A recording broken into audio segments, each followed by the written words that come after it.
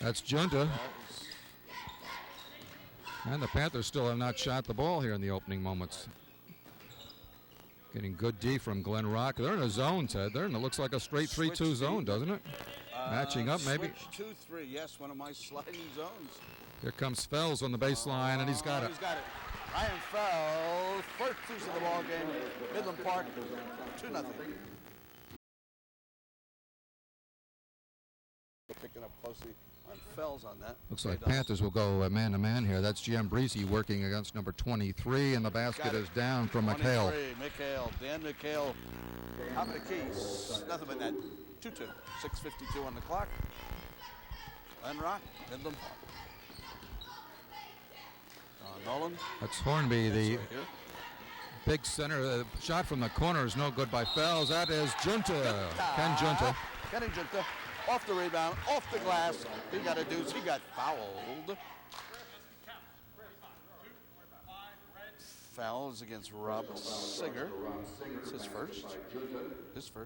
Junta shooting one shot. Junta on the line for a three-point play. Rebound and put it in. He's got it. Midland Park. 5-2. 5-2 Midland Park. Yeah, the battle of the Panthers here, Ted. Midland Park, of course, home team. We got to call them the Panthers. Glen Rock sometimes goes by the Rockers, and some people call Midland Park just the Parkers. Yeah. And a lot of people just want to call us Midland.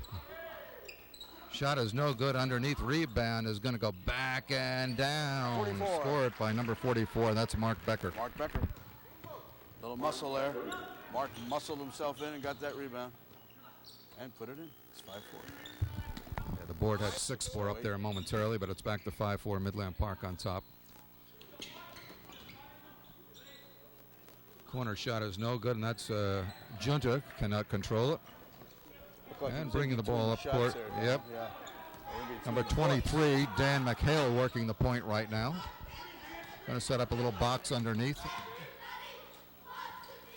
That's Singer, number 25 with it. Try to give you these players as we see them. Number 44 is Becker. Now we're going to get steps. Got a traveling down on 25.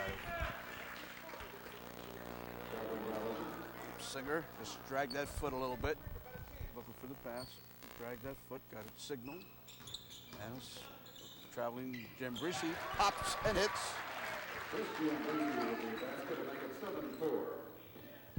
One pass, Panthers one came shot. down in a hurry and put that one up before he could turn around. Checking our scorebook here momentarily. Baseline drive will not go, as getting himself in trouble was Mike Tavani, but he's going to be on the line. Might be Hornby. No, it's going to be on Junta. All right. That's why you got to wait for the officials. Don't call them, Ted. Let them call them. Yeah, well, we know your coaching days. You often made some calls from the bench the officials do not agree with. Tavani on the rim. Yep. Can't find it. Might add to those of you out there, we should say, who are new to our telecast, that my colleague Terrence Patrick Sawyer was one time head coach here at Midland Park High School. I was his assistant, if you can believe that. That's right. I've been assisting you for years. That's Fells for three. Is it three? Yes. Around and out. He might have been right on the line. I don't know if that was good. It's out of bounds. Panthers will inbound it. You hear Steve Silvers yelling out 5, the inbounds play. Right, Coach Silver and Harold right to my right here. That's Junta with the ball. 5:02 first quarter action. Midland Park in white on offense. In red, Glen Rock High School. 7-5. The Panthers on top by 2. That's the Midland Park Panthers. That's Giambarresse going baseline. And Fells from downtown. Yes. Two-point basket. 2. Ryan Fells for 2.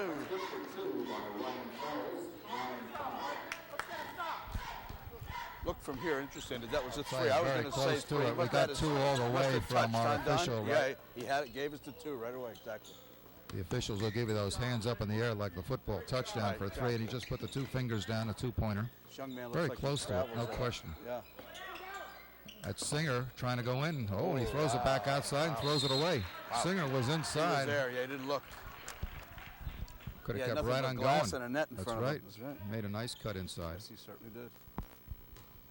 Okay, well, he'll remember that next time down. Certainly will. That's Fells in the corner. He's the Midland Park scorer, although Junta has had some big games, and the Panthers can get points out of everyone, but over the season, there's a jumper from downtown, no good. Giambarresse missing it. But Ryan Fells is the big scorer. He's the go-to man, as we would he's the say in go-to man. business. Giambarresse can score, so can Junta. Nice shot from Singer. 25. Rob Singer. Oh, evenly matched. Singer, interesting enough, the center going outside. Now, he was not in the original starting lineup, Ted, as I might have said to you. Yeah, you told me that. And he was put in the starting lineup by Coach Ron Parham in his 7th season here at Glen Rock High School. That's Giambarresse with a jumper. Wow. Did he set up or what? Went to the middle, took a look, and oh yeah, I'm going to get it, and he got it. Nice move by Mr. Giambarresse. Here comes Glen Rock, here comes Mr. Don Nolan. But Singer's a big man, and he's outside here most of the time, Ted. They really don't have a lot of height underneath. Singer setting a pick outside, trying to free up a drive from the guards. Here's Singer outside again. Here he goes down the middle just as he did before, and this time he picks up the foul. But he reached. Ooh, 42, Junta his second. And with 2 fouls, Coach Singer says get him out. In comes Eric English. He's had some very fine nights here. Eric off the bench. 55, Eric English is checked in for Midland Park. Scores 11-7. We've got 2. Ooh, I think we got a little traveling music.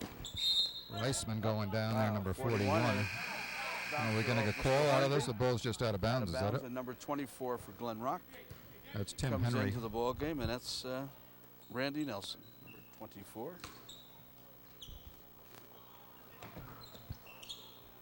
Number 24, Tim Henry is checked in for Glen Rock. I had the wrong number. I think Don picked that up right away. You got the numbers down twice. That's why. Trying to make a double bet here. Now we're going to get an offensive call on that one. It's going to go against number 41, and that's Reisman. Absolutely. Showing Reisman the personal offensive call. First personal, second team foul. So Reisman, who does some of the scoring for this team. Absolutely. And so far we have a point distribution. They have 7. I don't know who has the 7 points, Ted. Giambarresse outside. There's English in post-up situation. Puts it up and in. English. Nice spin off. Eric, he spotted it. He spun, he made it. They got 13. They beat Midland Park. Nice low post-up. When they got English in there, he can post up as Junta can. Glen Rock having a hard time running an offense right now. Becker trying to go someplace. Can't find it. Gets a baseline drive and a nice handoff to Tavani. 20 got it. Nice play. Mike Tavani, the basket to make it 13-9. Nice looking there. Yeah, we got only 1:51 remaining in the first quarter here. That's Fells going baseline. Throws it up and can't put it down. English right there to rebound off English. Off English. And we're going to get 44. And 44 is Kevin McCombs. He's in for Dudas. And Glen Rock brings back in number 25. All right. Rob's got 2 points. Okay, we're 144. It's 13-9. A little full court and press here, right for a moment. At least they're going to put some pressure in backcourt on Becker. He comes off, and the Panthers come away with the ball. No, off McCombs and out of bounds. 1:35 remaining. Against Patterson Catholic here in our first game of the season, the Panthers had a 20-point first quarter, if you recall. Remember it well. Inbounds by Glen Rock, excuse me. That's Becker from outside. That's a 3-pointer if it's good. Yes. Got it. Mark Becker good for 3, 13-12. He's got 5. He's the leading scorer for the Rockers. We're going to get a foul call on McHale, I believe. Right. Dan McHale. Number 23. That's his first. That's got to be 3 on Glen Rock. They get 6, and then they shoot 1 and 1. That's the way it goes in high school. Chris Giambarresse thought he had a shot. He was going to the line right away, right? But it's certainly before his shot. Here's Fells from downtown. Oh. That's Singer, the rebound. 1:14, plenty of time to run something down here. Oh, yes. Panthers by 1 at this point. Glen Rock trying to find something. McHale trying to go baseline. Can't find it there. Gets a double team from Hornby. Also McCombs. And that's Stefani trying to shoot Singer. And there's going to be a foul. Singer gets clobbered. Editorialized there. Looked like a little traveling music. Check this foul, Terrence. The call's going to be on 32, which is Rick Hornby. Personal foul on the play. First personal 13 foul, putting Singer on the line, shooting 2. Singer goes to the line. He'll shoot 2. Well, first time he's been to the line. Yes, they have a chance of taking ahead. a lead here with 58 seconds remaining in this first quarter. Well, they got a chance of time. We got a number 34 in the game done for Glen Rock. That's Randy Nelson. Randy Nelson, 34, is checked in for Glen Rock.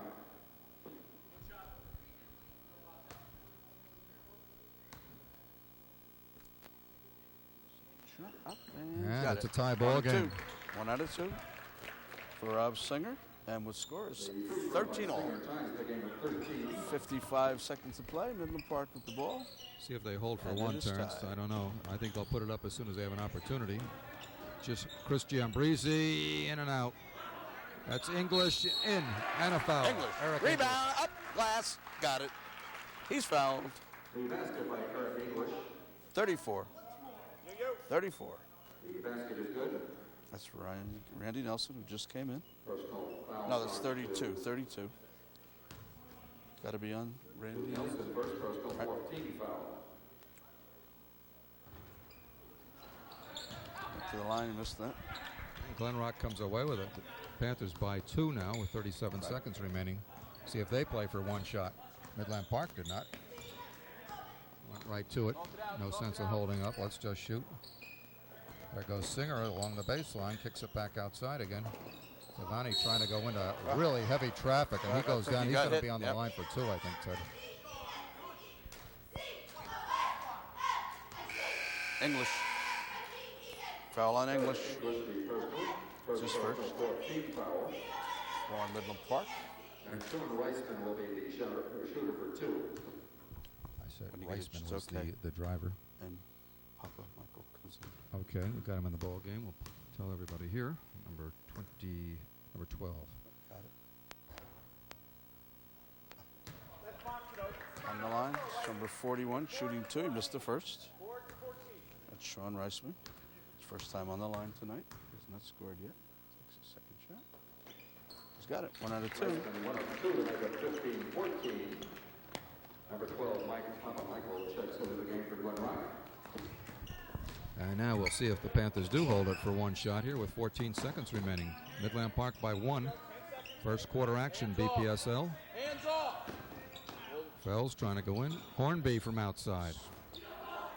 English high on the board for the rebound. It's out of bounds. Midland Park 2 with seconds. 2.1 Absolutely. right there.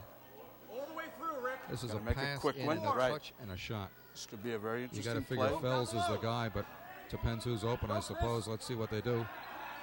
They look for Fells. There's the shot. It's in the air. Rims the basket. 15-14. End of the first quarter. Excellent first quarter. Midland Park 15, Glen Rock 14. Very interesting first quarter of basketball.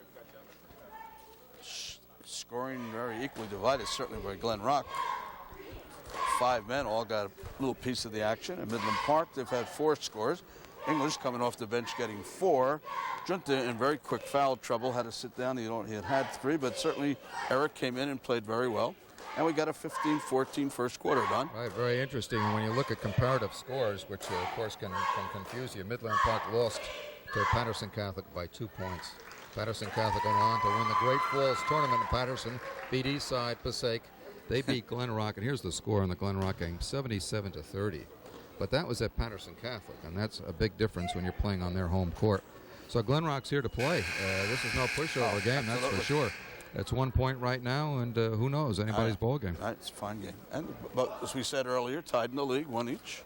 That's right. Of course, everybody's kind of Everybody's looking Patterson up at Catholic. Patterson You got Catholic. it, They're in yeah. the Carpenter Division, and it's kind of discouraging. Last year, they didn't play in the BPSL because they took their team all over the country Right, the with the Timmy famous Thomas Timmy Thomas years, show. right. And by the way, did you watch Timmy Thomas in action with Villanova? I certainly- When they played PC, in this case Providence College last night, didn't do too well. No, they didn't. The whole team didn't do well. They got clobbered. He got, I think, 17. Did he get 17? Yeah, I he never wound up saw with him 17. score a point when I Yeah, watched he it. wound up with 17. Providence did some job on the Wildcats, I'll tell you. Except we got a different game here. We Let's get to certainly it. do. Let's go. Glen Rock trying All to right, find no one something. gets That's carried Nelson away with the from ball. Knocked away momentarily. And Here Fells we comes go. away with it. Second quarter. 15-14, 7:41. Don Nolan is now speaking. Fells to Giambarresse. Doesn't take it. That's Jeff Dudas, number 31. So very experienced unit for Midland Park. They've been together for 3 years. Nearly everybody out there has been playing together since they were freshmen, Ted, except English right now on the court. Ken Junta is only a junior. The rest of that group are basically seniors. Glen Rock comes away with the ball. They have a chance to take the lead. Singer behind the three-point line. He's going to make a drive. Kicks it back out. That's one of his favorite moves. Drive in, kick it outside for somebody to shoot. We're going to get a traveling call. Junta back. Junta in for back for Eric English. English did a very nice job while he was in there. Excellent job. Took care of the boards. Got himself 4 points. Well, Glen Rock is doing a very fine job right now. The Panthers are not getting a lot of good shots. There's Fells from downtown. Yes. He's got 3. That's a 3-point basket for Ryan Fells, 18-14. The Panthers are going to put the pressure on here, try to knock it over, but they can't. Glen Rock's across the timeline. That's Nelson, back to Singer. A little traveling music, yes. Traveling. Boy, takes that big step, doesn't he, Don? Well, he was in Sometimes that between. ball- He yeah. couldn't get the ball No, down exactly fast right. Couldn't enough. get the It ball. was a little give and go, something you worked on many Art times. Fugelsall and I did You that. and Art Fugelsall, the famous faculty give job. and go, about 25 years ago when you were a young man. Happened right here on this court. I remember it. And we're going to get 44 Becker and back in the 41 are game. coming in for Glen Rock. And number 41, Reisman. John Weissman, 41-44. Mark Becker, check back in for Glen Rock High School. Glen Rock with 2 replacements, back with the starting 5. Midland Park putting some pressure. Don Nolan now speaking. Again, 41 is Reisman. Becker, 44, the point guard with the ball right now. 24 in the ball game is Henry. Did not start the ball game, but is a normal starter. And right now, Singer is out of the game. Number 20 is Tavani. So Singer's out of the game. They really lose some height when they take Singer out of the ball game because they really don't have a lot of size right now. And that's Reisman tracking it down in the corner. Tries to take it all the way in, and heavy traffic and scores. Sean, right? John Weissman to make it 18-16. Boy, that was hustle, was That it, was Don? hustle, I'll tell you. A little bit of contact in the process, but he really hustled to take that ball all the way through the Panther defense. There's the kick down low to Junta. I think they'd like to get the ball to Kenny inside. He's had some big games inside, and without the big man in there, Singer. Actually, Becker might be the biggest guy on the court right now, and he's more of a guard. Boy, heavy traffic underneath for Papa Michael. Number 12, Papa Michael, attempting the shot that time. That's Kenny Junta down again. Panthers are hard put to get shots off. The turnaround by Junta is going to pick up a foul, maybe on Becker. Guy 44, I think.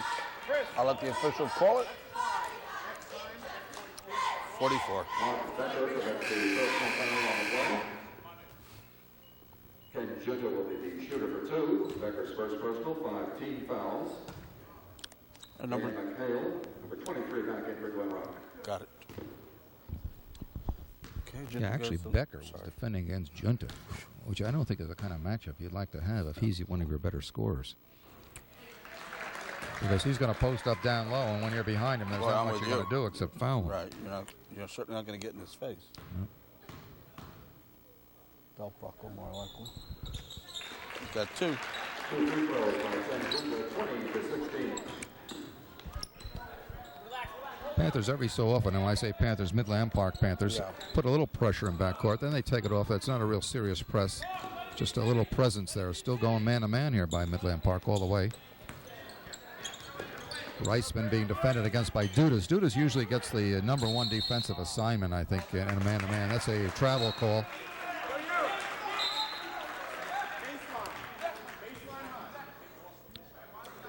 Ron Parham right now talking to the officials about that call. He simply says he lost it. Lost the dribble, picked it up against. Can't do that. Yeah, that's right. Can't do that in the NBA as much this year. Wow, Notice isn't that? They're true? starting to call that. Yeah. For years, 2 or 3 steps was common. 20-16, Midland Park and White on top. Second quarter actions, BPSL Carpenter Division play from Midland Park High School. Glen Rock in red on defense right now. And kind of a matchup zone, really. That's Dudas with a shot, no good. Rebound goes to Reisman. And Glen Rock down in a hurry. They trail by just 4 points here. Tough, hard-fought ball game, Terrence. Excellent game, Don. A lot of defense, right? Really tough, right in your shirt defense, right? That's Becker outside. Long-range shot, and I was screened off on that one. That's number 24 throwing it up there, Henry. Steve Silver blocked my view. That's on Reisman, if that's the way it's going. That's the way it's going, huh? You got it. A little too aggressive there. Sean Reisman, second personal, 16 fouls. Now, in the next one, they will go to the line 1-1 for those of you who are not familiar with some of the rules. Okay, Don? And we could be in 1-1 before this is over. Glen Rock already with 6, as you say. Midland Park has 14 fouls. Panthers with a high post. Ken Junta right now. They got a secondary post in Hornby on the other side, 32. Right. And they're going to be a little patient against this zone that moves around. There's Junta with a turnaround. Yes. Saw the net. Saw That's the one ball. way to beat that, right? He just turned around. Nobody really thought he was going to shoot it, and he popped it up. Shades of Manhattan College with the old high post play. Post play, right? Eddie O'Connor used to play out of that high post. Former Hawthorne coach. Manhattan superstar of once upon a time. Reisman with a drive. Junta with a rebound. Everybody on the floor. Who has the ball? No whistle yet, Ted. Wow. Held ball. Possession goes. Either he swallowed to it or he's Midland really Park. going to wait. I think he wanted to just wait till there was no action with that ball. Very interesting. I think we're going to get Rob Singer back in. Singer, number 25, back in the game for Glen Rock. Without Rob Singer in there, they're really hurting trying to defend the likes of Junta. Yeah, I say they Singer, need that aggressive, extra size in there. Right. Okay, Midland Park's ball, 3:20 on the clock, done. And the Glen Rock players are not particularly heavy or physical looking, although they're very scrappy on the defensive end here. Nice give into Junta again, and he's fouled before he can even do it, right? Before he could take the shot. 25. Personal foul on Singer. His second. Second personal, 17 fouls on Glen Rock High School. So now Midland Park is what is referred to as 1-1. Makes the first, he gets the second. Very simple math. Interesting. He fouled him right away. He didn't give him a chance to shoot at all. But that big man can't give too many fouls. No, he cannot. And then you give away the These are one-on-ones, necessary, of yeah, course. right, exactly. They add up.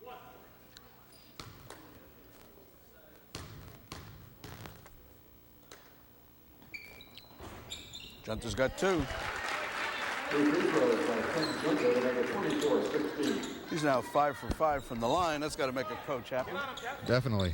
I know the Panthers had some foul shooting problems in their Pascack Hills game in the Christmas tournament. Glen Rock on the offensive end right away. As you pointed out, Singer was wide open. Nobody saw him. That's Singer in the corner right now. Right. Gets the double team, and Fells great. knocks it Oh, away. Wow, nice hustle. Ryan Fells, hustle. And Mr. English will be back in the ball game. 55. Eric English coming in. Junta coming out. Kenny's have played well. Coach concerned with the 2 fouls. Certainly doesn't want to pick up another before the half. That's McHale with the inbound to Becker. Working against English, tries to throw it inside. Tavani tracks it down, number 20. Just tough defense, Donald. Well, I'll say Singer getting the double team, breaks away from it for the jump shot. And he's got it. Nice shot. Rob Singer. Rob Singer for Glen Rock, 24-18. Well, I'll say 5 Singer points has for 2 Singer. people on him in the corner, and he drove right around both of them and got the Got jumper. a nice touch, too. That's Fells. Fells, he a little off tonight. I'll tell you, this guy Singer can get up in the air with a shot too. You're not going to block his shot. No. He has good elevation when he shoots it. Singer on the other side. They're looking for him, but they don't find him that time. There's another double team. And this time Becker was posted up, and the Panthers come away with it. Nice Ryan. Oh, whoa. Ryan Fells. Oh, showed some great speed, and he got a foul. 24 called on the foul. Right, that's Timmy's first. Or we call him Timmy. That's their 8th. 40's in the ball game for Glen Rock. Is the new name on me? That's Will Kennedy, number 40, is checked in for Glen Rock. Correct. Fells shooting 1. Don Nolan, take it. That's a three-point play That's by what made Ryan. right, exactly. And it's 27-18. Panthers on top by 9 now. 10 for Fells, Donald. 1:53 remaining in the second quarter. Over the timeline. Wow. A lot of We're pressure. talking Maybe a about foul D, against Donald. Hornby, I believe. Well, Hale he's was got buried 3 by people to Hornby. call it. Yes, I agree. Let's see who he'll call.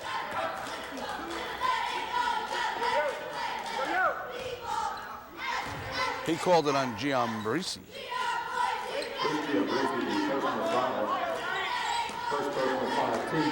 That's why you can't call them down until they do. He sorted them out. You fired that out faster. What? You got 2-2. You were quicker than I was. I think Tracy's the guy on the clock, along with the young ladies who have to interpret those quick calls. That's right. That's out of bounds, and the Panthers will inbound it with 1:38 remaining here. Those young ladies you're talking about, Jenny Spittler, right? And then there's Heather Alonso. That's right. Michelle Doherty. They're all help outs. Great. They're on the books here for Midland They Park. certainly are. Some lovely ladies on the books for Glen Rock High School were very helpful in giving us the lineups before the game. Lisa Ehrlich and Trish Callahan. Fells from downtown. Off the rim. That's English with a rebound, and Becker comes away with it. English very aggressive, isn't he, Donald? Huh? Comes in and gives you a nice. Does a lot. Panthers Certainly get a lot does. out of him off the boards. Certainly do. That's Becker working against Hornby. I am impressed with this defense on both sides. That's Singer outside. New man in the game is Will Kennedy, trying to drive against Dudas. Becker from outside. A little push right there. Yeah. Number push. I got number 40, but we'll let him do it. Yeah, you better let him call Let it. I him called it call wrong it. last time. 40 it is. Sawyer That's spotted Kennedy. it. All right. Didn't have a whistle, though, so I have to keep quiet. Okay. Yep. So the little push and shove for you folks. Probably picked it up on your set long before I did. Nice to have you out there. We'll be here every Tuesday for your watching and listening pleasure. And now the voice you listen to, Don Nolan. Don? Jeff Dudas' first shots of the night, I believe, huh? Correct, Don.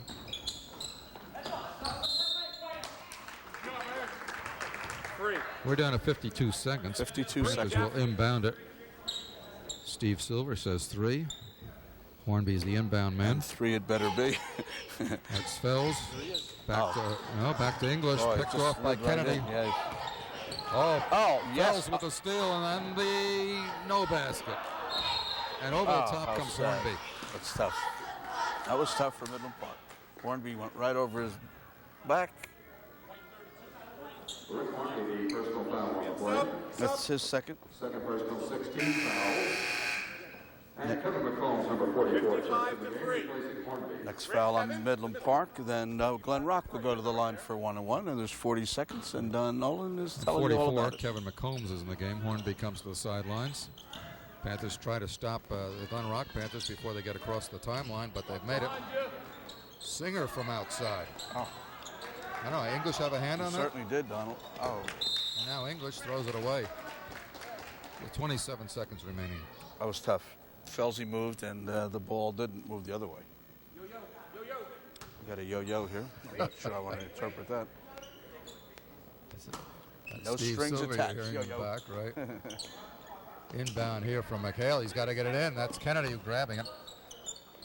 He's a big, rangy guy, I'll Yeah, tell sure you. is. Looks Certainly like a younger player. Yeah, I don't know if I saw him in the JV game, which Midland Park won here, by the way. And a nice drive to the basket. You're going to say no basket. Mike Tavani was the Long driver. before, he might call it on And, 31. they're going to call a foul here.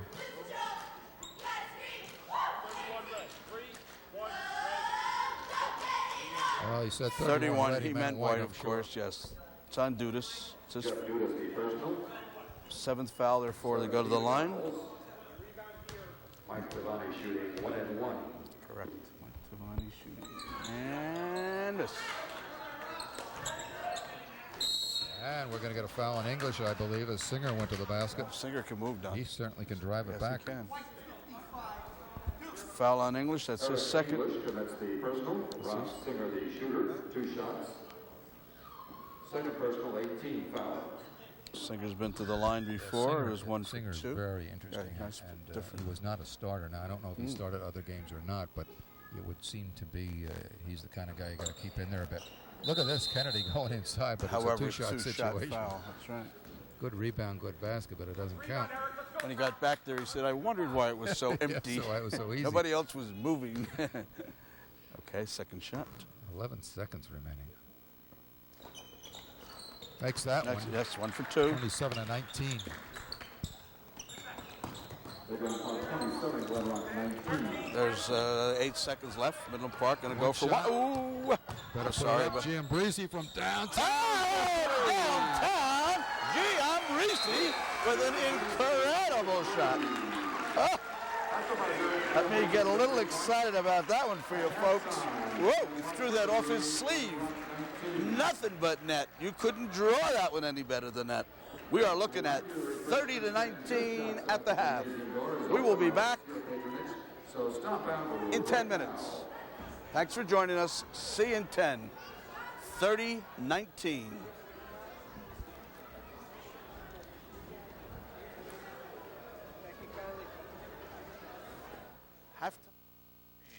I've never written to an advice column before. I work in the lift ticket office at Stratton Mountain.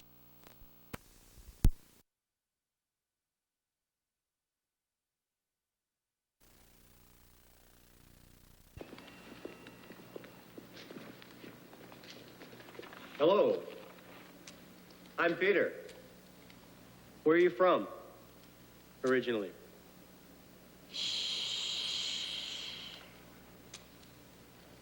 All right, okay. The usual stuff isn't working. Okay, I have a plan. Right away by Tim Henry. And he misses it, and the Panthers come away with it. That looked like they were going to shoot that right off the get-go, right? You got it. Right to Henry to put up the jumper. Nothing for Giambarresse. The rebound won't go, but we're going to get a foul. I think 23 had to go up and tackle him. Oh, just once I'd like to call these right. 44. Mark Becker, the personal, Ryan Fells shooting 2 shots. I had to do a little pause on that Ted, because we better stop calling these fouls from over there. The guys with the whistles do a fine job. Do a great job. They're certainly well qualified. Brian Bach and Vic Shakatano. You got it. And they're doing a great job, as Fells does Fells, on that he one, won in putting 2. that one in. First point of the second half. 1 of 2, 31-19. Just Clark's because still gonna occasionally press, you aren't they? disagreed with officials in your day, that you never misbehaved yourself. I'll say that for you. very few Going to get a foul here again. 32, a little That's block. Hornby. A little block on Hornby. That's his 3rd. Personal foul on Hornby, 3rd personal, first team foul. Just take a look at the assistant coach here. That's Gave me right. a look and said, I know it's Sawyer. Just get back to the microphone. Henry with the ball again. That's Becker with the ball. See if they try to set up this jump shot from outside. This is Reisman going back in. Oh. Nice drive. That's Becker with a rebound. Out of traffic. Can't put it down. Dudas loses the ball. No, it's going to be White. Scrappiness underneath, huh? Knocked out of bounds by Sean Reisman. Tough. He gets inside. I'll tell you, he's Isn't not a that big interesting? guy. Certainly. He's a scrapper inside. Yeah, Hornby with 3 fouls, though, Terrence. Yeah. I see a switch here. That's Ryan Fells with the jump shot. Oh. And called an air Midland ball Park- in yeah, air some ball. We didn't get circles? any air ball No, call. no. Usually you get it from the opposition. Henry had the rebound. Trying to go inside. No place to go for number 20. That's Tavani. And that's Henry with the drive and the jumper. Yes. 24, Tim Henry.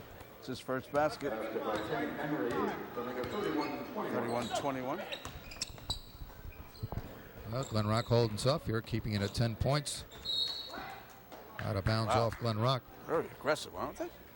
And as we've said so many times, at least I've always believed the opening moments of the third quarter are often very important in determining any change in the situation of the game. We'll see if Glen Rock can hang tough or close the gap, or Midland Park can widen it. Zone defense by Glen Rock right now. High post, Junta. Ooh, a little jump up and down. No foul or no traveling call. Dudas with the ball. Glen Rock sticking with his D, and there's a loose ball on the floor. Who has it? Junta. Settle us down, Chris. Settle us down. Steve Farrell, one of the assistant coaches, yelling, settle us down. Kick to the corner is Giambarresse.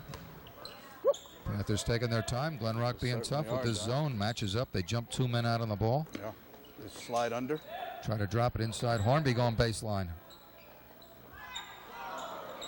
Hornby has the ball back, and he may be traveling. He is. Yeah, too bad.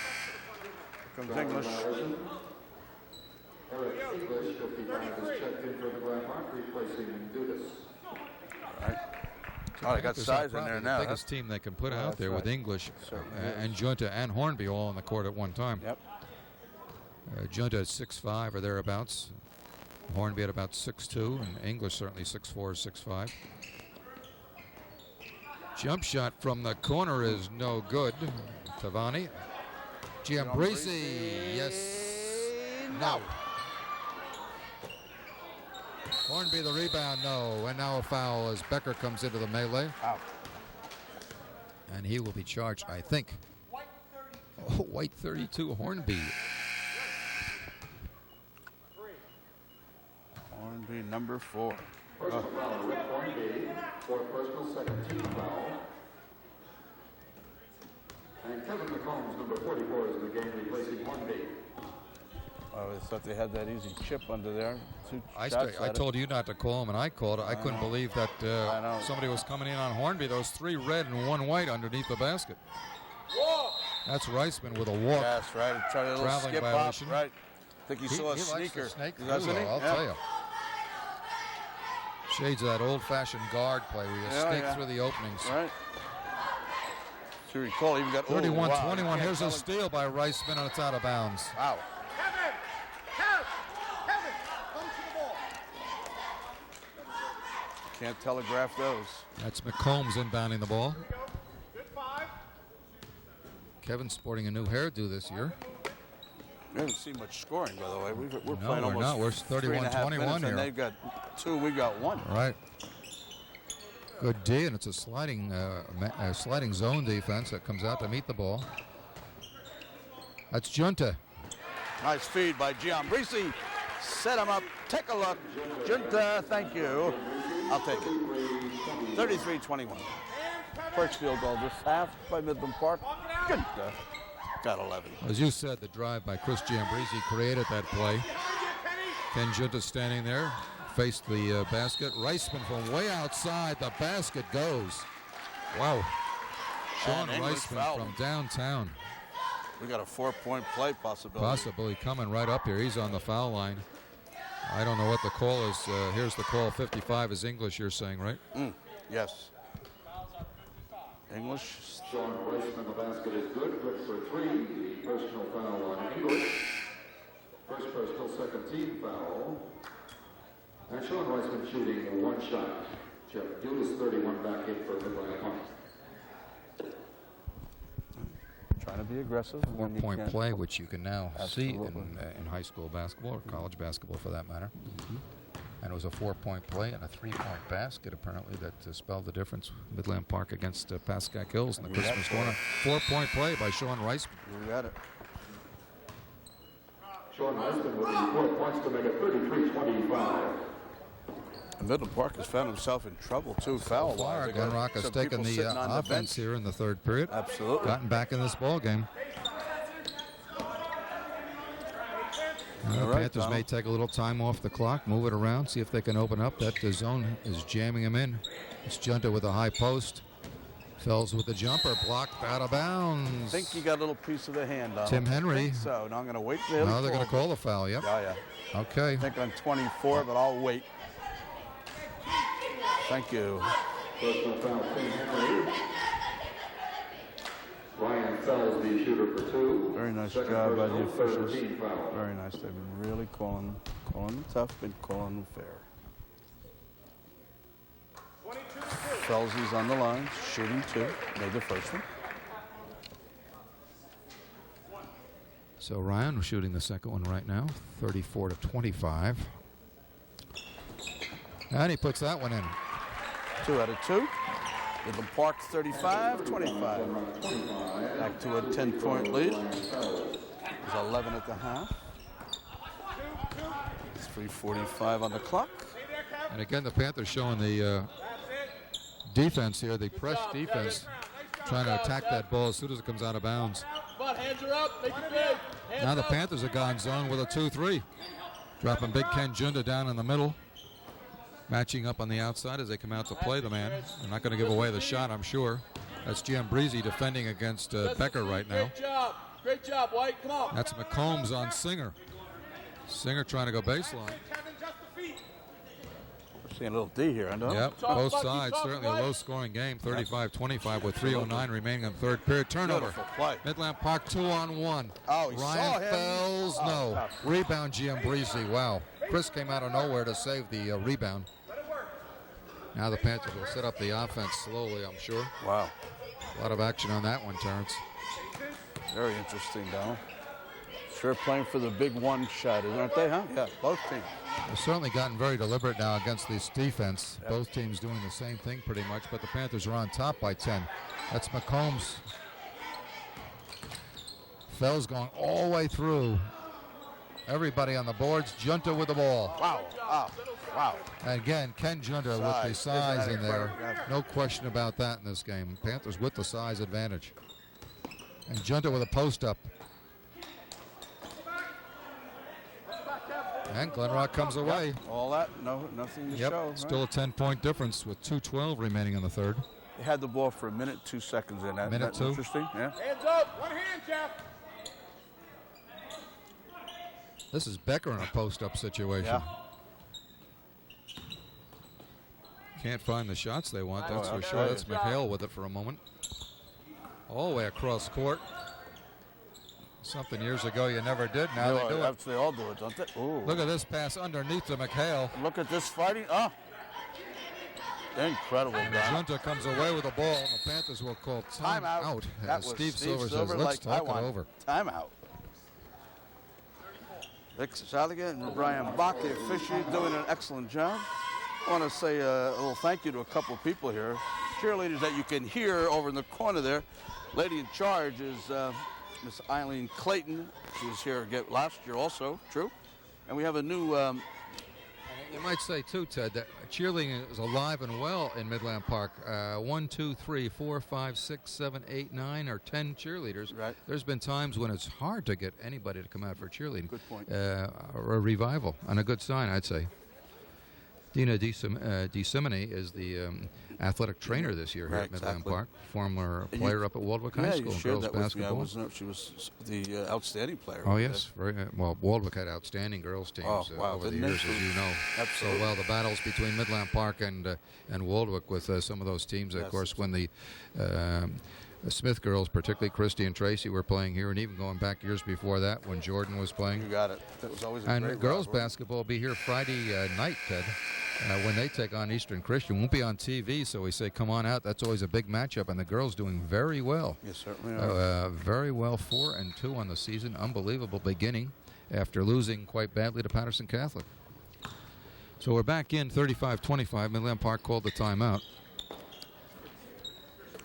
And we're down to 1:29 in the third quarter. I think Coach Smith Silver likes the clock. Well, he's ahead, so he can take the clock, obviously, as long as they move that ball around. That's McCombs looking for a shot. And the Panthers come back with the ball. But they cannot put it in, I'll tell you. Wow. This is a scrappy little team, Glen Rock. Sure. That ball will not go. 106. Well, they're going to take their time a little bit. They could run some time off before they take the shot. I don't know, but they're trailing by the 10, so you really don't want to take much time off here. Outside shot on the way is no good. That was Tim Henry again. It took a little time, and then took a Yeah, shot. really. Right, it wasn't a premier shot, but it was a 3. Yeah, that's a good point. And they really could use a few threes to put them back in the ball game. 36 seconds. Panthers are proud. Oh, here's Junta inside. Junta's all alone, though. He's Yes. got it. 37-25. He's got 13. He's got 4 this quarter. Midland Park got a 12-point lead again. It was 11 at the half. We're down to 13. Glen Rock will look for that final shot right now as soon as I can find it. Go to the corner. Becker with the long-range shot. Can't find it. Tavani way outside. We're down to 2 seconds. Becker was going to put it in the air. Puts it in the air. And it is no good. 37-25. 37-25. We have played 3 quarters. At the end of 3 quarters, Midland Park with a 7-point quarter. And Glen Rock with a 6. And so we are looking at a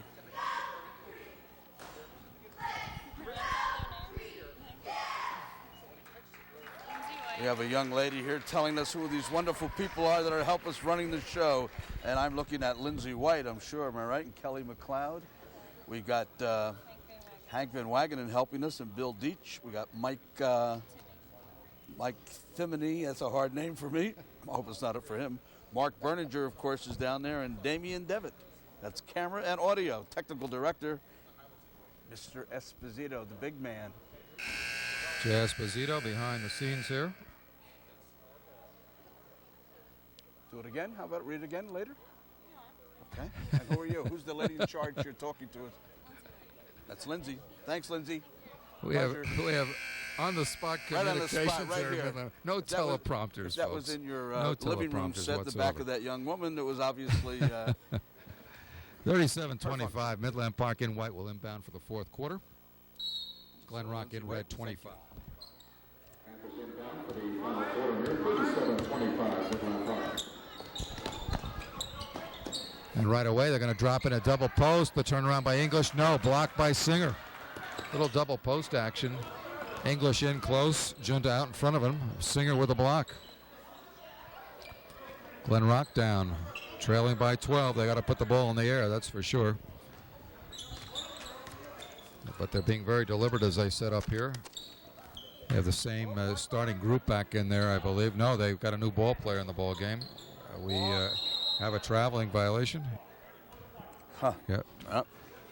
No, we have a On foul this, call. The official said no way. That's on 31 Dudas. white. It's going to be Jeff Dudas. That's his second. Personal foul call on Jeff Dudas, second personal, 14 fouls. 23. 37-25. 34 in the game for Glen Rock. Boy, Don, the defense. So a huh? Get 7:23 into your jumper shirt. from outside will not go. Both It's teams Tavani, who are has not hit from hitting out there out all there, that not well. hitting.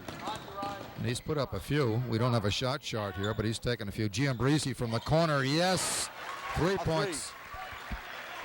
First point for the second quarter. Second half, excuse me. But it's 3. How could we forget his last 3?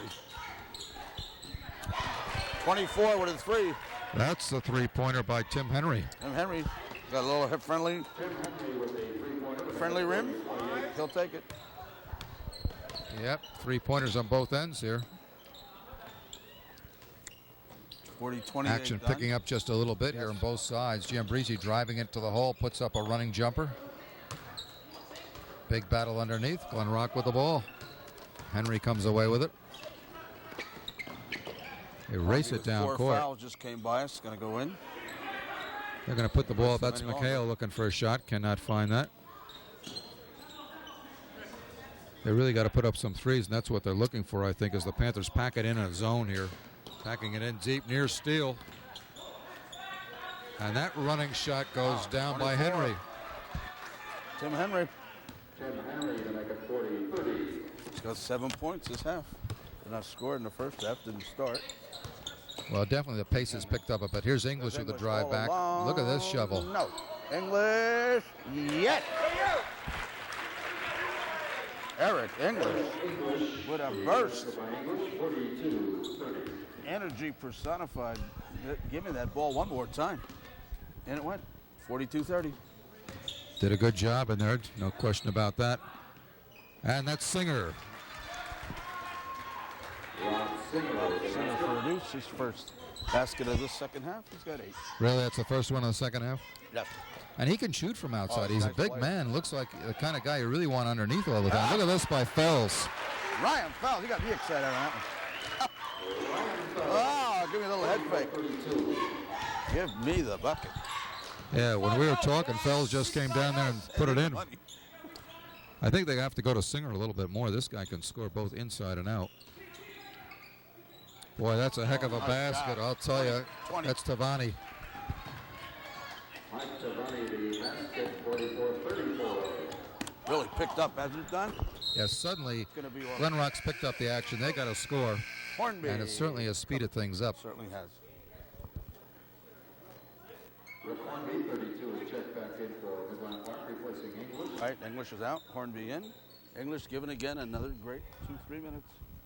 He comes in and does his job. Yeah, pace suddenly picked up here. Oh, Of course, sure Glen did, Rock yeah. has to pick it up because they really Absolutely. can't play a slow game. They're the one trailing, and they're trailing by 10. But this lead has been constant, so they've played this game even Steven here in the second half, right? Wonderful. Terrific.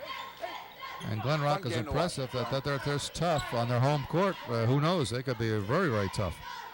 I like them.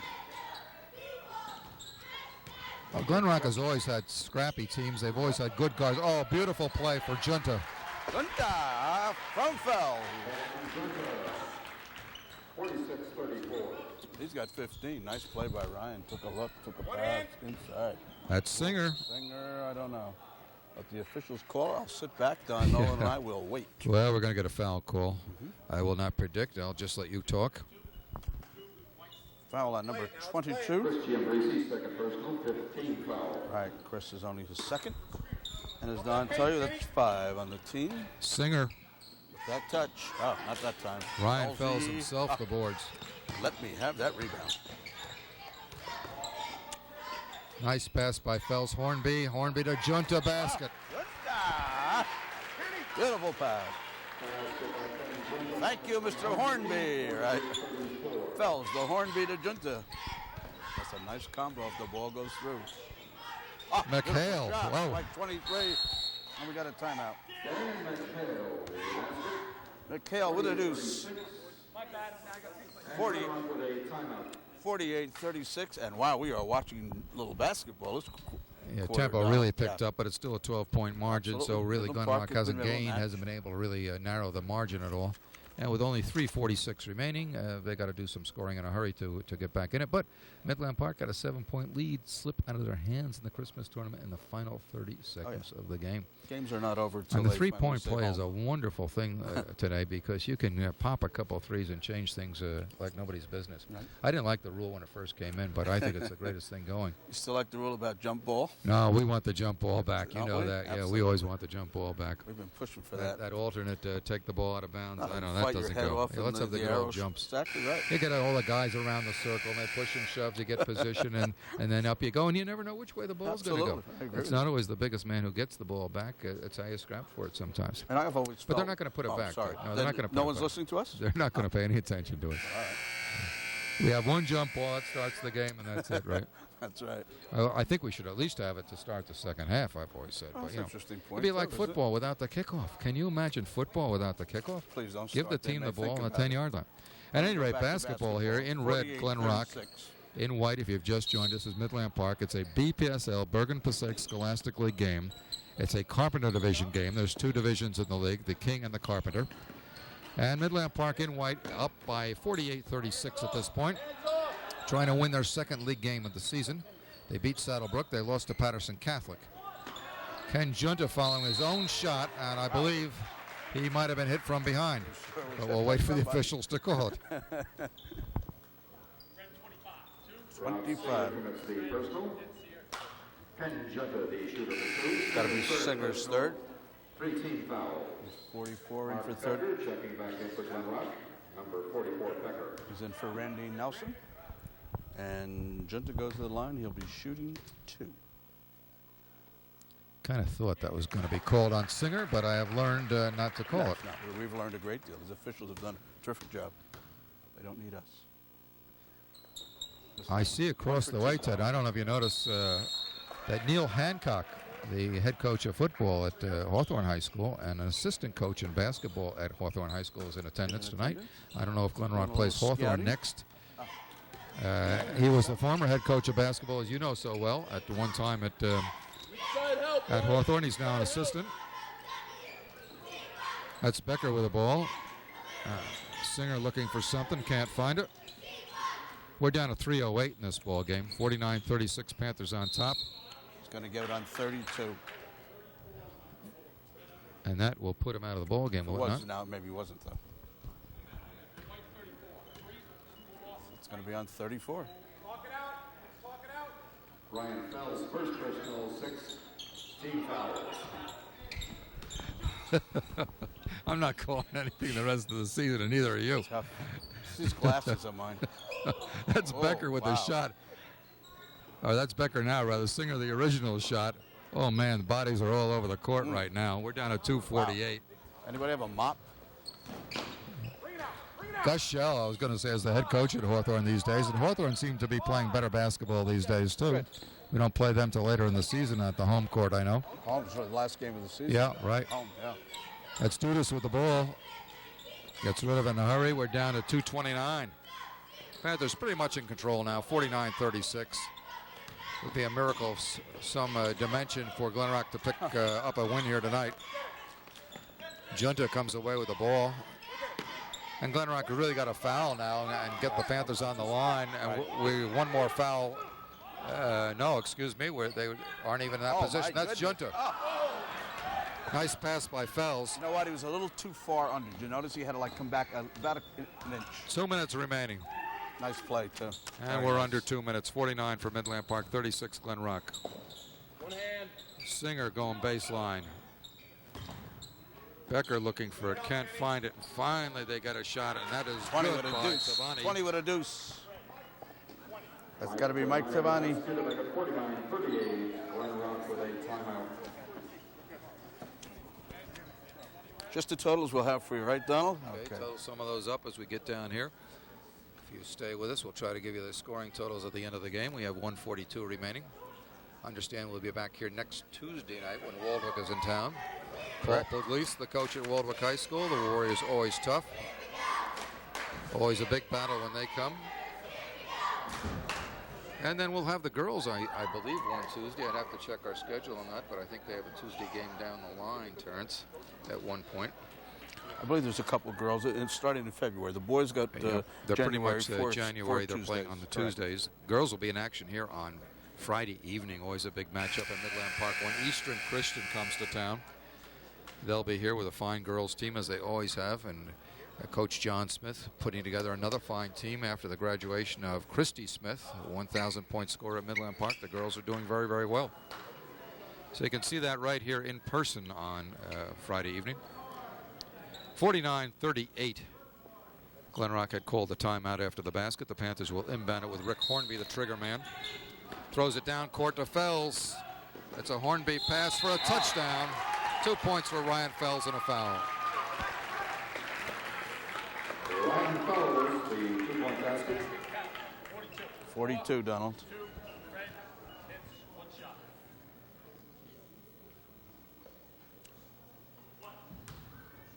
Fells on the line, 1 shot.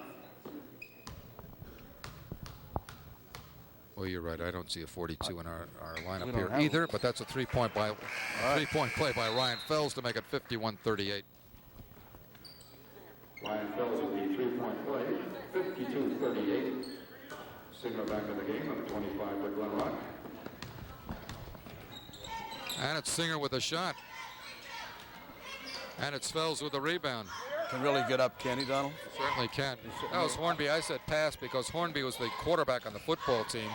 And nobody had a stronger arm, I think, in high school football in the BPSL than Rick Hornby. I'll go along with that. And he got All-Star mention, too, in the BPSL. 42 on red, Donald. Push.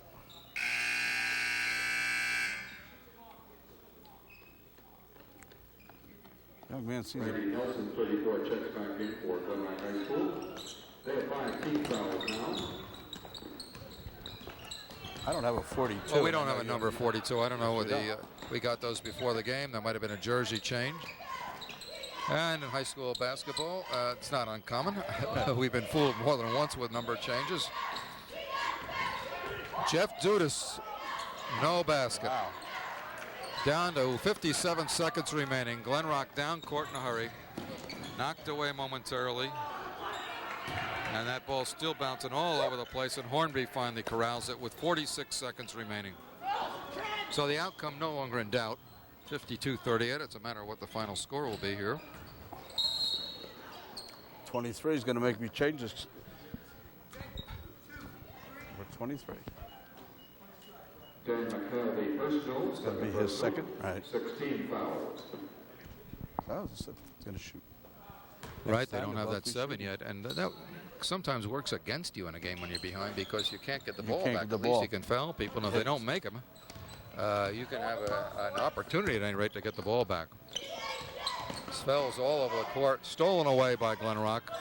And they will come down in a hurry to see if they can put up one more shot, perhaps. McHale from the corner. And Becker, Mark Becker comes 44. out of the jungle underneath there to score it. Yes, he did. Basket by Mark Becker. 52-40. Junta, no. Junta, no. Junta, going for the hat trick. Juntas and no basket, Teddy. Giambarresse, no. We got a 52-40 final. Final score, Headline Mark 52, Glen Rock 40. We'll give you scoring totals here in just a moment. Remind you the Thanks a lot, folks, for joining with us today. Final score, Midland Park 52, Glen Rock 40 in the first battle of the Panthers. Of course, they'll meet again on the Glen Rock court. unofficial scoring Ron totals. Nolan will now give the score, if you can hear it from... Dan McHale had 4. Sean Reisman with 7. Mike Savani had 7 points. Rob Singer with 8. And Mark Becker with 7 points. For It's a the total of Panthers 40. this evening, Eric English with 6. Chris Giambarresse had 10. And Ryan Fells and Ken Junta 18 each. High scorers, Ryan Fells 18, Ken Junta 18. There it is, Final score, 52-40. Glen Rock 40. We'll look to see Friday night for girls basketball against Eastern Christian, and back here next Tuesday, boys basketball against Waldwick. Thank you for coming and have a good evening. We'll see you all, I guess, next Tuesday, folks.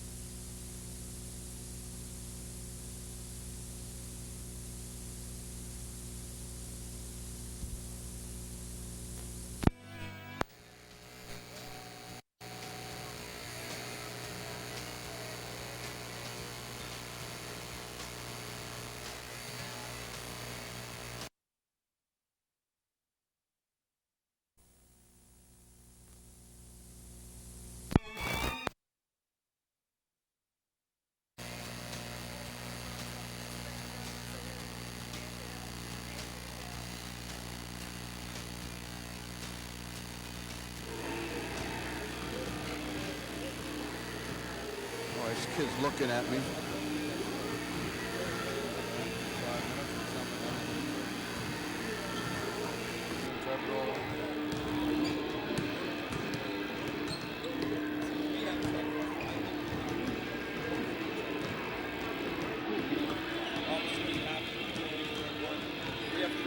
Please read it.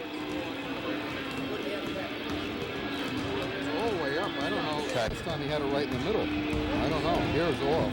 All right, make sure it's on. Right there. So All I right. don't know. Maybe you better look at where you had it. All right, wherever you had it. Did you do it? Yeah. Thank you. Take care, guys. Stay safe. No more Take coaching. care of yourself. You're not retired yet, are you? No, I'm Too young. This year and next year and next. Really? What? You're retired. You're now. only we're about both 40 retired, years old. yeah. Well, you look so young. God bless. Are you? Yeah, we're both retired. Yeah. When did you go? A couple of years ago?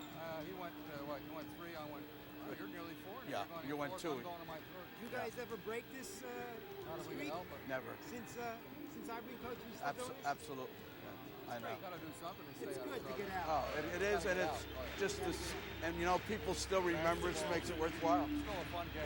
Yeah, oh yeah, basketball. Never as good as it was There's when my you were boss. around, but that's another story. 3 minutes, all right? Okay, son. 3 minutes on that, so it's, okay. Thank you very much. I don't think so. Maybe, I don't know.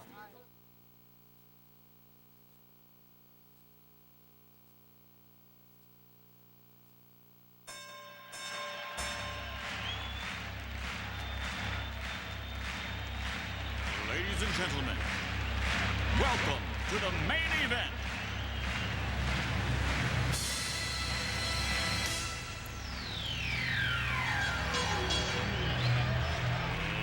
Let's get ready to rumble!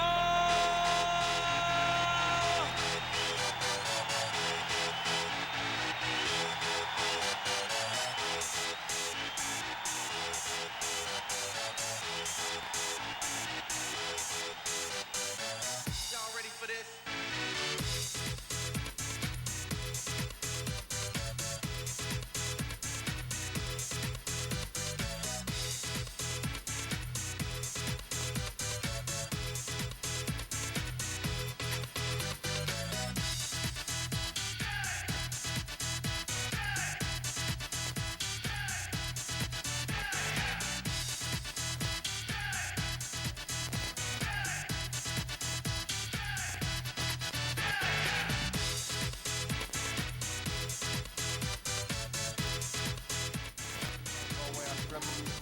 That's a different story. I'm very happy. I mean, I'm happy. I just feel after 40 years. Oh, yeah. You know, absolutely. Yeah. I like my job. I don't love it. Right. And there are other things in life. Okay. I mean, it's great and you enjoyed it, but there are other things. I mean, I've traveled things I wouldn't have traveled. Done. Everybody Okay. tells me you don't regret it. Hello, everybody, and welcome. Midland Park basketball. Oh, wow, this place is jumping. Midland Park Panthers, the Waldwick Warriors. And the coach is in front of me. That's the coach, folks. That's his back to you. Thank you, everybody, for joining us. Ted Sawyer, Don Nolan, 2:29 before jump ball.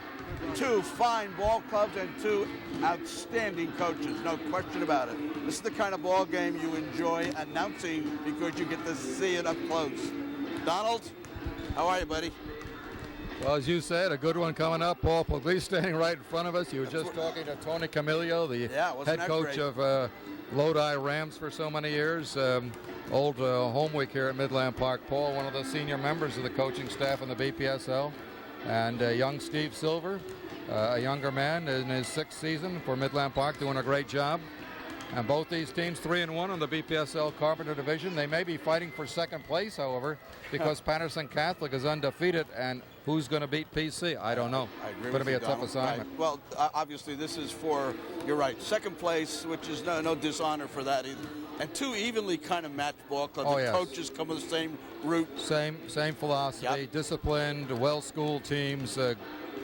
Both men respecting their players. The players respect them. It's the way it ought to be. I agree with you. This is a very fine high school situation.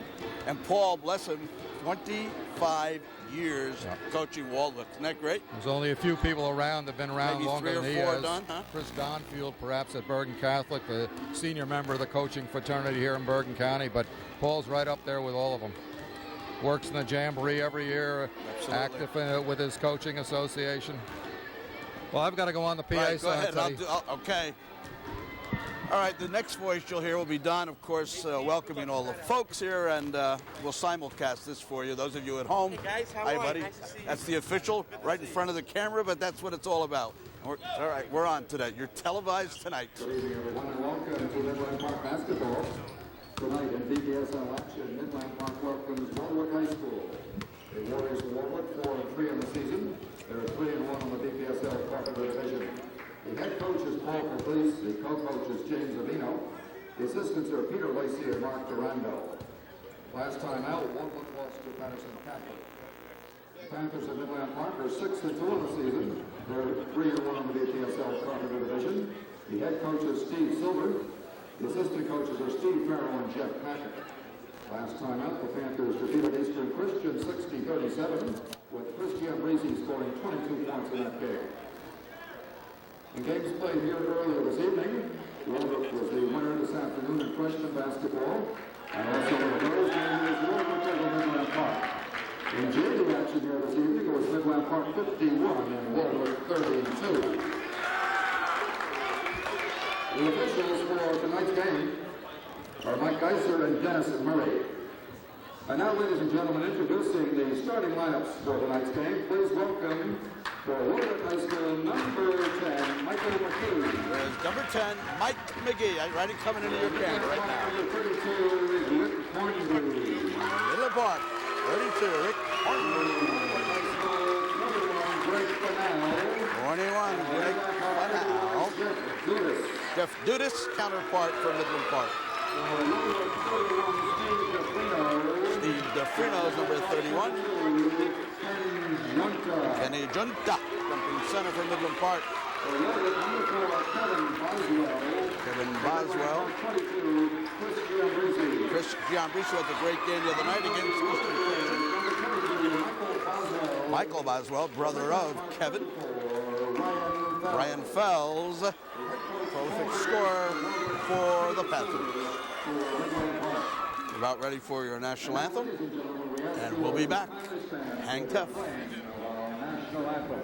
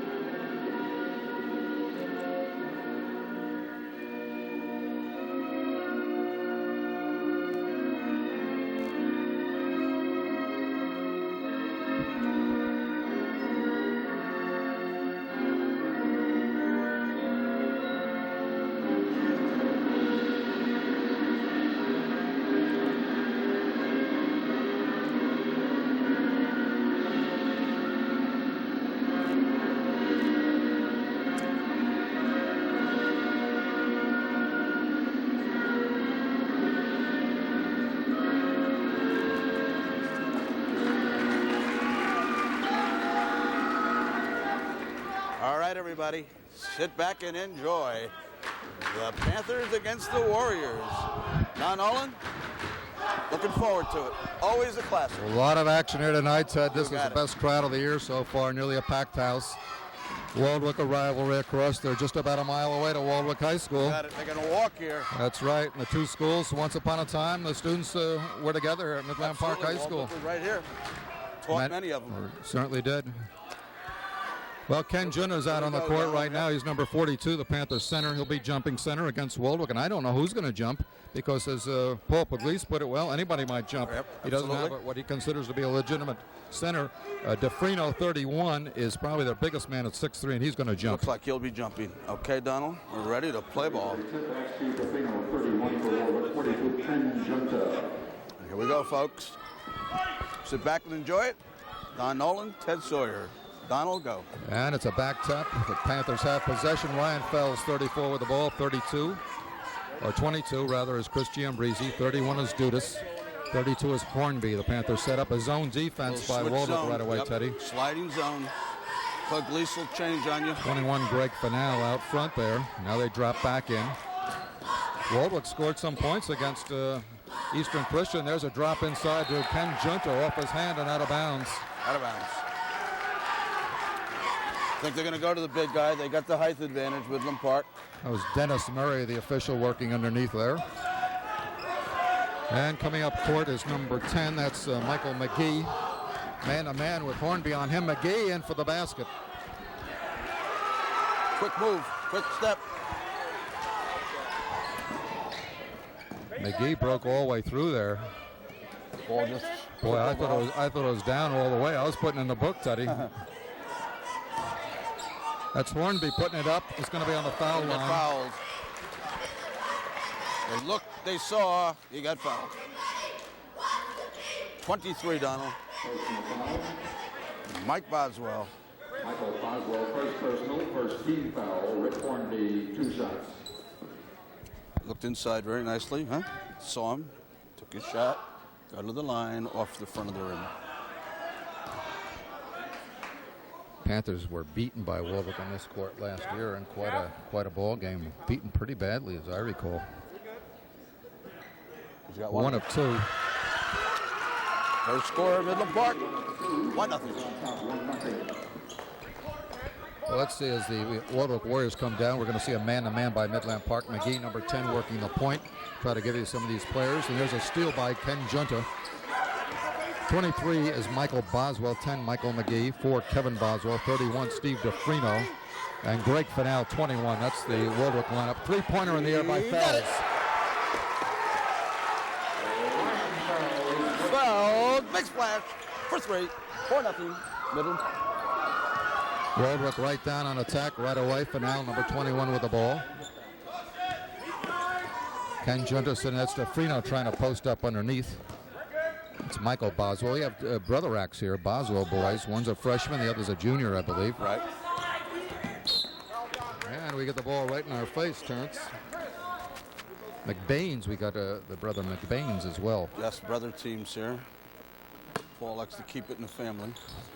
Michael McGee with the trigger to DeFrino. Tries to find something underneath, and Ken Junta takes it away. Wow. He flapped those wings. 4-0 ball game. Midland Park in white uniforms. The light blue is Waldwick High School. A BPSL Carpenter Division matchup. Giambarresse, 22 points last time out, Ted. Yes, Eastern Christian. Hornby, the Panther quarterback on the football team. And Midland Park won the football matchup this year on Thanksgiving Day. Certainly did. The year before, it was triple overtime in Waldwick. And we're going to get a foul, I believe, on DeFrino probably. See what he's going to call. Maybe number 10. I'll let him call. 31, Donald. Steve DeFrino, the personal foul. First personal. That's first, and that's second team. 6 fouls, and then you shoot. Call 1-1. 5:39 in the first quarter. Waldwick yet to get on the board. That's the drop in Junta. Dudas. He's Jeff Dudas. Dudas with a deuce. 6-0 Panthers. 6-0. So the noise so far turns from the Panther side. You got it. A good Panther crowd. They have the stands filled over there, overflowing. Waldwick unable. Here's a long 3-pointer in the air, around and out. McGee was the shooter. Still on the snide. Michael McGee. He's a 6-foot guard, Ted. Good-looking ball player. Ryan Fells. Yes. 3 points. A biggie. Ryan, Get another splasher. We're looking at 9-0. Boy, the Panthers off to a hot start here.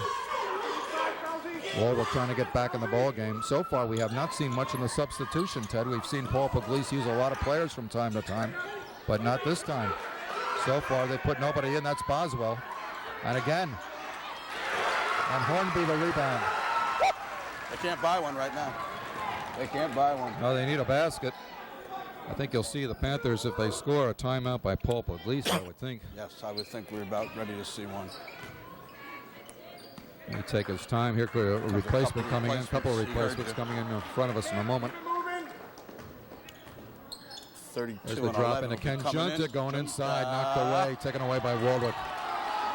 Lead pass up court, knocked away by Outran that ball. Giambarresse.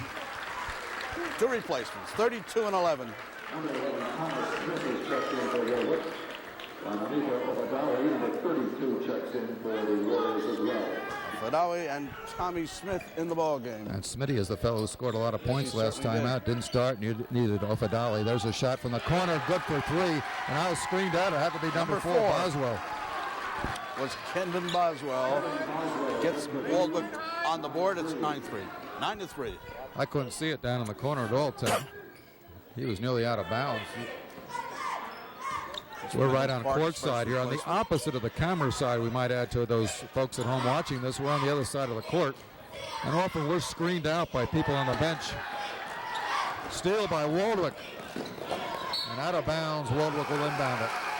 We're going to get a replacement for Midland Park. In comes Eric English. Ken Junta comes out. Well, we get a foul underneath. Got an illegal screen. Go against Get a Waldwick. ball. Yep. Mike Geiser makes the call. It's on number 4, Donald. Mr. Boswell, the young man that scored. So the Panthers get the ball back. Nearly a backcourt violation and nearly a steal. Giambarresse with the ball. Nearly lost control of it. A little out of control there. The Panthers will work with 3:06 remaining in the first quarter. Again, that's zone defense by Waldwick. They got their hands working and making it difficult to put the ball inside. Now they drop it into Hornby. Chris Giambarresse in the air. It's blocked. English has his hands on it and takes it away. And we're going to get a travel or a tie-up. Where is the arrow, as they say? Yep. Arrow Blue ball. is blue. Arrow is blue. No jump balls, as you folks know watching. If you haven't watched in a while, maybe you didn't know that. No more jump ball. And Waldwick gets into the act now. A little bit of noise in here. Number 11 is Thomas Smith. Had double figures last time out.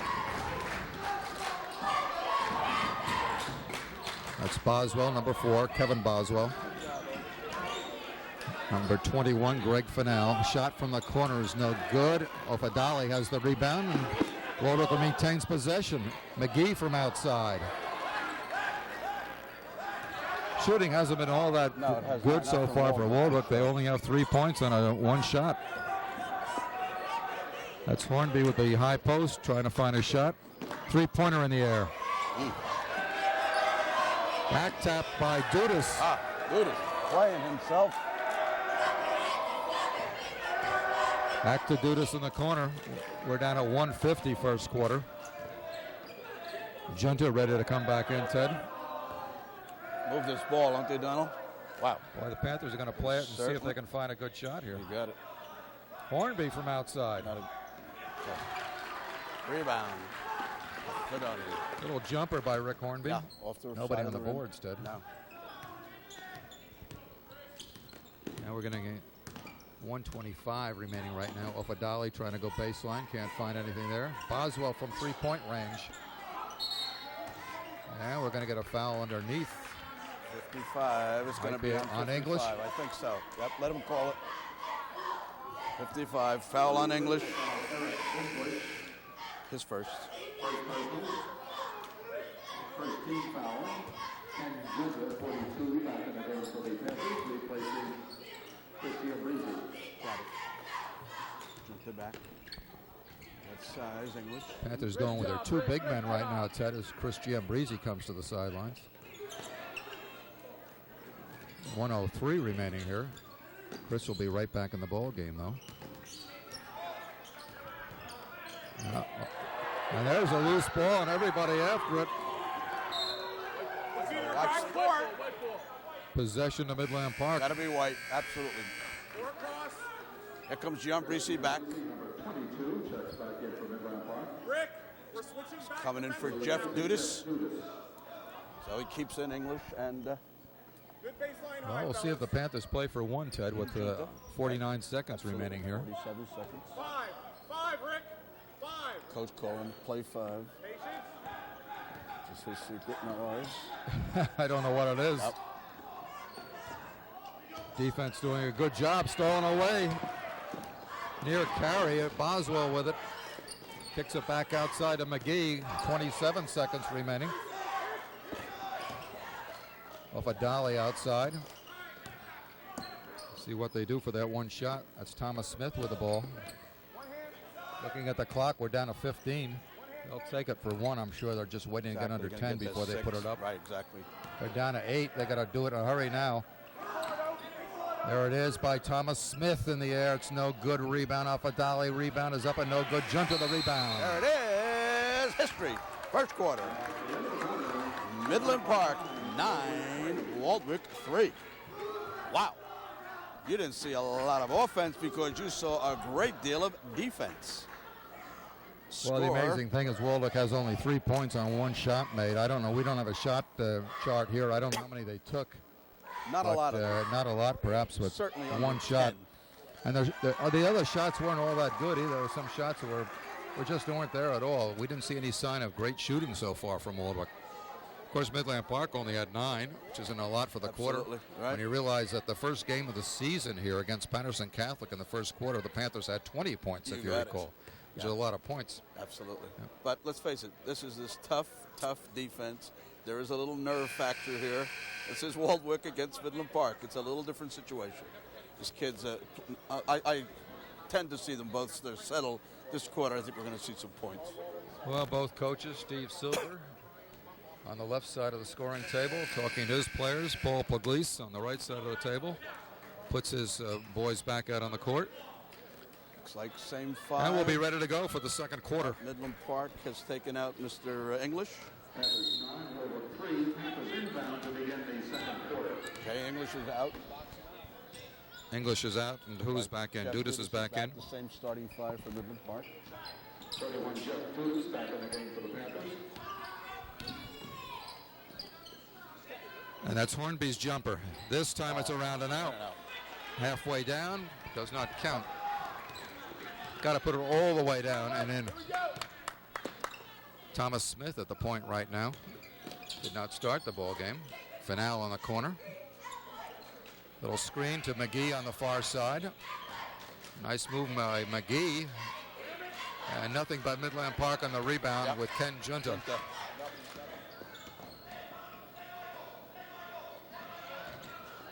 Chris Giambarresse.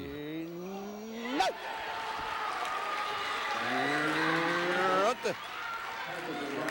A little off the rim, Junta there to put it back. 11-3. Nice to get those rebound points. That's something you'll love to have. Boswell trying to go through. And the Panthers with their hands on it again. Take it away. Here's a break by Giambarresse. And we're going to get a blocking foul. Absolutely. He did not have his right. No position. Number 10. Personal foul, Michael McGee. First personal 14th foul. Chris Giambarresse shooting 2 shots. Timeout. Waldwick. 6:44 on the clock. We got the score 11-3. Giambarresse will be on the line when we come back. Donald? He was moving down court in a hurry. Had little or no choice but to try to power it to the basket. McGee tried to cut him off, but he got there a little too late. Exactly. You have to be set in order to be a charging foul against. And the Panthers are doing a good job underneath, getting their hands on balls, even some of these passes knocking away, as was the case then, coming down in a hurry. But nothing too decisive so far. We're still early in the ball game, other than the fact that Waldwick has been unable to do better than 3 points so far. That's been the interesting Which is story. kind of the surprise, to say the least. Looking across here, this is, would you call this a packed house? We have a packed house. We haven't seen this since the days you were coaching, when even if you didn't win a game, you had a packed house in the old days. TV. Well, no, really, you had packed houses even when you didn't win, because everybody came to basketball in those days. And now schools, the enrollment perhaps a little bit less than it was then. And it's harder to get the packed house. So it's really nice when you have a full house like this. Wonderful. Well, Chris Giambarresse on the line, Ted. Got it. Giambarresse on the line. Shooting 2. He has not scored yet. He scored now. He's got another one. We're looking at 12-3. Giambarresse taking a second shot. Missed 1 out of 2. So it's still 12-3 Midland Park. As McGee walks it across right in front of us. Off a dolly. Has not had a point yet this evening, right? No. Big man, too. Strong. Athletic. That's Thomas Smith. As I said, he's one of the guys that can score some points. Boswell with a nice move, and he scores. Got a deuce. Kevin Boswell. He's got all 5. He's got 5 of the 5.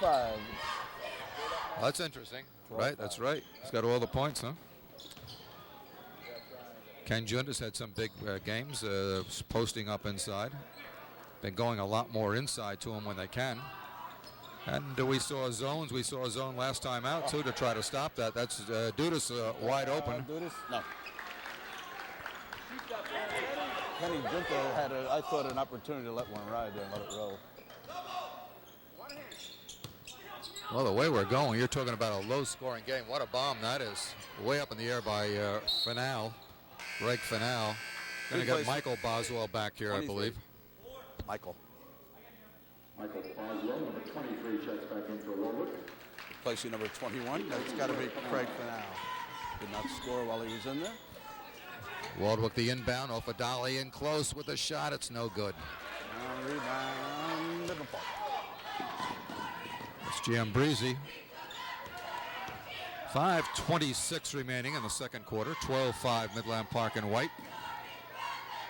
Outside Fells. Tracks it down in the corner. Got his own rebound. And the Panthers kick it out. Giambarresse, no. Wow. And taken away. We're going to get a travel call. Little undecisiveness there. Number 23 just wasn't sure where he wanted to go with that, and he went nowhere. Midland Park's got the ball. We're looking at 12-5. It's 5:08. Second quarter. You are at. That's Ryan Fells right now. Woodside. They really zeroed in on Ryan up in Eastern Christian. He only had a few points because they really tried to stop his game, and Giambarresse took over. Eastern Christian down this year, Ted, not winning the games they usually do. Absolutely. Pompton Lake's not the team we've seen over the years, too. Midland Park, Waldwick, some of the finer teams. That's in and out by Boswell. Don Bosco Tech next week, Ted. That's a crossover game to the King Division and always a little different brand of ball. Tell on Ryan Fells, his first. The personal foul charge to Ryan Fells. Second team. Second team foul. No shooting. It was not a team foul. Play before he gets 6 before you. Obadali can't find the shot. It's hard to believe we have 4 minutes remaining in the first half and only 5 points by Waldwick. Waldwick taking their time. Midland Park tough on defense. Number 11 is Smith. Loose ball. Who has it? Waldwick. Smith outside for a 3. No way. Off Midland Park, perhaps.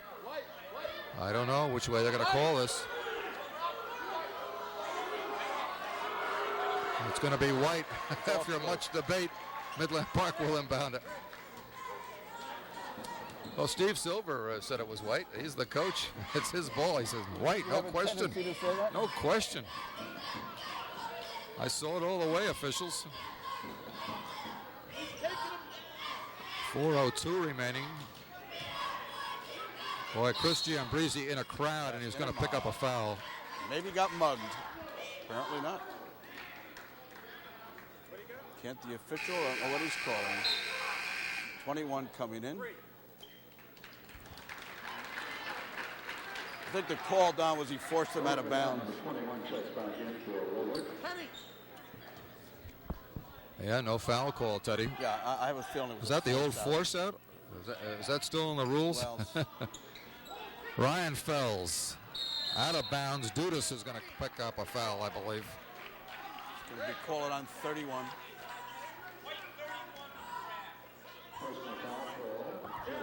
It's on Dudas, his first. 13. Waldwick take the ball out of bounds. Yeah, in the backyards of Patterson, you got pushed out of bounds. It was never a foul. It was a force out. You got it. If it was in the rules or not, I don't know. That's the way we called it in those days. No contact. McGee. Yes, good for 3. Mike McGee. All right, back in it at 12-8. Yeah, new ball game. 4 points the difference. Low score to say the least, but 4 points is the difference. Ken Junta, the post up triple team. Got to get it back outside. There's a steal. Greg Finau. And now scores. It is 12-10. 34 white. Waldwick 12. Correction, Midland Park 12. Waldwick 10. The Panthers with a timeout. Well, just when we're saying it's a low-scoring game, it's just a 2-point game no matter Still what is the scores low-scoring, are. Absolutely, but you're right. Little tentative there, Midland Park, in taking their shots. I have a feeling that's the timeout's all about. Junta stood there, had a shot, didn't take it. Well, let's see, what was it, 12-3 a moment ago? Yes. Or 12-4? No, 12-5. We had a 3 and a 2, so it was 12-5. Okay. So it's a new ball game. 2 points obviously means nothing, but I can't get over with 3:09 remaining here in the half. That is unlikely anybody's going to have 20 points when the halftime comes It around, would seem that way. unless there's an awful explosion of points. I don't think these teams are going to allow too much of an explosion. That's incredible D. Both play the same kind of ball, come down, set up. You'll notice nobody's pressing at the out of bounds. They let you bring the ball up, and then boom, they set up. Here we go, Donald. 3:09. Well, Midland back Park in. ball. You see what Steve Silver said to his gang. Hornby's the trigger man. Fells is the point guard. And he's across the timeline right about now, and he's walking. A traveling violation.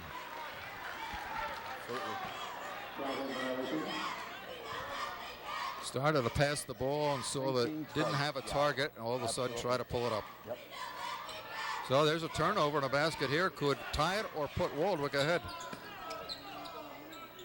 There's the shot. There's the rebound. Hornby picks up the rebound, so it's still Midland Park by 2. But Waldwick will allow no easy shots, that's for sure. Three-pointer in the air. Oh, from downtown. A Ryan Fells special. Downtown. Needed it down to Midland Park. Boy, that was an NBA shot way outside. And the Waldwick fans really getting into it. Yeah, great.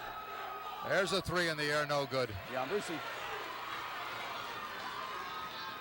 2:16 remaining. Panthers still being deliberate.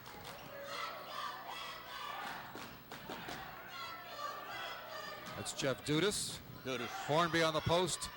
Gets the little jumper up, and it's no good. He fouls his own rebound. Over his back. And that's it, Teddy. Hornby over his back. 32. That's Rick Hornby. That's his first. That's 4 on 4 different players and 4 for the team. 15-10, minute 57. Yep, we're under 2 minutes. Panthers would need a couple of quick ones to get to that 20. Nice drive. Beautiful shot by Smith, who took it all the way in. Picks up the foul. Will go to the line for 2. Giambarresse. His first. We have 5 team fouls. Thomas Smith, the shooter on the line for 2. Smith shooting 2. First time Waldwick has been to the line, Donald. Got one more. It's their first foul shot of the evening. Correct. And that in itself is amazing at this point in the ball game with less than 2 minutes remaining in the half. Good point, Don. He's got 1 out of 2. And we're looking at 15-11.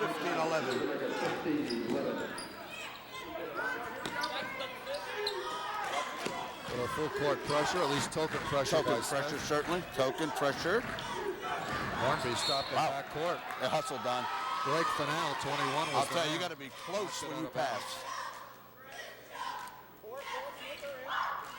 Cheerleaders working away over there. The Panthers are the big cheerleading section once again tonight, and standing room only in the corner. And in the standing room, even the superintendent of schools is here tonight. Oh, yes, he is. August DePrecker. Welcome to August. August DePrecker. Oh, Giambarresse, Ken Junta, Dudas. And Waldwick comes away with it. Smith on the run. All the way by Smith in the air. Puts it up and no good. We're going to get a foul on Giambarresse. Changes. 22. White, 22. Hits the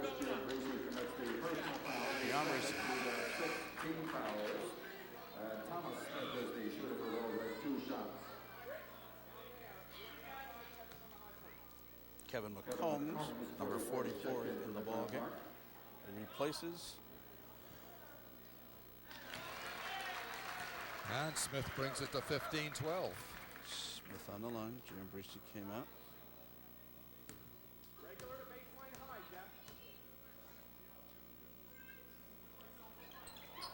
Off the rim. Rebound to Midland Park. It's still 15-12. 15-12. Minute 14. Jeff Dudas into the post. Junta back to Fells, and it's no good. Here comes Smith down court again, puts up a three. And that will get the old air ball call, Teddy. Yep. Well, that's a little comeback of you, because the Panthers had one a moment ago. And if you miss the whole thing, you're going to get that air ball cry from the fans. That was a long one. He was way out there, too. He had definite confidence he was going to tie the score. I think he felt, I'm going to tie it with one right from here. Under a minute, 41 seconds. McCombs in there, number 44 in the ball game, Kevin McCombs. Loose ball, tracked down by Fells. Hornby going baseline. And maybe a foul, I don't know, on Smith. We'll look. 11 it is, Smith. 11 pushed, 2 shots. That's his first.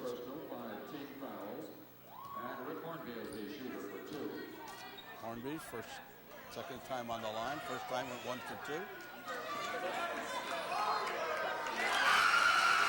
Rick, who quarterbacked the football team to a very successful season, beating Waldwick, which always makes it successful. Has that good arm. He can throw that touchdown pass on the basketball court, as we've seen a couple times so far this year. If you want somebody to throw it the length on an out-of-bounds play, he's the man. He 1 out of 2. 16-12. So we'll see if the Warriors play for 1 with 21 seconds. Or they'll just put it in the air as soon as they can. At the end of the quarter, they played it right down to 4 seconds. Nearly didn't get a shot off. They're under 10 right now. And everybody's going to count for him, so they don't have to watch it. Smith going one-on-one. Gets a little hit from Dudas, no call, and it's going to end up at halftime, Teddy. And that is a half. We are looking at 16-12, Midland Park ahead. 16-12. We're going to return to the studio, and we will see you in about 10 minutes. Enjoy. The refreshment stand operated as always by the Midland Park Athletic Boosters Association. Stop out right now.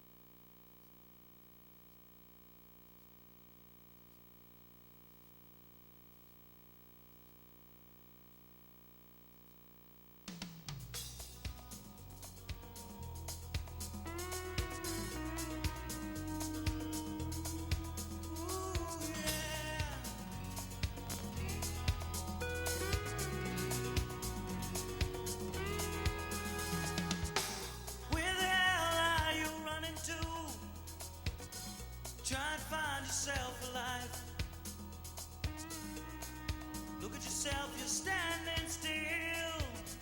The night cut you like a knife. There's no doubt left in this world. So you're thinking you'll still fly. Take the time to look in front of you. It's a matter of your mind.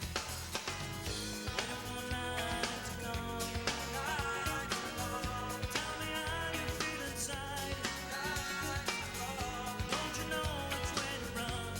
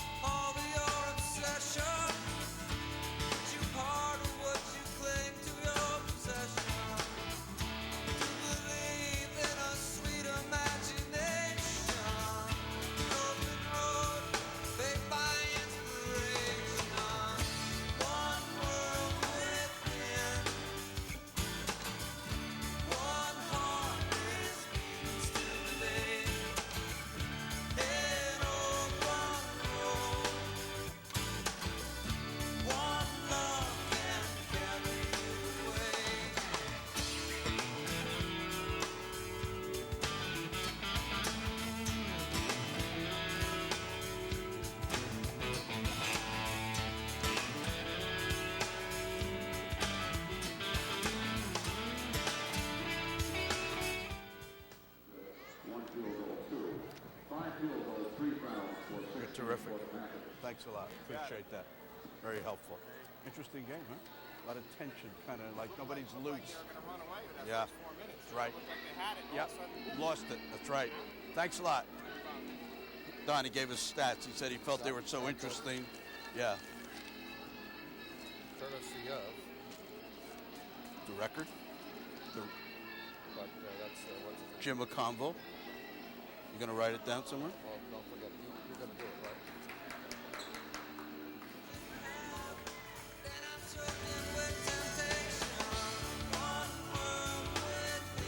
I'll do this, right? I'll do this as we go along.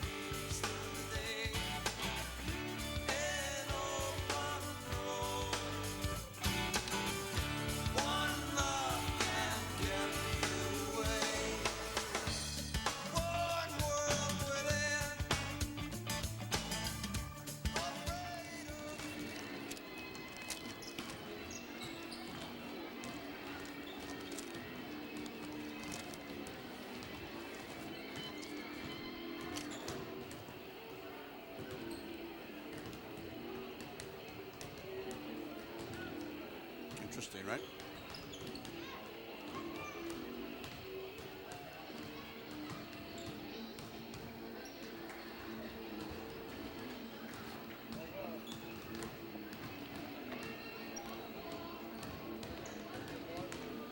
Welcome back, everybody. Second half. Midland Park, Waldwick, where have you been? 16-12. Just a little signal, Don, that we're on. You're We on, are Don. on, and it's 16-12, as you said, Ted. Midland Park on top, a very low-scoring game. And I know you have some stats that were brought over here by your old friend from the Bergen Record. Jimmy McConville Jimmy came in. McConville, former Midland Parker here. Just to give him a little example, Don, Midland Park shooting is 5 out of 18. Waldwick, 4 out of 23. Now, sitting here, I didn't realize there were that many They had shots that many taken. shots. 3-point shots, of which Waldwick is pretty famous for over this year anyhow. They've only made 2 of 11, and Midland Park has made 3 of 8. Felsey making all 3 of those. Rebounds fairly even. Midland Park 15-14. And turnovers, Midland Park has 8. Waldwick has 5. That ought to keep the folks Well, pretty without well my informed. calculator out, that's not good shooting No, that is percentage, very to say poor. the least. That's for sure. And you have to wonder if suddenly that picked up, what kind of change we could have in the ball Under game. 30%, certainly for Yeah, Midland really Park. low. Well, we'll see what happens. Right, exactly. 16-12, Midland Park on top. Halftime coming to an end here. It's live from Midland Park High School with a packed house here. And a Bergen-Passaic Scholastic League game, a Carpenter Division matchup. And Ted, I know you have some information about the people behind the scenes here at Yeah. Midland Park. Well, I So thought go I ahead. Okay, thank you. Ted Sawyer might be interested to know, folks, that this is the only live basketball game in the state, and it's directed by students. They're the only ones in this state that direct this. And who are these people? How about Lindsey White and Kelly McLeod? We got Hank Van Venigen, Mike Thimme, Mark Berninger, Damian Devitt, and Ryan Booth. They run the camera, the audio, and they're the technical directors. They do it all. However, the producer, my friend and yours, Jay Esposito, Ted Sawyer, Don Nolan, getting you ready for second half basketball. Thanks, kids, for making us what we are, or whatever that is. All right, Donald, let's go, baby. Waldwick a little slow coming out here as Paul Puglisi still talks to him. Officials out on the court. Dennis Murray down to your right. Just waiting on Waldwick. And Mike Geiser, the man with the ball right in the middle, waiting for Waldwick. Paul Puglisi with some They final come. words, and he puts Okay, his team out on the court. They'll inbound it.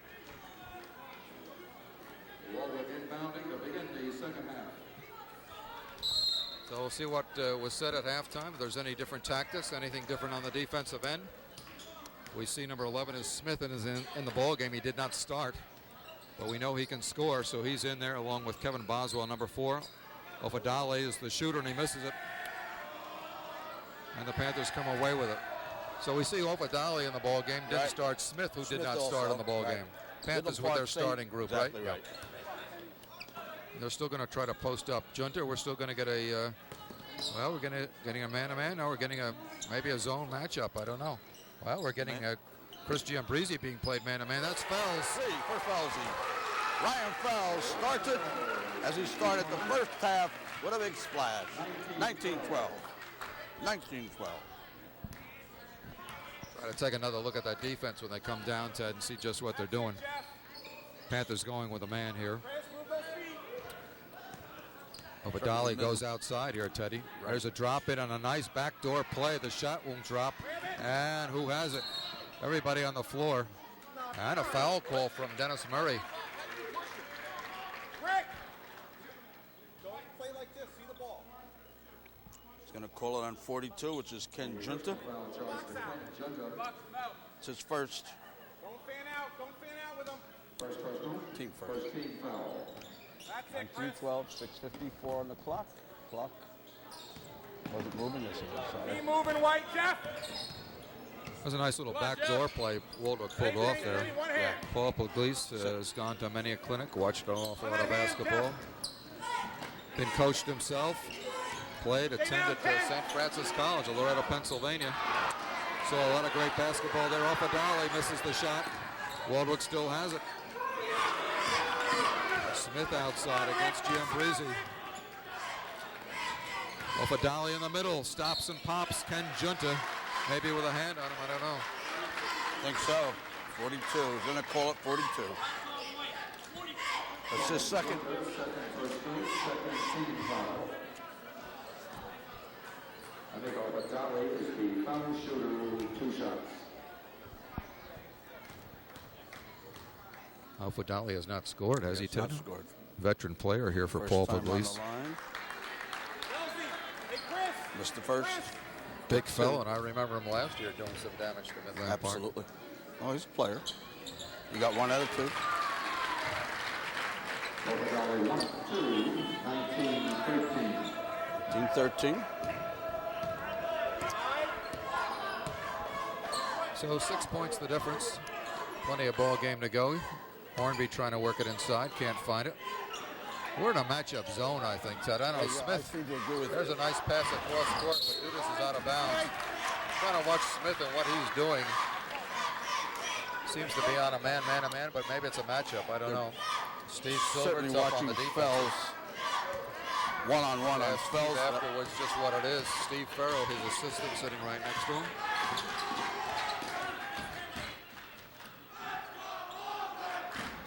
And Waldwick gets in the act again. Dumps it down low to Amika Ofadali. The turnaround is off the rim. Ryan Fells will bring it up. Jeff Dudas tries to drop it. Ken Junta.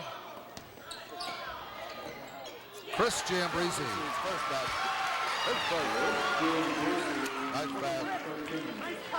Nice pass from Junta. He set him up. Giambarresse had a moment and he got it. That's it, Dudas. One hand. Right back on offense. Greg Fennell, number 21 with the ball. Long shot in the air, way up and off the That'll backboard. get rain. It's kind of a strange shot. He stood there looking for something to happen, didn't find it. As Fells takes it down to the other end, and we're going to get a foul call. Shove right there. Fouls on blue. 32. Number 32. The personal foul. First team foul. Ryan Fells, 2 shots. Felsley goes to the line. First time Ryan's been to the line tonight. He's got 4 3-pointers for his 12 points.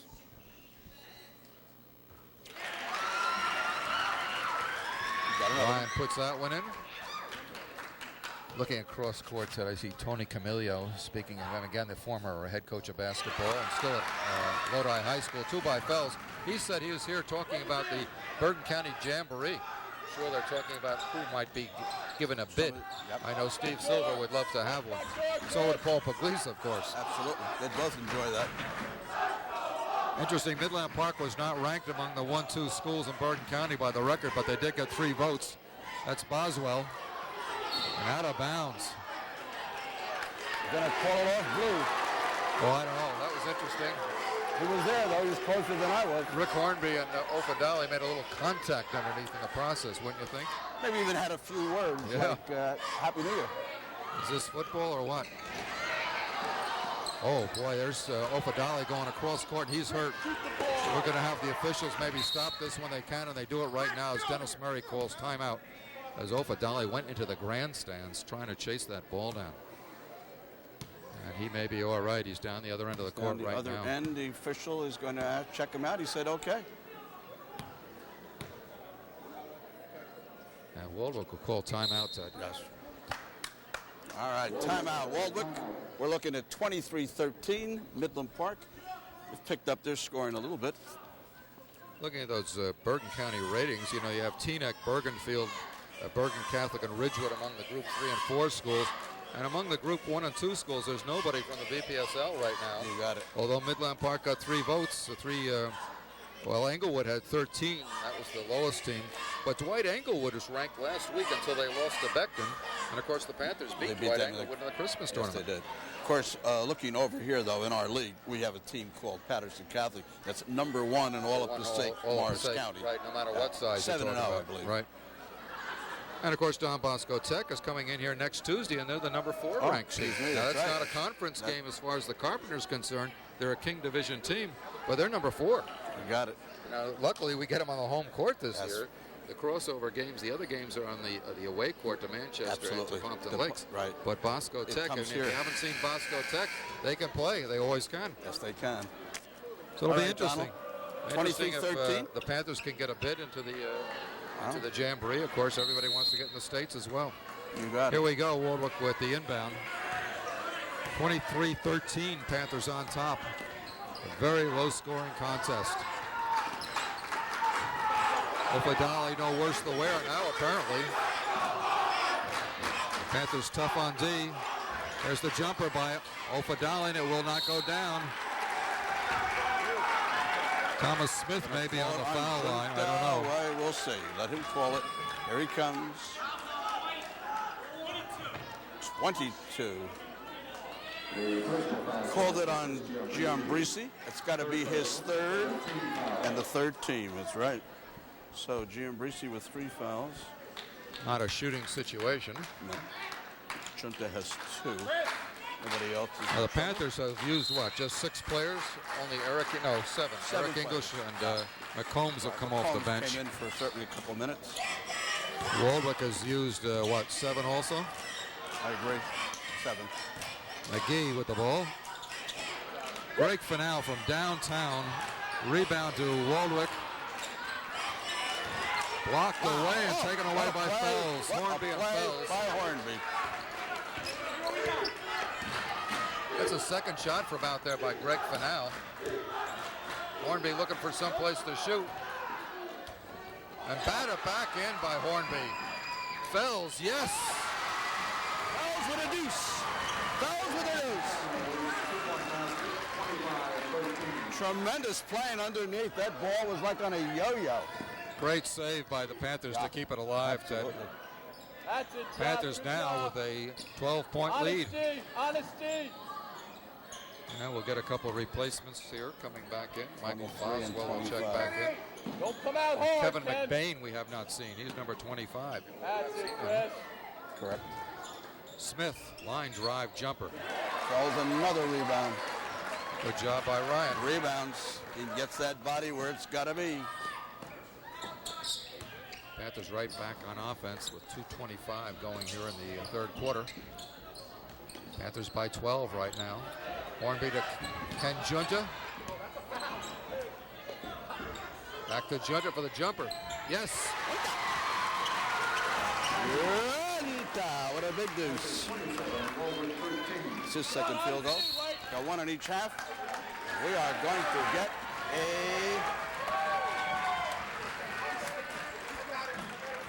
Well, we have timeout by Waldwick, I believe.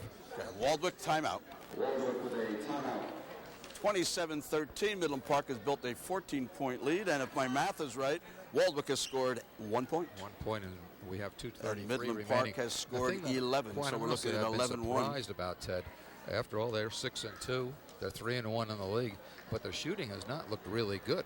They're actually There's 4 been and some 3. poor Waldwick. 4 and 3. Excuse Okay. me.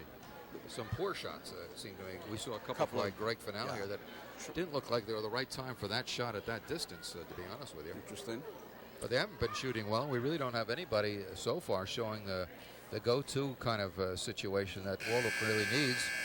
Their high man has 5 points, and Kevin Boswell has not scored in a while. He got a big 3 and a deuce there early on in the first half. Has not scored. And we really since. haven't got a lot of points. Have we got anything from Smith at all at this point? Smith has got 2 points, both from the foul line, where he went 2 for 4 in the first half. We might want to check replacements here. We got 10, 23, 11, 25, and 32. So we got McGee.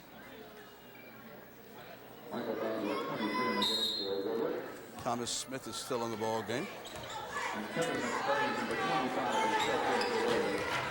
Okay, 2:27 on the clock. Bain is in. He's number 25. And Thomas Smith remains in the ball game and takes the point. Abadali remains in the game. 2:16 in the third quarter. And another loose ball taken away by the Panthers. A lot of loose Panthers balls. have picked up a lot of loose balls here tonight. Chris Giambarresse, yes. Giambarresse with a deuce. 2 field goals for him this half. He didn't score a field goal. Good opportunity basket. He's wide open over there. Had a chance to look at the basket, make the shot, and he made it count. Way outside. That's a 3. Big splash. Number 11. Number 10, excuse me.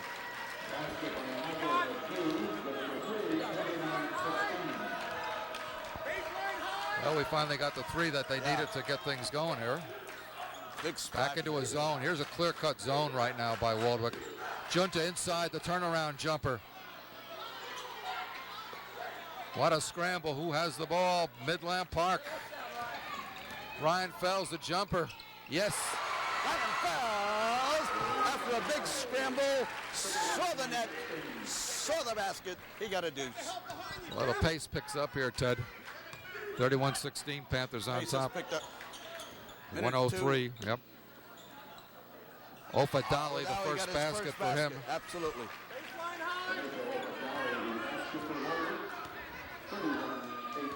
50 seconds on that clock, 31-18, Midland Park. Will they play for 1? That's up to Smith. Smith playing tough. Panthers going to spread out the court a little bit, I think. Chris Giambarresse all alone from 3-point range.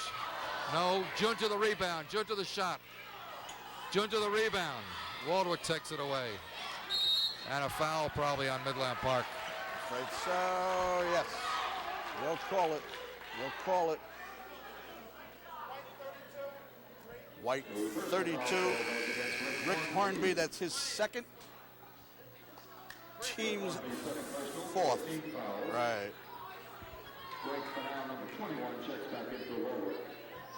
Coming out, number 11. That's Tommy Smith. Knew what Thomas Smith at St. Peter's. Yeah. One of the great stars down in Hudson County. Don't know what happened. I don't know. He's going to tell us right here. Oh, we're going to get a foul on it? Okay, Teddy. 25 blew a push. First personal, second team foul. That had to be under there somewhere. Yeah, it was a quick call, and I didn't see it, to be honest with you. By the policeman, looking for a little help here. Yep. And there's a pass going out of bounds. And knocked out by Waldwick, apparently. No, it's it's Waldwick inbounding. Cover 23, let Jeff cover 21. Yeah, Waldwick will inbound. Switch with Jeff.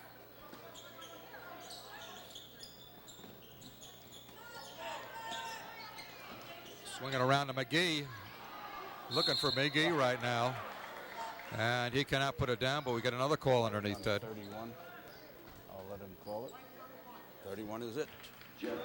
That's on Dudas. That's got to be his second. Number 4 is back in for Waldwick. One sit back, Rick. All right, it's not a shooting foul. They don't have 6. He wasn't shooting. And Waldwick still has the ball. Wow. From Well, here, somebody grabbing. Action has stayed down on that end for a while, Ted. Yeah, on the number Waldwick 11's in end. the game, Steve Silver didn't think that's the way it should have gone. But Thomas we get Smith Smith back in the game for Waldwick. Right.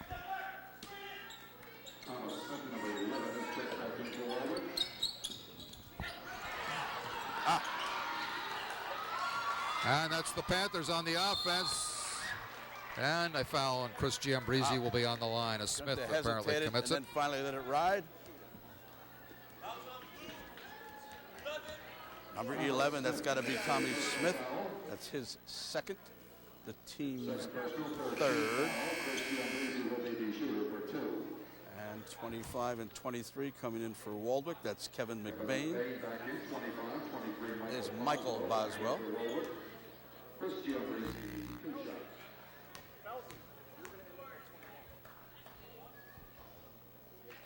Made the first one. He got two. He's shooting the second. There's 6.9 seconds to go. He got them both.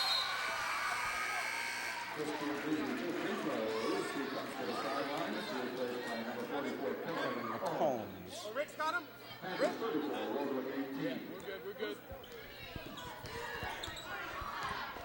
6 seconds to go here, down to 3. Here's the drive and no basket, but a foul. All the way to the hoop went Greg Fennell. He'll be on the foul line probably. It's on 42.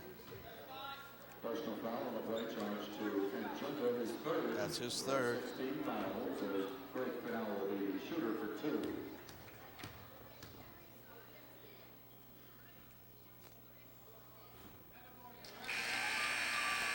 Aaron English, number 55, comes in the game for the Panthers, replacing Ken Junta. 55, Eric English. Okay, shooting on the line for now. He made the first one. He's taking the second one.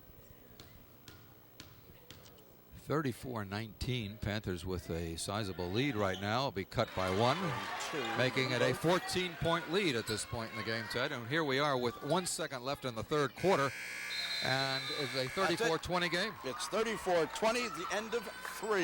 3 quarters, Midland Park 34, Waldwick 20. Jensen's getting out a lot, huh? Getting out, hitting the head on us, not getting out. Well, we finally got to the 20 mark for Waldwick, and it's at the end of 3 quarters, not at the end of the half or the end of a quarter. So it's been a low-scoring game here at Midland Park. Cheerleaders in action right now on the court as this overflow crowd sits back waiting for the 4th and final period to see who's going to come away with a win. Now in that quarter, Don, Midland Park scored 18 points, which more towards their average. But Waldwick still floundering down with scored only 8. Good defense, and I just think they have not shot well. Whether they are capable, and by their record, I'd have to believe they are capable of better shooting.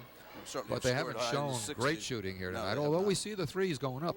McGee has got a couple, and I think they got to get a lot out of him and a lot out of Smith if they're going to really score a lot of points. It's got to be it this quarter if they're going to get back into it. That's right. And I think the Panthers did a good job with opportunity baskets. That one by Chris Giambarresse particularly is wide open on a fast break. Didn't try to drive it to the basket, took the opportunity to take it from where he could.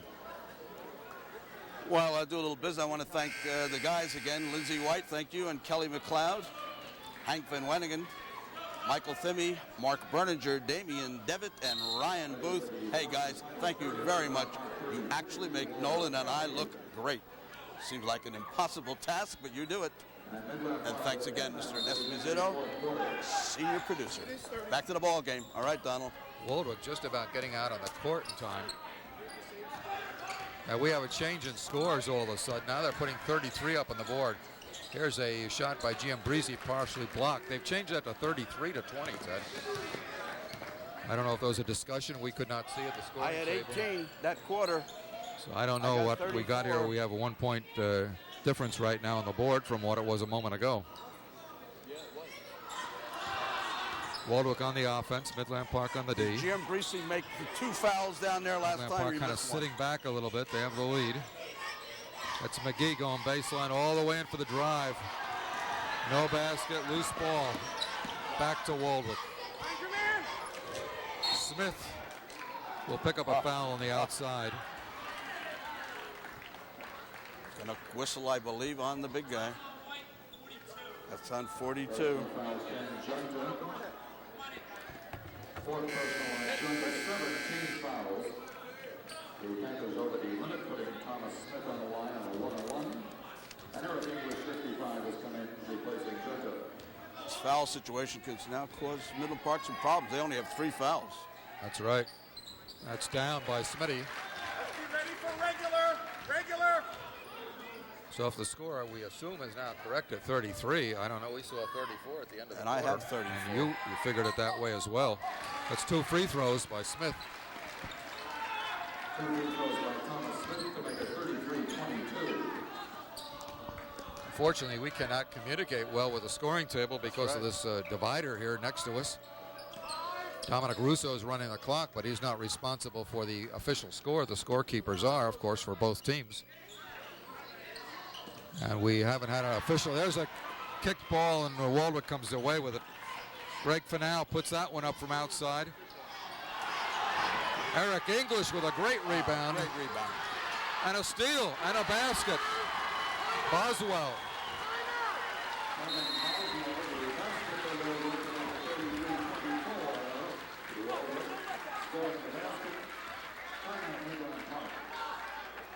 Wow. Sudden explosion there, Ted. Quick Suddenly a four. 14-point lead is down to a 9-point lead, Right. assuming the score is right. Jeff Hackett, one of the assistant coaches, is right now down at the scoring table saying, what happened to that point? We saw 1 point up there one moment and taken away the next moment. So we'll see if there's any change in that. Jeff is going by right now. That's the correct score, Jeff? That's what they have. So that's 33-24.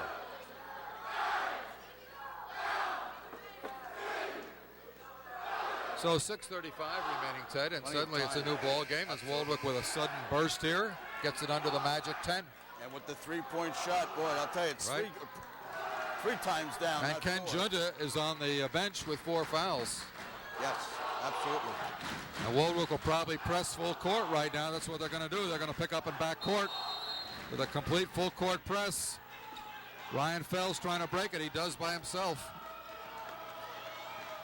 And he'll slow it down now as he gets into forecourt. Now the Waldwick team backs into a zone, which kind of works for Midland Park because they could use a little rest, maybe sit back. Pass goes inside. It's knocked away, and Waldwick has the ball.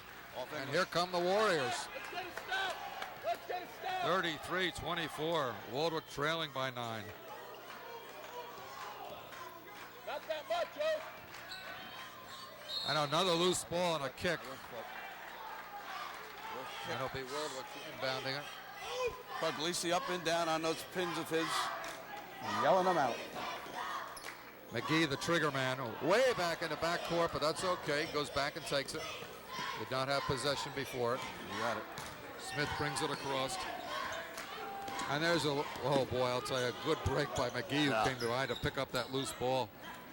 Ofadali from outside, yes. He's got 2. Ofadali warming up.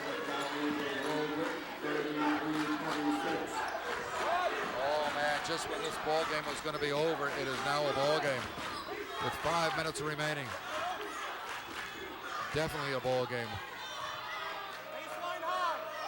The thing you don't want to do is go into the funk now or start to worry about it. You still got to play your game. Panthers taking their time, however, using some time here, using a lot of court. Post to Hornby. And they're just going to move it around, take a lot of time off the clock here, but they don't want to certainly not get a shot, Ted. Absolutely. We've seen that happen more than once in You ball got it. games. You got it. They'd like Fells to get it if they're going to have it. Ryan working one-on-one, can't find a place. Oh, contact. Oh, they're going to call an offensive foul on Chris Giambarresse.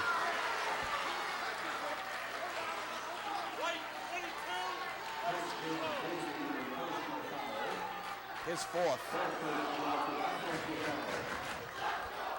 Wow. Wow is right. He kind of lowered the shoulder. He didn't go straight into him. He tried to lower the shoulder and go around him, but he got hit with the call. And Waldwick has the ball.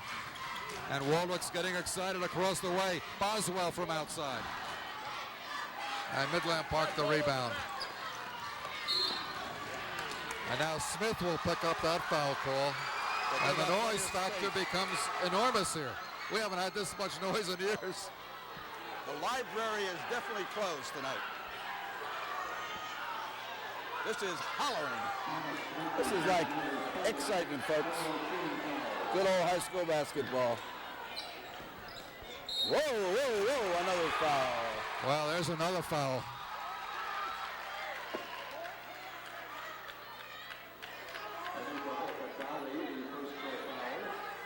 Second personal foul.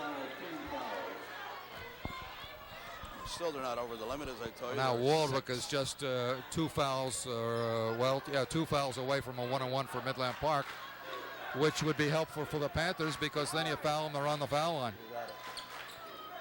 Ofadali, look at this defense on Dudas, loose ball over to Waldwick, off the hands of Eric English. And Ken Junta will check back in right now. Steve Silver said, let's put him back in, 4 fouls or not, 4 minutes remaining. Basket here for Waldwick would be a big one.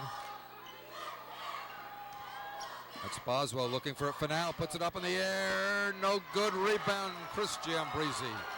He's had about 4 of those, Teddy, that have been on the rim but not in, right? Absolutely. This young man shoots the ball for rain, doesn't he? Yeah, he certainly does. Puts it way up in the air, that left-handed shot. 3:50 remaining. Whoa, Ryan Fells with nearly a quick step. Got it back in time. Junta ready to come right back in here, Teddy. The Panthers using up clock right now. Hornby, yes. Hornby! Big deuce. Big deuce. 35-26, 3 minutes, 22 seconds and counting. I'd call that a big basket, Ted. Big basket, oh yes. Hornby at the key. Midland Park definitely needed a point at that point. Wow, look at this drive, in and out. That's a little break for the Panthers. You got it. Halfway down and back out again. Hit the 3-minute mark. Well, Waldwick has made a bit of a run here, but the Panthers have stabilized it for a moment. And with it under 3 minutes, they've kind of gotten back their poise a little bit, Ted. It's Jeff Dudas outside. Smith working against him. Ryan Fells, yes. A big free, a big splash by Ryan. A big splash. Oh yeah, a big one. 38-26, Panthers in a wonderful basketball game. High school basketball at its crispy as best. A lot of excitement. 2 big baskets. 2 in a row. Hornby, top of the key, worked the ball. Steve Silver did the job until they had an open shot. And then, of course, Ryan Fells had a spot for a 3 out there. And when he can bury those, it's a big difference in a ball game. That is his 4th 3. 4th 3 of the Excuse evening. me, that was number 5. Number 5, Wow. 5 threes. And the Panthers suddenly have a 12-point lead. Yes. And now with 2:30 remaining, well, not over till it's no over, but cigar. nevertheless, And there's Waldwick nobody was coming singing on yet. hard there a Oh, yeah. moment ago. Yes, They they had were. it under 10. Yes, they were. All they needed was a quick basket. They had a couple of opportunities. Wouldn't go down for them. Exactly right. If they had And then- made those before Hornby's, it'd be a different ball game. Well, both teams trying to hang in there in the BPSL Carpenter, as we said, behind Patterson Catholic, and both hoping for a bid in the Bergen County Jamboree. Both looking ahead, of course, to state tournament play. And the way they're going, perhaps they'll both qualify for state tournament. The Jamboree is another story. You've got to get picked for that. Absolutely. And you're talking about all the teams in Bergen County, Group 4s, the big Catholic schools like Bergen Catholic and Bosco and all the rest of them. Yeah. Tough assignment. And how many teams were picked, Donald? Do you remember? 16? I don't know what the number is this year, to be honest with you, Ted. They upped that, I think, a year or so ago. Okay. And I won't say because I'm not sure. Let's play ball. Here's the inbound for Waldwick. Ofadali, the turnaround jumper is on the rim and won't go down. And I believe Ryan Fells was fouled by Ofadali. 32, I think so. 32. It's his 3rd, and there's 6. Next shot, then they both shoot. Midland Park would then be over. Full court pressure by Waldwick. Man-to-man matchups all over the court. Now they let Hornby alone. Now they're kind of in a zone situation.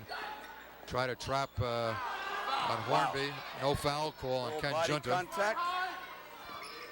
Nice to have that big man who can drop that foul, that pass over the middle on a press. Panthers doing a good job now against the pressure. Now they lose it. And it was out of bounds, but we're nearly under 2 minutes, Ted. Come on, don't worry about it. Next week, Don Bosco Tech right here. King Division team, always powerful, always tough. Among the ranked teams in Passaic County. McGee from outside. They just have not put the ball down, Ted. That's the whole story of Waldwick here tonight. They like the three-pointer, too. They don't like it, and Donald? they just have not made it, really.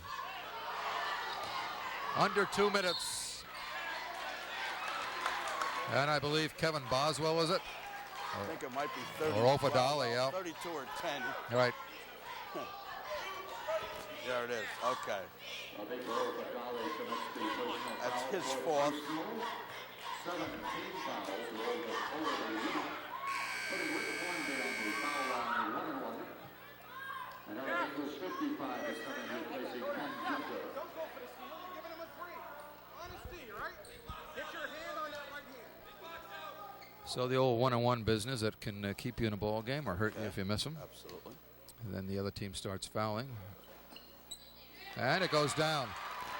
Hornby shoots another one.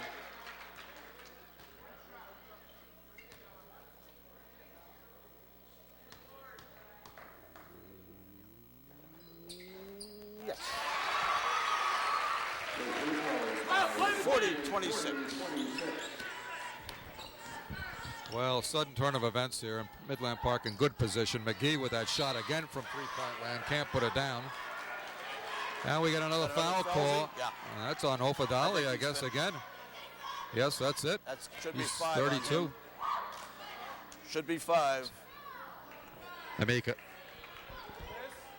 Anika Ofadali, 5th personal foul. Putting Ryan Fells on the line, 1-1.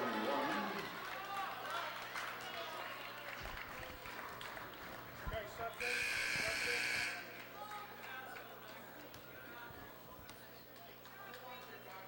Let's put hope on him. Rick. Oh, Rick. Ryan Peters, 22, is checked in for Waldwick. And Fells with the one-on-one. First one in. Peters replaces Ofadali, who's gone to the sidelines with 5 personals. Panthers 41, Waldwick 26. I like to see going. We got them both. Honesty, honesty. Well, it's all over except the final score now. Sudden turn of events. Just when Midland Park was really threatened by Waldwick, the Panthers came away. Here's a pass to Fells.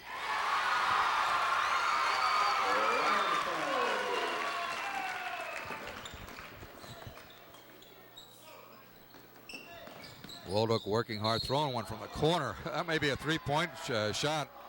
Michael McGee going with a shot.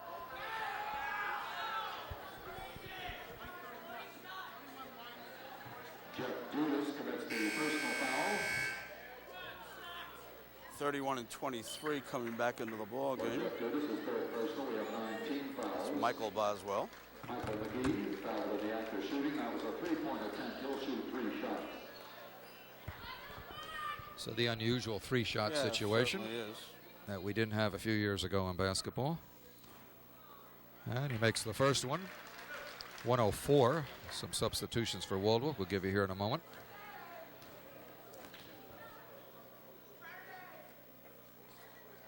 And he goes with a second one. Going to go for the hat trick if you're a hockey fan, but why would you be watching this, right?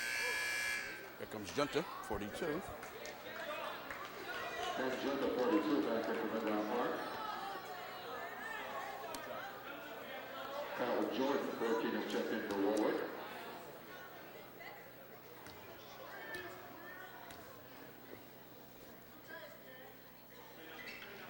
Two out of 3.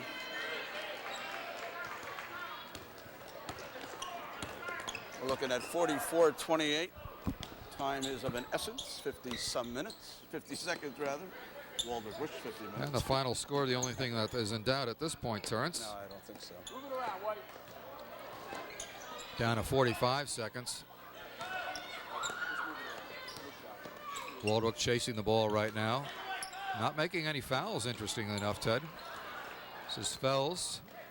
Over to Hornby. Hornby going to put the jumper up. And out of bounds. Okay, 24 for Waldwick and 40. 44 checks in for Midland Park. Reggie Waldwick, number 24, checks in for Waldwick. 35. Pat Riley, 35, in for Midland Park.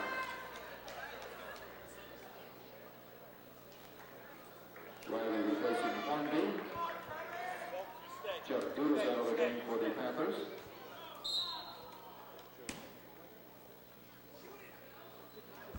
the Panthers will inbound it here. And we're going to get traveling violation. Wow. Giambarresse and Ryan Fells.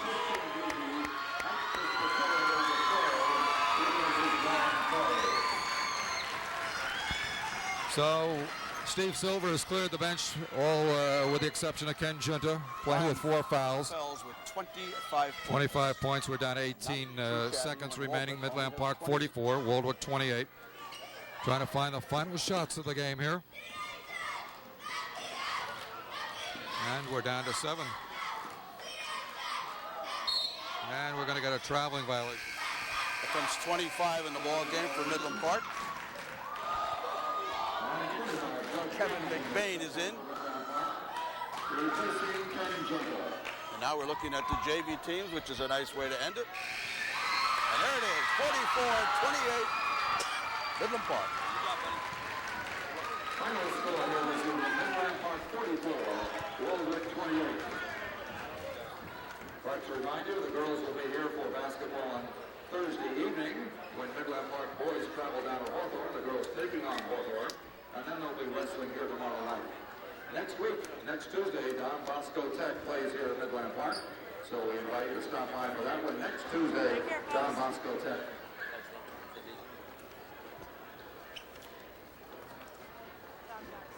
Unofficial scoring totals here for Waldwick this evening. Mike McGee had 8 points. Greg Fennell had 4. Kevin Boswell with 7.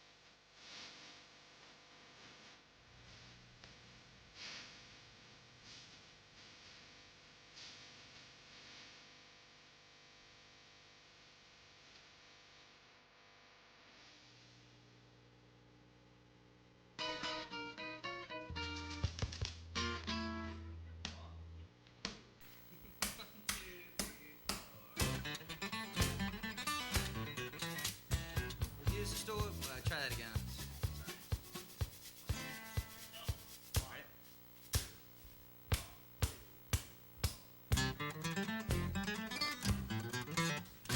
Well, here's a story about a southern gal. She's got all the parts. She built quite well. And her name is Dixie Dynamite. She's a lady with beauty and grace. She's got all this to see her face. They're so big they'll really grab your eyes. Big Bad Bill was a man of me, and when he come around you hear Dixie scream. They jumped in his Cadillac. Every day for them was fun, cruising on Alcohol 101. They ain't coming back, no. Dixie, won't you be my wife? Dixie, Dixie Dynamite. Dixie, won't you be...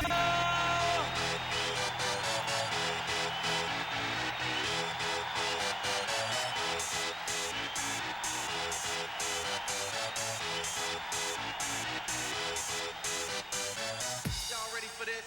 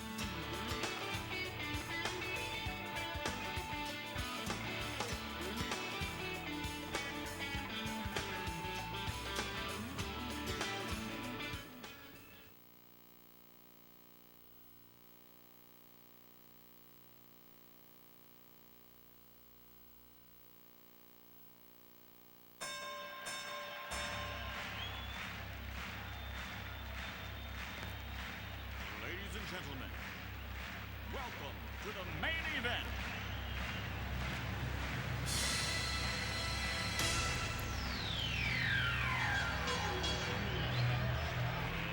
Let's get ready to rumble!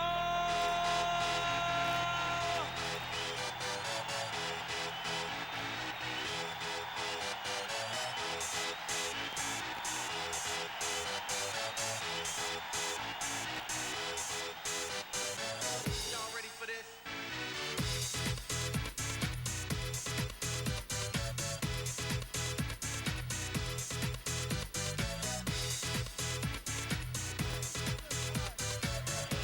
Cresskill Cougars.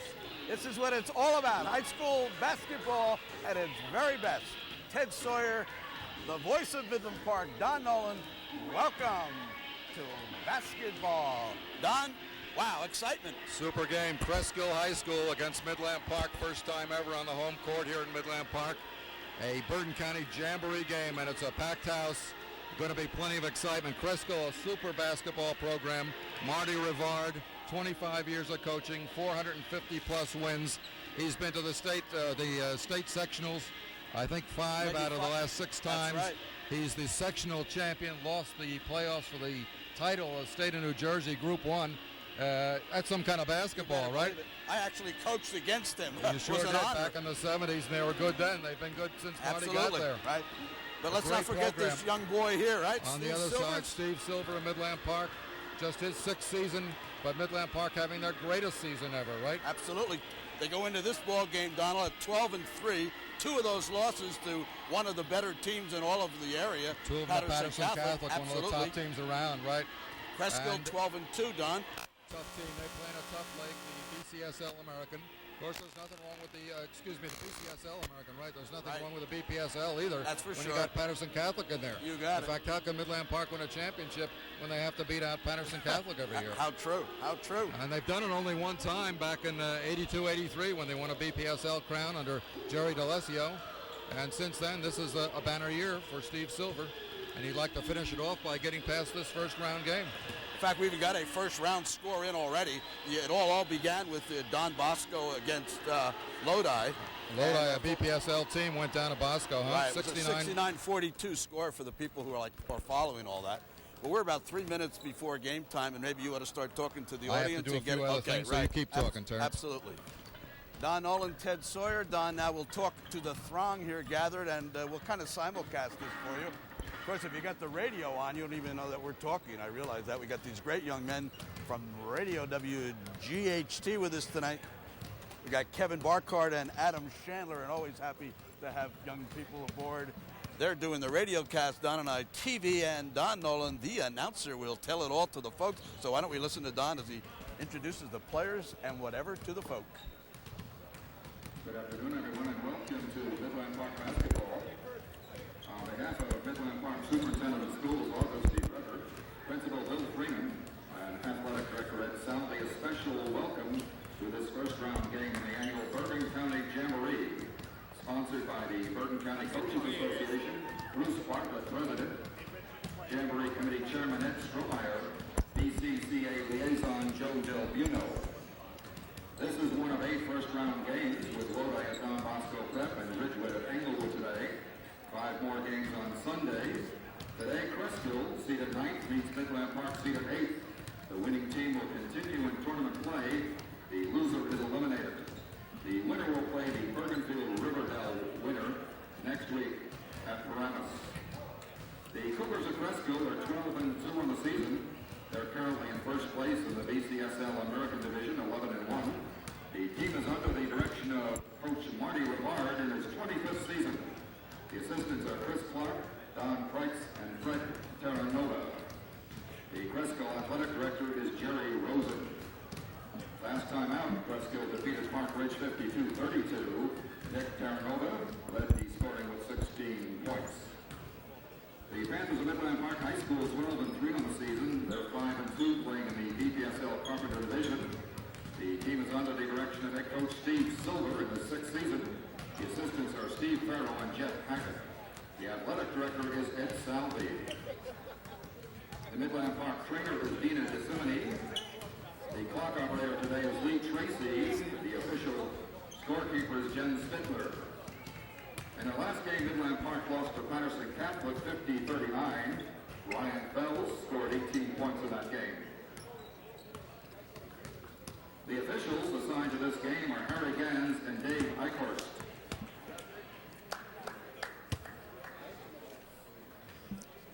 All right, Don Nolan getting all the people settled in with all the information. He'll be ready to announce the opening team.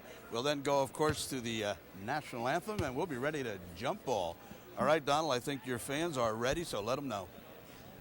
Ladies and gentlemen, introducing the starting lineups for this game. Please welcome from Cresskill High School, number 31, Jason Ryan. There is number 31, Jason Ryan. For Midland Park, number 32, and for Midland Park, Hornby. Rick Hornby, also known, of course, for his quarterbacking for the football team. 40, Doug Peck. Number 40 is... For Midland Park, 31, Jeff Dudas.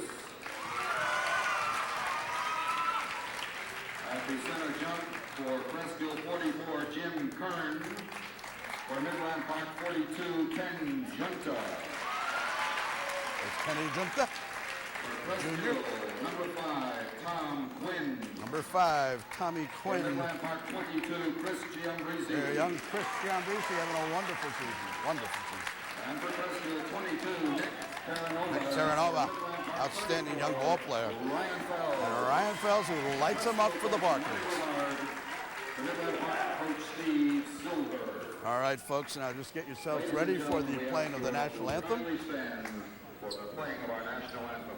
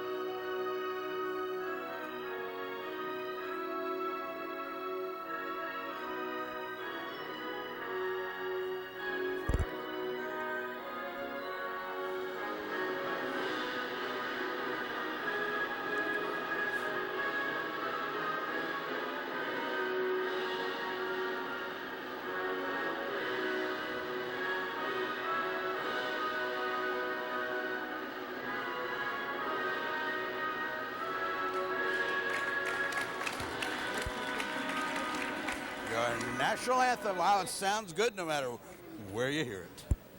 Don Nolan, we're about ready to play ball, D.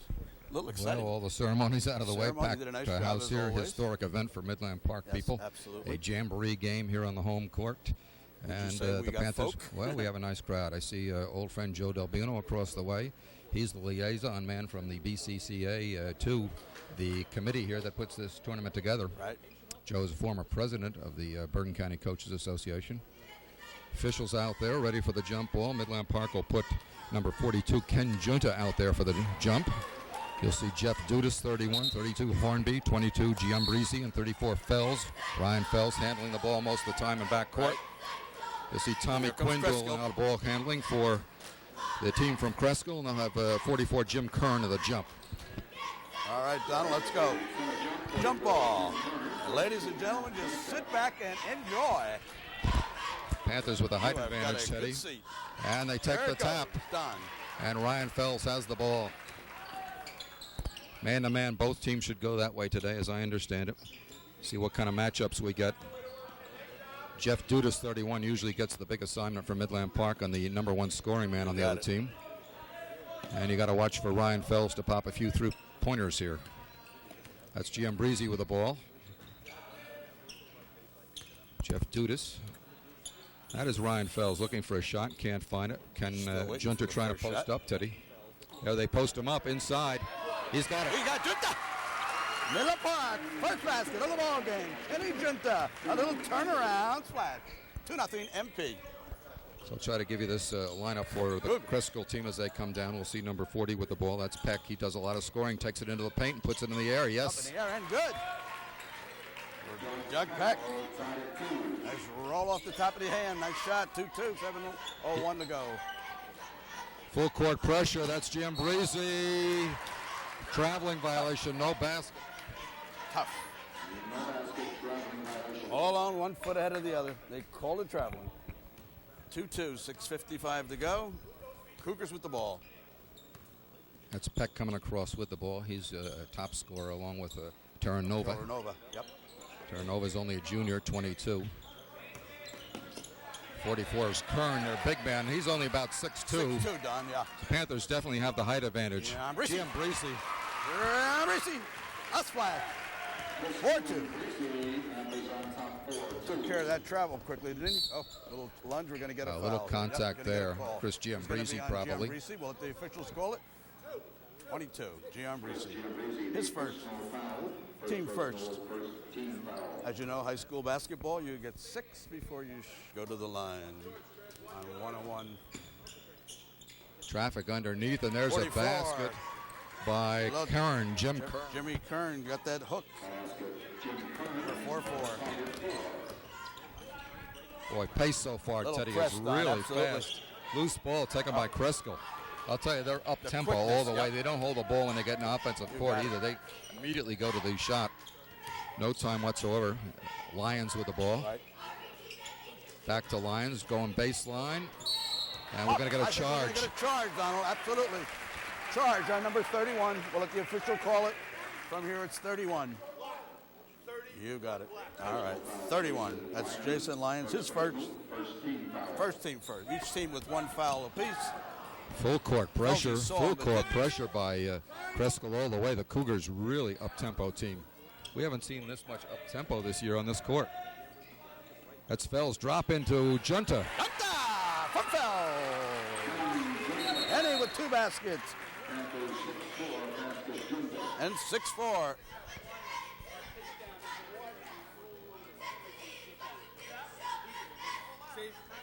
We get that wire tape down there. Somebody's going to. Well, we're going to have a wire problem All right, here for a moment. somebody sees a wire and the wants officials it call taped down. timeout. Looking for Ed Salvi, our athletic director. Timeout. Okay, there's a timeout while we have a little repair. The officials spotted a wire. The officials with a timeout. Trying to figure it out here, Donald. The official spotted a wire. Well, that's the TV wire to the camera up on top. That's usually up on the top portion there, and I don't know why they have it down there. They actually usually run that on the top. Now somebody gets out to bring it across. Midland Park cheerleaders in action there. We do not have a cheerleading squad from Cresskill. No, that's right. We're checking that out. We are looking at a 6-4 ball game and an incredibly up-tempo ball Up-tempo game. by Cresskill, right? I mean, they come right down, yes. put the ball up. Midland Park, much more deliberate traditionally. Right. In the same kind of venue the girls play, really deliberate basketball. Right. Interesting enough, this is the second Saturday in a row that Steve Silver's been coaching in a Bergen County game. Yeah, that's an interesting thing. I wonder if the fans know all about that. Those who keep it intact here. Smitty had something else to do. Well, the Midland Park girls played Bogota last Saturday in a Bergen County game, similar to this, girls basketball. And Steve Silver was at the helm because head coach John Smith could not be there. John was National Phys Ed Teacher of the Year a few years back and often has speaking engagements around the country, and he was out in Seattle. You got it. So his former assistant, interestingly enough, that Steve Silver learned really under John here as an assistant, took over the team.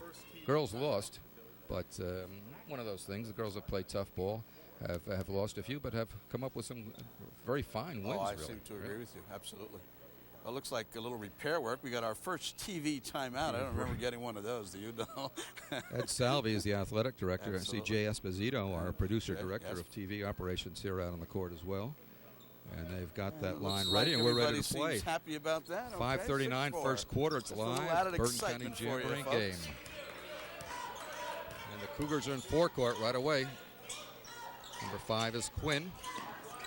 Tries to go baseline. Looks the jumper in the air. No good.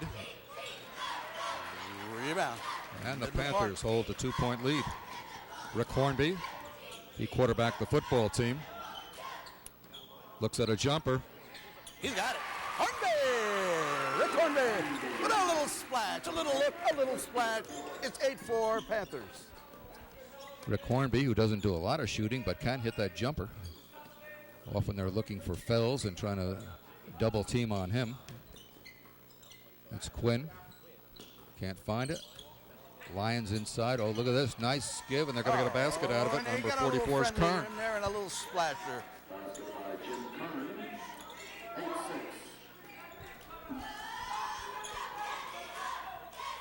Again, the Panthers looking at full court pressure. Out of bounds off Cresskill. Doug Peck, number 40, had his hand on it.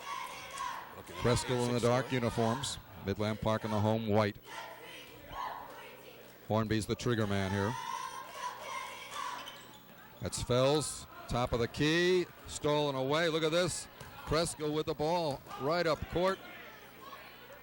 No basket and a rebound by Dudas. Kern had the shot again, couldn't put it down. Junta with his hand in his face there. Right, here's He is Junta. all alone. Giambarresse gives it to Junta.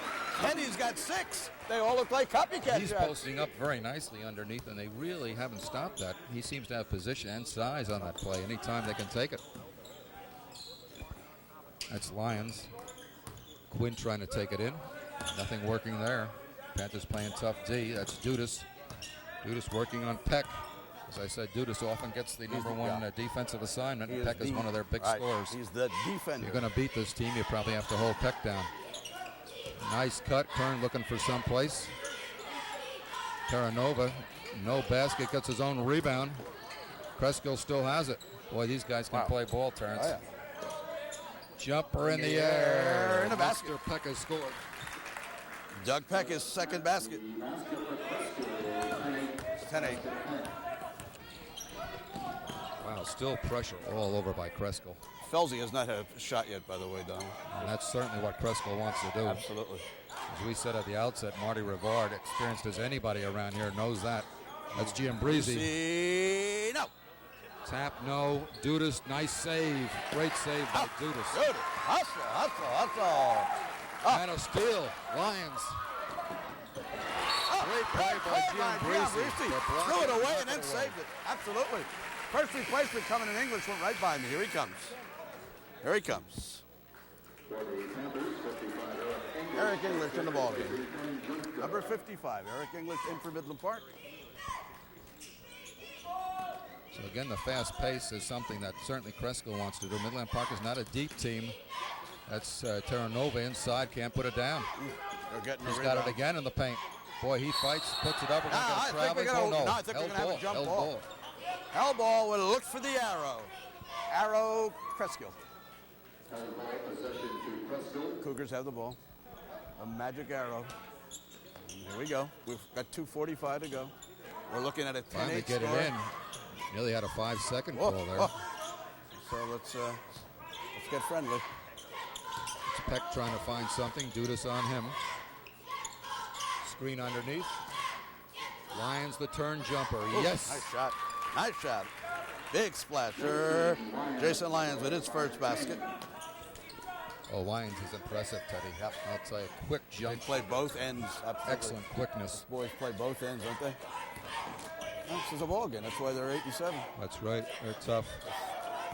Giambarresse trying to find something. As you said, Fells has not had a shot. Has not. Ryan averaging double figures up around 17. Boy, that's Eric English. No foul on all that. A lot of action in there. A lot of bodies. 10-10. Call. Marty Rivard yelling out to his players. You can hear him in the background probably. Absolutely. Peck sends it down to Quinn. You see Kenny Junta back in the ball game here in a moment. That's Peck. They're just doing a good job there. Now Lyons looking in, throws it in. Kern trying to turn and get a shot off, gets the double team. And who has it? Midland Force Park. that one, Donald, yeah. Hornby comes away with Absolutely. it. 1:22 remaining in the quarter. Junta ready to come back in the game right next to us here. That's Fells. Fells driving into the paint. Sees Giambarresse up in the air in the basket. We got 3. We got a 3. The first 3 of the ball game. Giambarresse, a big splash. Big splash. 1:02 to go. 13-10, the Midland Park Panthers. We're under a minute in the quarter, Ted. Quinn outside. That's a 3. No. Rebound. Fells. 49 seconds in the quarter. Trying to go into the paint himself, puts up a jumper. He got it. He got it. 2. They give him a 2. Ryan Fells, first shot, first basket, 15-10 with 35 seconds on the big scoreboard. Quick 5, Ted. Big 5. Quick 5. Down to 31 seconds. Junta and McCombs ready to come into the ball game if the clock does not run out before they get a chance. And the We're looking Panthers at have the ball clock, back. right, See if they 20 hold seconds. it for 1 with 20 seconds. You hear the Villanova, coach, he's talking Villanova, not a bad ball club. Steve Silver. Down 8 seconds. Fells going to isolate on Fells. No, they go over to the corner. Junta. He hit a beauty. Oh, they played the clock beautifully. Up in the air. No good. Dudas. Jeffrey with a deuce. First quarter, 17-10. Midland Park with a quick last 7, Donald. Panther cheerleaders out on the court. A quick last 7 indeed. Unbelievable. 3 in there. And then Dudas hitting from deep in the corner.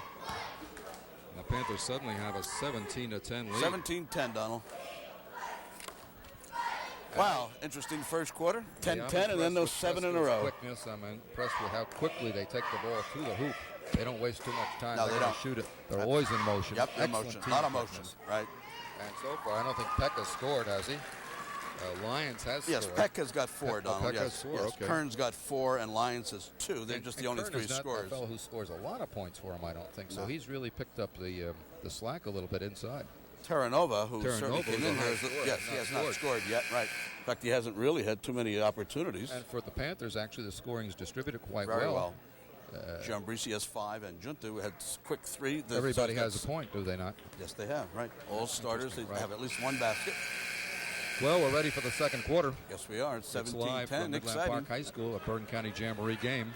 First round action, Midland Park. A BPSL team, Cresskill from the BCSL.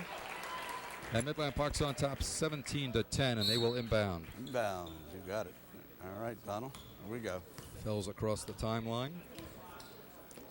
That's Junta coming up to the high post. See if they do anything differently. Look at this nice play to Junta. Misses the shot. The rebound is In there was number 44, Kevin McCombs. 3-pointer, number 40 on your big TV set. That was Dougie Peck. He hit a quick in. 3. Tell everybody that McCombs was in the ball game. He puts it in on the rebound. Oh boy, that ball's taken away from Ryan Fells. No foul. And back comes Cresskill in a hurry. Peck trying to find something, can't find it. We're going to get a foul on McCombs. Number 44, Kevin McCombs in the ball game. That's his first, the team's second. All right, we're looking at a 19-13 ball game, Donald. Lyons, the trigger man. Out to Peck. 3-point land out there. Terranova still hasn't scored, Terrence. Back to him in the low post. Kern on the high post. Around Junta. Yes. Boy, he earned that one. Jim Kern, the basket, 19-15. That's 6 for him. Nice little head fake in there, right? He played that beautifully. Yeah, we're going to get steps. we're gonna get a foul. Giambarresse. Couple on Chris.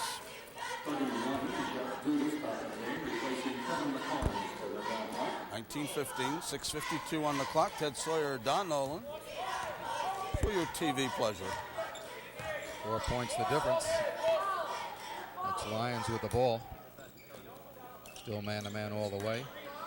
Dudas back into play on Peck. Gets a little screen on the 3-pointers in the air. No. Rebound Fells over the back. Over the of back. Lyons. Saw it from here, right? 31. Jason Lyons, the personal foul. Second personal, second team foul.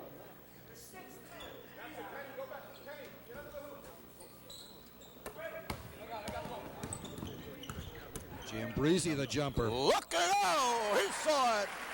Giambarresse. Quick step, took a look, took a shot, he got it. He got another deuce. A little slack that time on 21-15. Creskill's part. They kind of let him float in there, and he saw the opportunity and took it. He's quick. That's those good Fells soccer hands. trying to stop Kern. Quinn going into the paint. Lays it off, and Junta. Junta has it. Hands, hands, hands. Fells. Look at this into Junta, knocked away by Cresskill. A lot of movement by Midland Park. That's to free Coach that Silver one up. telling them play number 2 out of bounds. Midland Park with 21. Cresskill 15. That's Junta inside. He got it. Giambarresse saw him. Junta saw the basket. 23-15. Junta with a. Oh, we got a whistle. That'll be No Dudas, basket. Teddy, I believe, as he defends against Peck.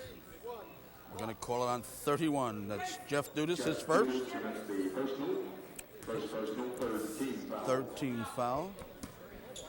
You know, Ken Junta has really been in the scoring, and the Panthers obviously trying to go into him. They have a height advantage inside. They got a triple team that time, but he still scored. Absolutely. Three-pointer. Oh, yes. In the basket. Lions. Jason Lions for 3, 23-18. Jason now has 5. It's his second basket. First three-pointer. That's Hornby. Hornby, around. Oh, it kissed it and it left. Cresskill has no fatigue whatsoever. They're up and down this court like crazy. Really swarm on you defensively. Hate to play in games like that myself. In your The yard. over 70 league. Lions, nope. Kicks it back out to Kern over here. Quinn has not scored, has he? It's Quinn with the ball. No. Now they slow it down a little bit, Ted. Yeah. Being a little bit more deliberate. Peck with Dudas trying to stay on him. There goes Peck right on through. He's going to call a foul on Dudas. Let's see if it goes that way. That's second in a row on Dudas. It's his second. Team 4. 23-18. They're still taking it out of bounds. We have 4 minutes and 46 seconds remaining in the half. Panthers with 23. Cresskill 18. Cresskill in possession. Crowd sitting back, a little bit quiet right now, watching it. Terranova posting low, but they still can't get him the ball, and he has not scored, has he? He has not. Quinn with a good pass, Good hands but a by stay away. Giambarresse. There he goes. He's got a deuce. Giambarresse. Oh, Larson. Stole it, baby. Cresskill right back down court as quick as you can think. Steve Silver up saying, get back, get back. Kern on the post up, no. Now they slow it down a little bit. That's a three-pointer. Yes. Yeah, in the That's basket. Quinn. Basket by Tom Quinn. It's his first basket. 25-21. Junta from Fells. Ah, quickly on their own. We're going to have a timeout. Cresskill called a big T. 27-21, 3:48 on the clock, and you are looking at high school basketball at a very excellent level. Mr. Nolan, tell the folks. It's something else again, Terrence. Cresskill impressive. Well, the thing that has surprised me a little bit, Cresskill has not gone to the bench at all. They have not. They've played their 5 players. Five straight young up men here. have started, Midland and Park they're has up. used 7 so far, using English and McCombs in Right. the ball game. And McCombs even got himself a little basketball. That's He was in right. that very Midland brief Park time. rarely uses more than those 7 players. Correct. Absolutely right. That's the 7. Mhm. Nobody else sees any court time unless it's all over. See if Cresskill does anything differently. Interesting point to take the timeout with 3:48 remaining. Panthers by 6. It was that big spurt of 7 straight points, the difference so Yes, far. that's Midland absolutely Park right. Game was tied, and the Panthers went off and had a couple threes splashed in there. One's 3, I guess Right. it was. 10-10, and they got 7, right? A 3 and 2 deuces. I see no changes in the lineup. It looks like the starting group is right back out there for Cresskill. Correct. And Midland Panthers, Park, we're no looking at the changes 5 either. that came in off timeout and the 5 that started. Correct, Donald? Over Steve Farrell talking to each other. And Cresskill Creskill's with the ball. ball in play. They walk it across. Number 40 is Doug Peck. Panthers with a veteran team, all seniors except Junta. Yes, correct.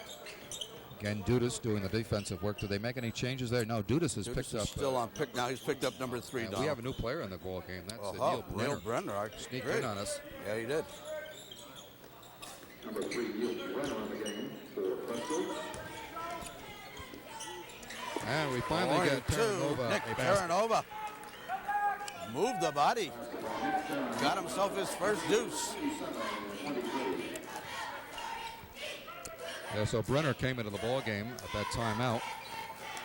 We're kind of screened off from the scoring table, and they often sneak in there, and we don't even see them.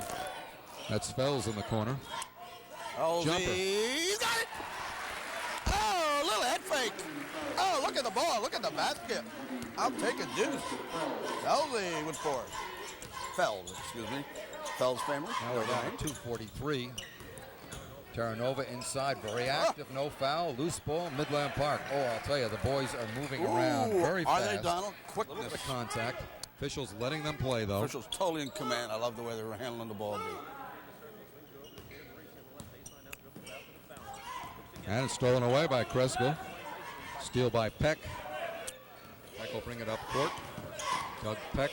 Giambarresse taking on Peck now. Yeah. Dudas has switched off, and he's playing Brenner. And we get a foul call. That's going to be on Giambarresse. It's going to be his second. Chris Giambarresse, the personal, second personal, 5 team fouls. So there's one more, folks, and after 6, they shoot. And what they've Explain done, that they've to given Giambarresse the job of guarding Peck. There's Kern, yes. Jim Kern for Cresskill, 29-25. That gives him 8. He's got 4 baskets. It's 29-25. Fells, he's off the rim and out. And nobody there but a black shirt for the rebound. Terranova the rebound. Cresskill can obviously hang with you the whole ball game. They're not going to go away. Neither is Midland Park, for that matter. This is Brenner in the ball game. Neil Brenner, number 3, came in off the bench. That's a 3 in the air. Oh. That's good by Peck. Doug Peck with another 3. And they have come right back. 29-28. They've come They can right shoot back. the 3, Terrence. Absolutely. Hornby with it. Peck can shoot the 3, and Jason Lyons can certainly shoot it as well. Absolutely. And boy, I'll tell you, they have no difficulty just popping straight up in the air behind that 3-point line and popping it. So it's a 1-point ball game with 111. Giambarresse. He's got it. Chris Giambarresse on fire, on fire. He's got 11. Midland Park's got 31. That's Lyons going inside. It won't go. Off Midland Park, I believe it is off Midland Park. It. Stevie said little help. Steve being Steve Silver, he didn't get any. At least not the help he wanted. Jason Lyons will trigger it. Does so to Peck. Lyons right back for the jumper. Nowhere there. Fast break. Giambarresse.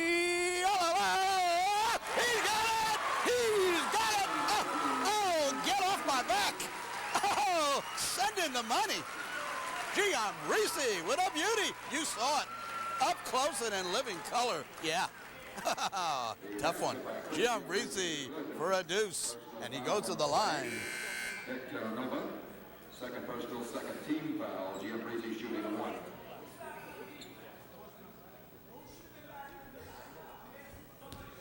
That's his first, Donald. Terranova, that was a mistake. That's his first foul. Third team, and Giambarresse to the line. Doesn't get the 3-point play. Kevin McCombs will come in the game for Midland Park in just a moment. We're under a minute. Midland Park 33, Cresskill 28. The first half coming to an end. Midland Park will have another chance here. And we're going to get a replacement in number 44. Kevin McCombs, 44, is checked in from Midland Park, replacing Jeff Dudas. Jeff a little rest. Not getting himself any more fouls with the clock in Midland Park's favor right here. We are 33-28. See if they play for 1, Ted. Down to 31 seconds. Panthers up by 5. I think they'll work it around, try to hold for 1 shot, but we'll see. If they do, you got to figure they might go for a Fells 3-point shot or go inside a Ken Junta on a post-up. Yes.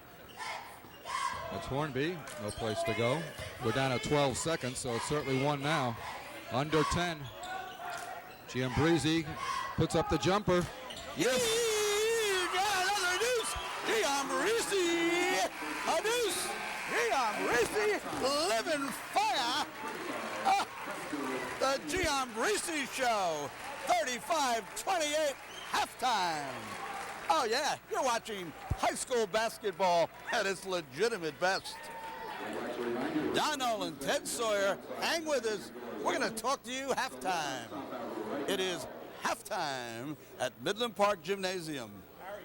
And while we're giving a few moments, let's talk to a couple of people like R.J. Borcher. These are all these young people who have made us as gorgeous as we can be. Hank Van Wegenen, thank you, Hank. Debbie Hyatt calling the shots, along with Ryan Booth. And my favorite, Mike Timmy, Tim Soul, Kelly McLeod, Bill Deach, and Jason Lesbona. That's the cable crew for you, so we're going to do a liver. And I got a buddy saying hi to me. Talking about a library, come right over here, Paul Puglisi. Don't go away, Paul Paul. Puglisi. Cable crew, thank you so much. Right here. I don't know if we can get Ed Man to say a in word charge, or two. He's doing Jay some work. Esposito. Don didn't mean to talk Let's into just you. talk a little bit about this half. I Go thought we were ahead, going to get Donald. a chance to talk to Paul Puglisi, the coach at Waldwick High School, who has been here so many times with his Waldwick Warriors, and always a tough team. Well, while you do that, I don't Donald, know, I'll first just half, run very some interesting score ball for you. game. Midland Park 35 and 28 for Cresskill.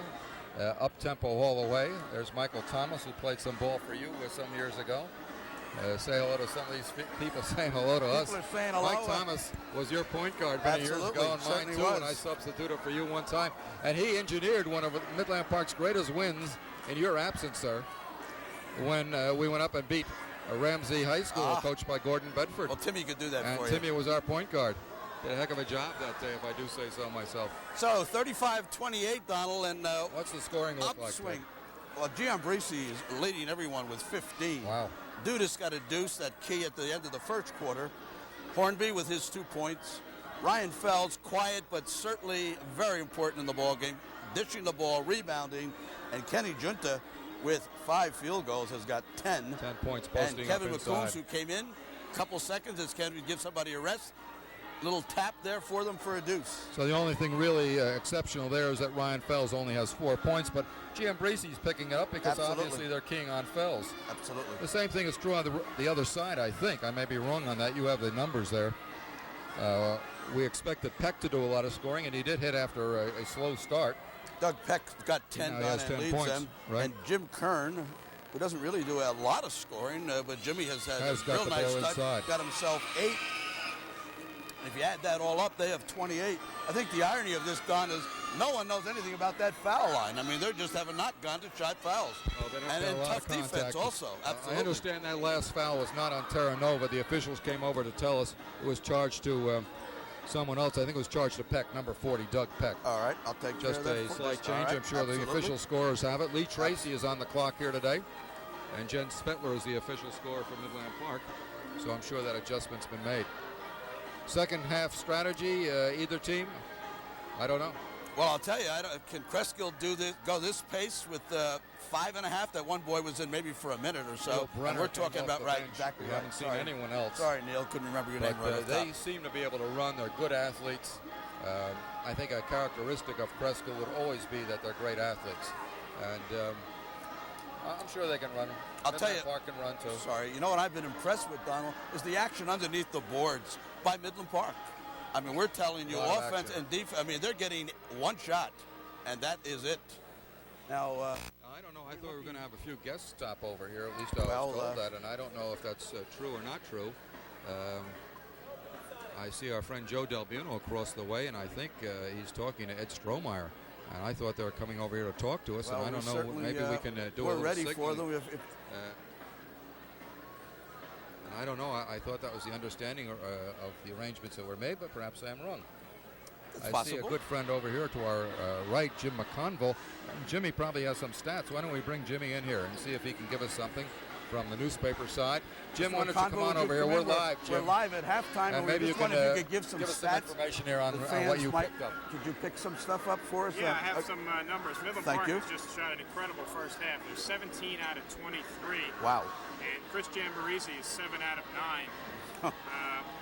Cresskill shooting 12 out of 24. They've certainly been right in the ball game with those Absolutely. 3-pointers, which they had 4 for 6, which is really the difference.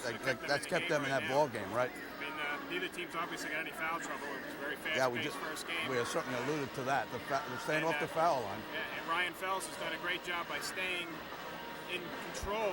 He's passed off for 6 assists instead of looking for that big-time shot. Terrific. So that's Terrific. I think that's been the key to Midland Park's game. They've been patient enough to get the ball inside, not overshoot when they had to. Now, have you seen Cresskill play before this? You have not. Just No, one. it's my first time. Yeah, likewise, we have not either. And impressive. They're. Yeah, again, and I think they're trying to stay in their game also, which their game, from what I understand, is the three-point shot. So you know, they've done what they had to do. Both teams have done what they had to do. Midland Park's just been a little bit better in the first half. And Giambarresse has been on fire, hasn't he?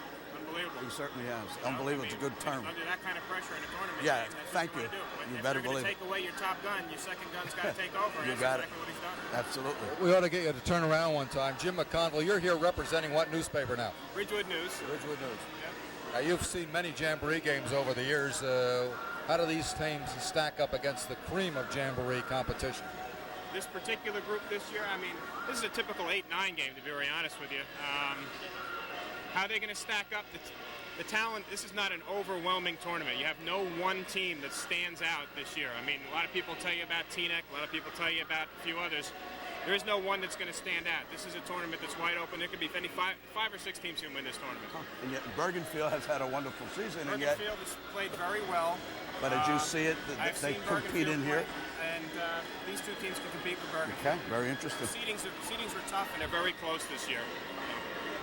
Of course, traditionally, Group 1 schools have a problem going on much beyond the opening rounds. In fact, to the best of my knowledge, a Group 1 school has never won this Jamboree. Am I right on that?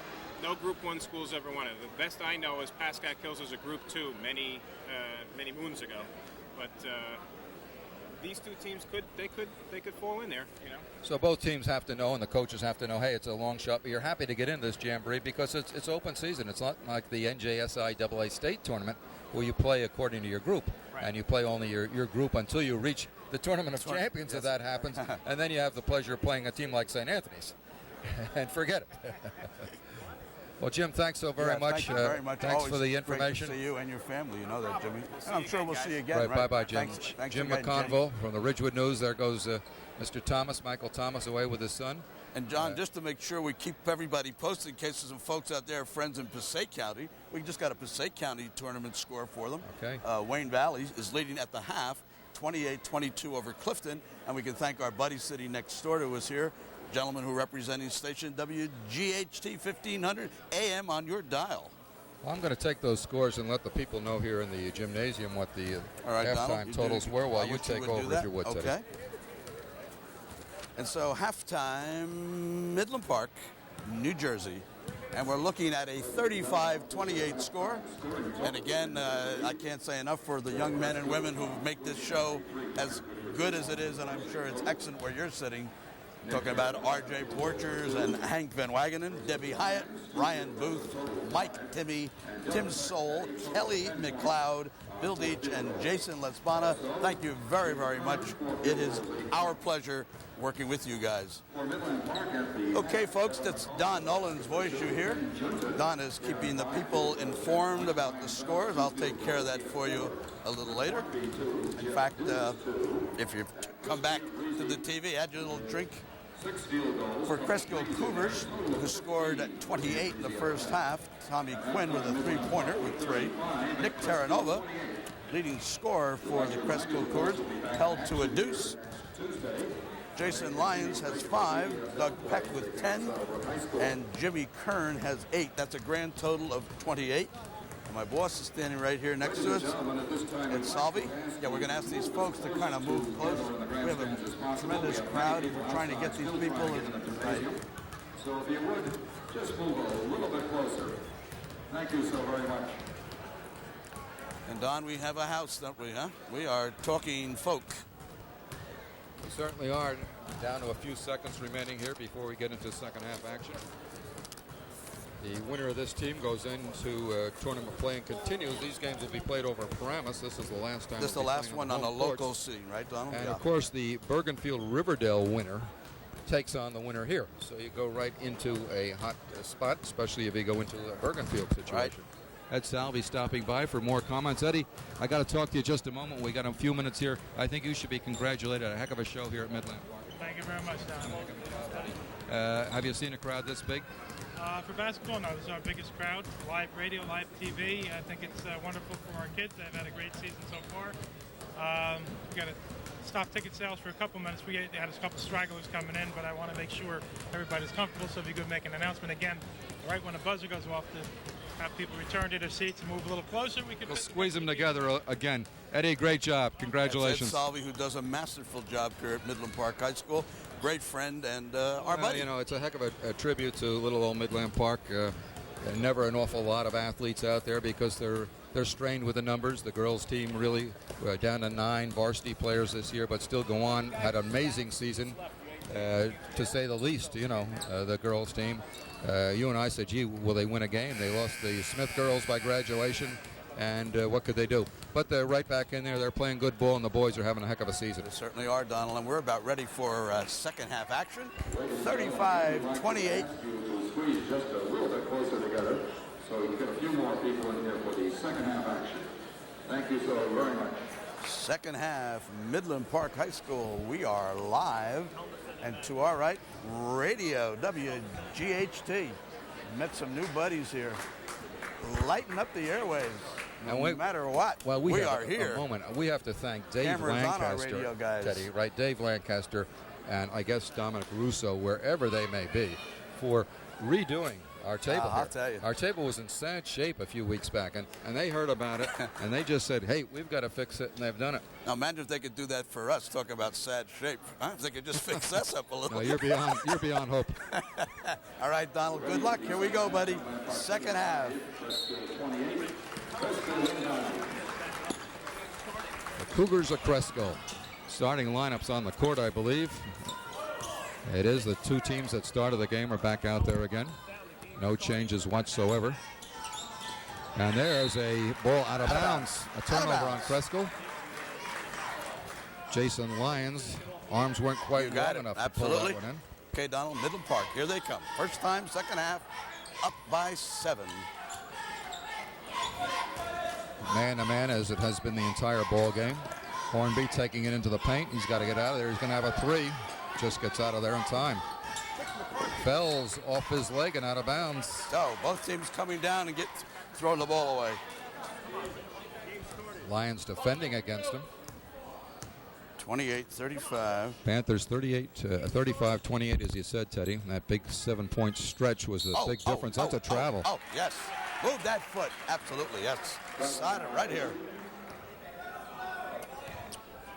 Doug Peck, they're not used to that call possibly, but yes, he probably lost a little interest in where the feet were supposed to go. Not on purpose, of course.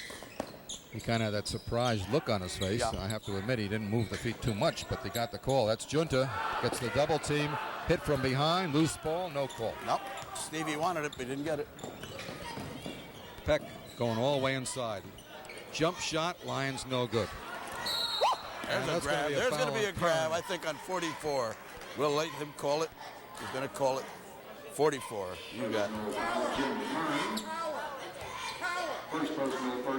First foul, first team, right. And that's also the first foul on Jim Kern. And we never did get to one-on-one shooting in No, the we first never half. did. Absolutely not. As you said, we'll shoot it when we get to 6 through on the 7th foul. Then when you get to 10, you shoot 2. That's Hornby. Off the side Rebound of is the rim, Peck. Donald. 35-28. And a loose ball. Everybody on the and Midland Park comes away. That is Giambarresse. He's got it. Chris Giambarresse. Up Fells. Wide awake Fells. Here it comes, Chris. Put it away, baby. And he did. Marty Rivard, the veteran coach, on his feet. Down to our left, your right as you look across from the other side. Shouting to his team momentarily. Pace a little bit slower now, Teddy. That's Lyons trying to go baseline. No. And Dudas comes away with it. Dudas wide awake.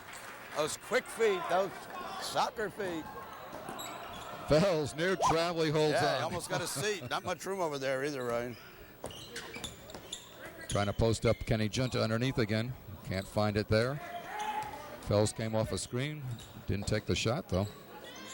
Wide open, Giambarresse. No, he cuts back into the paint. Hornby. Hornby! A splash. Rick Hornby a splash. He's got 4. They, Midland Park, got 39. It's 39-28. Panthers suddenly with an 11-point spread, Teddy. 5:23 in the third. Loose ball. Good hands. Good Midland hands. Park. Here comes Giambarresse. thinks better of it. Stall. He stall. That's Felsy. Yeah. Ryan Fells. His father played right here, Midland Park High School. Coached at Bergen Tech at one time. Jim Fells, right against you. Never forget. Felsy from three-point land. Yes.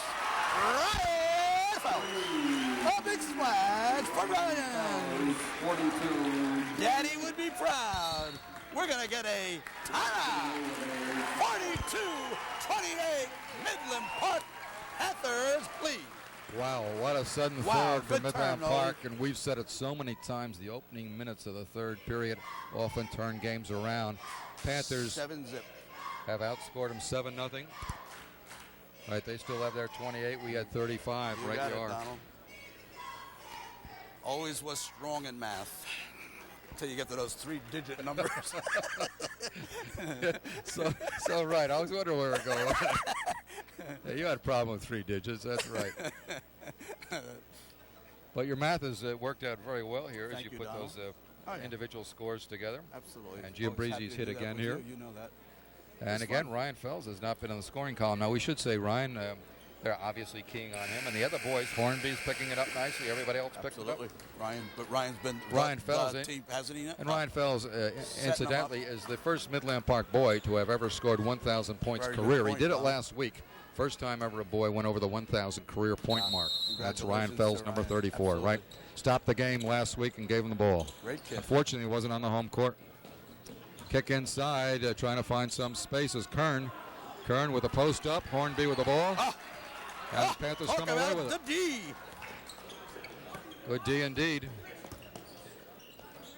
That's Hornby. He's been very, very instrumental from that spot. Back out to him. Kicks it around the outside. Panthers will take their time a little bit. 4:29 remaining in the third quarter. Fells into the paint. And we're going to get a foul on He's going to say a hold. Lyons. Jason Lyons, number 31. That's got to be his third. Lyons, third personal, second team foul. Second team. And the radio is back. The boys are talking. Here's the kick in. Pass in from Hornby. Fells. In the air, no. Quinn the rebound. Tom Quinn takes it down. Ooh. Nearly a little travel there again. The old slide. Had a few of those, Steady. Yeah.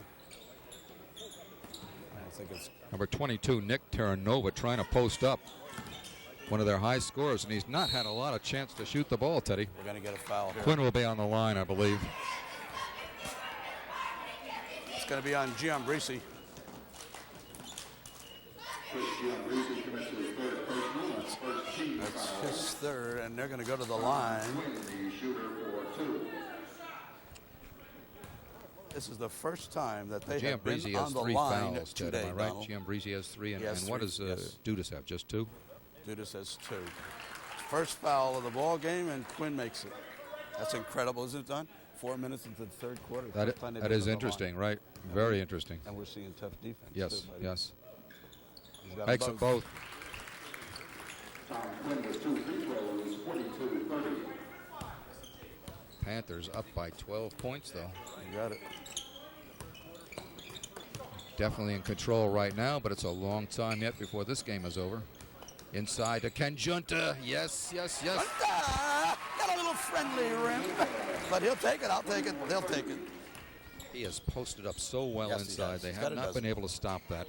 And when he's down low, look at this. Hornby with a steal. Fells, 2-on-2. Tries to take it off the glass. No. Rebound way up in the air. And we're going to get a foul here. Yes, I believe maybe so a on little Fells, maybe. frustration Foul. Kern grabbed it, went out of bounds, but got a little push. 34, Ryan Fells. His first. Second team. Second team foul.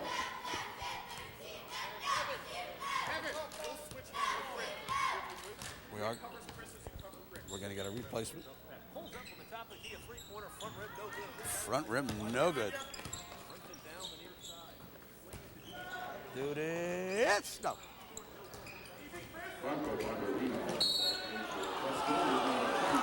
I think Well, I missed that, Teddy, as I was looking for a replacement. As gonna Barbarino he's checks gonna in give him for the grab. Cresskill. Yeah. And On that's going foul to be on Rick fourth. Hornby. That's going to be his first. It's on Hornby, all right. Personal foul foul on Hornby, first personal, third team foul. Giambarresse just came out of the ball game, replaced by Kevin McCombs. Got a deuce in the first So we half. have 2 new players in there. 44 is McCombs for Midland Park. And Botorino, 23, with the ball right there. Boy, look at Hornby defending against Quinn. Wow, Where the are triple we team. going? They kick it back outside now to number 40. That's Peck. Oh. They're down to 2:44. Panthers Wow. by 14. Donald defense. Peck going one-on-one against Dudas. Lions. No. Ryan Fells the rebound. So the Panthers holding off. Cresskill has not been able to. They've got 2 points so far this quarter. Am I right? You got it. Both from We're the down foul at line, 2:24 from the foul line. Have not had a field goal. Have not. Ken Junta coming high. Cresskill still running their defense. Midland Park being very patient now. Fells the cutter. Kevin McCombs posted down low for Midland Park. And Dudas loses the ball in the corner, although I think Steve Silver felt that Tom Quinn made some contact. Said it was off Dudas. So did Mr. Dudas, but the man in that striped suit calls him. Well, they know. They know best. I'll tell you that right now. I will find never argue with the officials. 2 minutes, Don. Under 2 minutes, indeed. 44-30. That's Quinn coming off the pick. Gets the jumper up. Up in the air, in the basket. Quinn. 44-32. So Quinn with a nice open shot. Came off the screen. He's got all 4 points. That's right. That's the first field He goal. also just grabbed in there, I think. I'm sure that was on Quinn.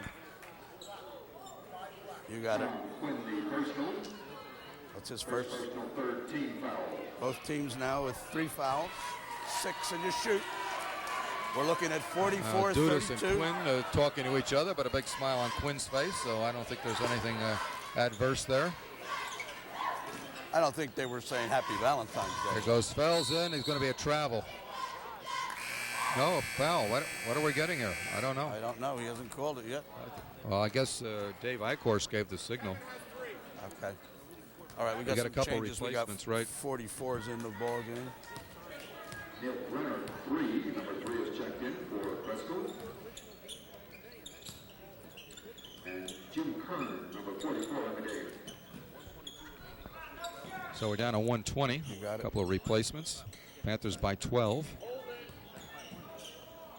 Being very deliberate. That's Brenner. Just came in the ball game. Terranova back to the baseline. And we're going to call a held ball. Held ball, possession of the Panthers. Oh, Midland Park. We're going to get a replacement right here. Here comes Giambarresse. 107. Kevin doing his job. Nice job, Kevin. Number 44 goes in and does his job. Got the triple team on Terranova down deep. You got it. Watch that clock, Don. We're down to probably a minute. Well, we saw the Panthers play it down at one point. See what they do now. They're under a minute right now. I don't think they'll waste too much time. If they have a shot, they'll probably take it. Fells trying to drive, goes all the way in. No foul call. Nice tip in there. Number 3 in there, and also 40. Peck with a hand on it. Now we'll see what Cresskill does. Peck puts it up. Yes, good for 2. Got a touch. He's got a tuck. Number 40. 44-34. That's their 6-point this quarter. Cresskill closes to within 10. Yep, closes within 10.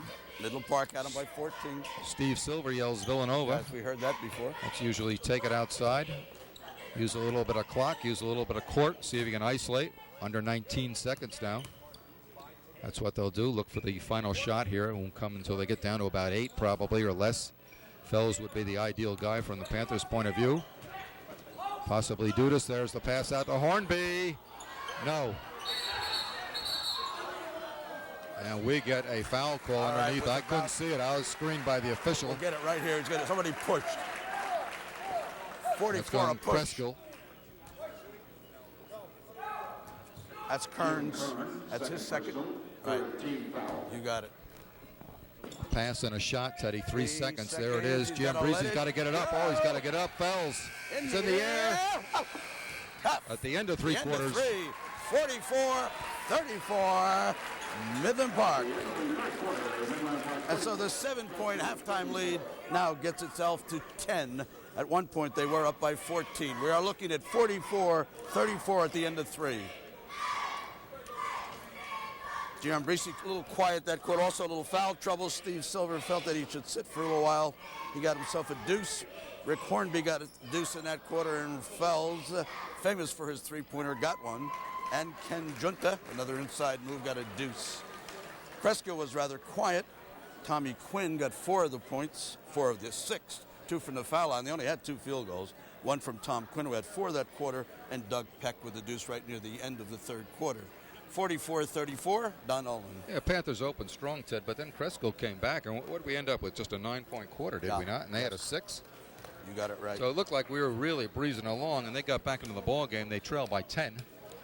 And you and I both always said that 10 is a magic number. If you can get under that 10, watch out, because it's anybody's ball game. Especially with the three-point shot. Oh, yes, Donald. and they got Quite the threes, prevalent obviously. Today. Absolutely.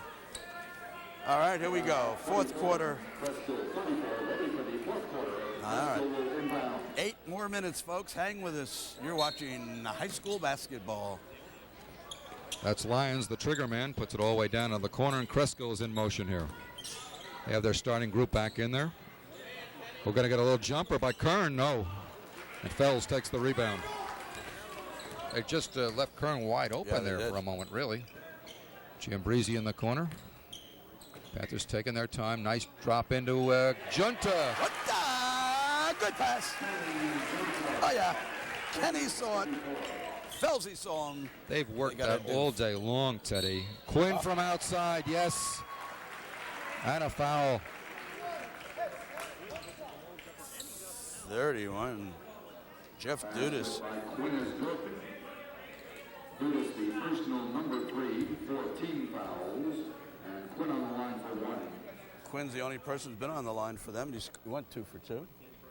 He's on the line again. So we're back to 10 points, and a foul here would get it under the magic 10. Yes, it would. Mr. Quinn shooting 1 shot. Goes for 3. He's got it scored. Very quiet, Terrence. There it is. There it is. He got it. So Quinn has now full court pressure, Teddy. 7 points. Full court pressure. Full court pressure is Cresskill going to up tempo right now. They're down by 9. Jumper from the corner. Giambarresse, no. Rebound. Hornby, no. Cresskill has the ball. Peck brings it down. Can cut it to 7 with a deuce here. Now they're going to take a little court and work it. Quinn to the far side. See what they do. There's a jumper by Quinn. Rebound, Dudas. Jeff Dudas, nice job on the rebound. Yes, absolutely.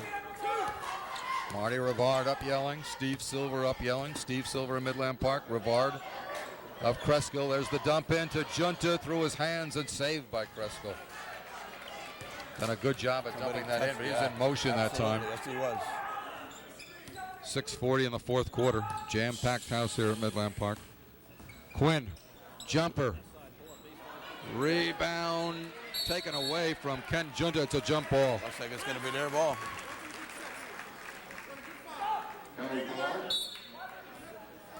Possession goes to Midland Park.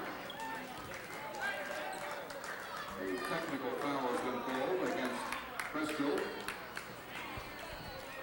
I don't know what this is all No, about. I don't either, Donald, of course. Marty Rivard is saying something there. He's got his coat off and he's very upset. A little bit of confusion. Dave Eichhorst is the official who made the call. He certainly did. And I don't know too much about what it really was all about. We're going to see Giambarresse on the line. Technical foul called against Cresskill. Chris Giambarresse will be shooting the foul. It's against number 5. Hard to read from here what happened. Giambarresse makes the tee. With the technical, you get 2 shots, and Giambarresse is going to be the man shooting him. It's 47-37. He makes them both. Chris Giambarresse with the 2 technical fouls, 48-37. The Panthers will inbound. Of course, after the technical, you get the ball back, too. It's kind of a nasty thing when you have a technical. Yes, you never had those, that's for sure. And I don't really know what it was. That's Hornby. Yes! Yeah! Hornby! Red Hornby! Top of the key. He's flat. He's got 6. They just traveled. It is 50-37, 6:15. Well, big turnaround here, a 4-point turnaround just like that, Teddy, with the technicals in the basket. Right in front of us is Fells, gets the double team. Junta saves the day as he popped high to take that pass. You train your big man to pop high and get those passes when somebody's tied up in backcourt, and he did just that. What a silent game Hornby has played, but what a great game offensively all around. Jumper from 3, Fells. Cresskill comes away. Down in a hurry. Lions trying to find something.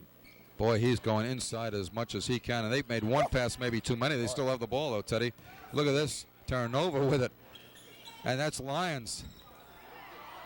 Oh. Hornby the rebound, a tap by Junta, right. Touch by Junta. They were moving the ball nearly too much. No basket. Giambarresse took the quick shot, the opportunity shot. Steve wasn't thrilled with that. Steve Bean. No, it was kind of an opportunity situation. Look at this from outside. Boy, talk about downtown by, that was Peck. Wow. He was really downtown, Terrence. You got it. He was down the Bowery somewhere on that one. Let's not forget geography going. I don't know if anybody knows where that is in the big city. 5 minutes remaining in the fourth quarter. Dudas, that's Fells inside again. 50-37, the Panthers on top. They're in white. This is a Bergen County Jamboree game. Chris Giambarresse to Junta. Knocked away, maybe a foul. Maybe in shooting. We'll have them call it.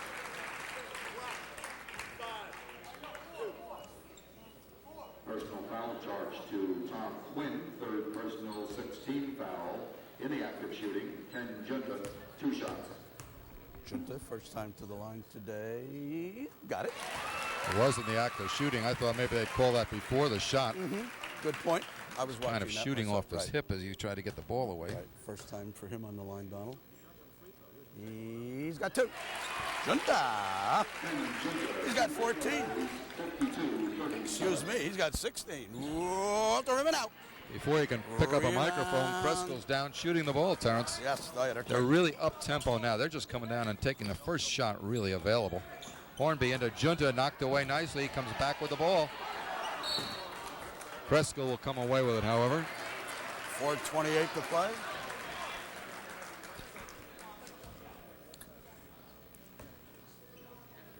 So we'll see if Cresskill shoots as quickly this time as they did last time. They walk it across this time.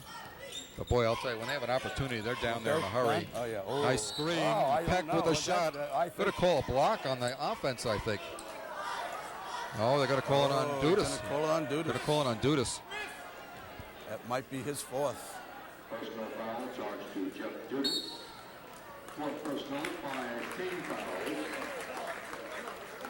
And timeout. He's going to have to talk to the boys now. Junta. We got a little foul call on Dudas. He has 4, as you said. He's got 4, yes. They don't like to Giambarresse lose with him. 3, and certainly Dudas has played his usual terrific game on defense. I thought maybe we were going to get an illegal block. I did too. I actually That's thought what I thought was coming out of that initially, but he apparently saw the elbow. Yeah, At least he elbow called the came up. elbow. Right. And they're a little but the closer to Panthers the kind of action than regained us. their poise. It got under 10, was down to 9. We're back to 52-37. So the Panthers in a very strong position all of a sudden after dropping down. And actually, Cresskill had a chance to come down, hit a 3 maybe, and be within 5 points or so, maybe even absolutely. less. And boy, they But were it didn't coming happen. down, weren't they, Don? They were firing from the hip, and they moved so quickly. I'm probably impressed with both these young clubs. This is fine. Well, we got 4:17 remaining, and of course, Creskill's going to have to come on real hard. And the Panthers slipped for this game to go the other way, but the Panthers saw it in the Christmas tournament. They lost to Pascack Hills when they had 7-point lead, disappear in the matter of about 10 seconds at the end of the game. I'm sure they're And very with a aware of 3-point that, shot, aren't they? as you said, you never know. Yep, you got to play it every Okay, second. that's not a shooting situation. Cresskill with the inbound. Tom Quinn with the shot. I thought we were going to have a shooting situation, but we didn't. Agree, Don. It was before the shot, apparently. Yeah. Well, yeah, he was out there, if you remember, with the elbow. So the Panthers can really take time right now. They really don't have to rush the offense. They can sit out here, move the ball around. Time is on their side, and that seems to be what they're doing. Not that they won't take the shot, but Creskill's going to have to come out and challenge him. That's Dudas out there all by himself. Quinn had to finally come out to pick him up. Knocked away by Cresskill. Nice save by Hornby. Oh, Rick Hornby all over the court today. It's Fells popping high with Lions on him. That's what the Panthers are going to do, just use up some clock here. I'm sure they'll shoot it when it's there, but they're just going to take their time. And we're down at 3:28. And when you got a lead 52-37, time is on your side. And the Panthers hoping to have this be the first ever win in a Bergen County Jamboree game. They've been there before. 2 other times, but they were not winners.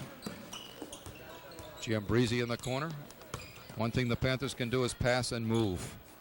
Steve Silver, a well-coached team. Momentary chance, but they didn't take it in. We're going to be under 3 minutes, Terrence. Yes, we are. We're going to be under 3 minutes with a 52-37 lead, and now a foul by Peck. Doug Peck finally came up to make the foul that'll put them on the foul line. Number 40, Donald, 1-1. They're going to go to the line.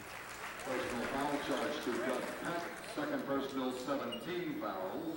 And so we finally go to that magical 1-1 we've been talking about. Dudas will be the 1-1 shooter. Here comes Dudas to the line. He has not been there today. Shoots left-handed. He circles it. So Cresskill did what they've probably had to do, get him into 1-on-1, so at least they could put him on the foul line and maybe get the ball back with a 52-37 difference. They really got to get the ball as much as possible. They cannot let Midland Park sit on the ball. Look at this by Terranova. He walked. Yes, he saw it. I saw it. We all saw it. Absolutely. Moving them feet. Nick Terranova getting double teamed, triple teamed, hands on the ball. Sure. Officials letting him play. Officials have done not that they're not calling the fouls, but they're certainly not calling every little brush. And these guys are playing tough high school basketball. Down at 2:25 in this ball game. The winner of this game goes on right in front of me. The official backing in, and we got a foul call.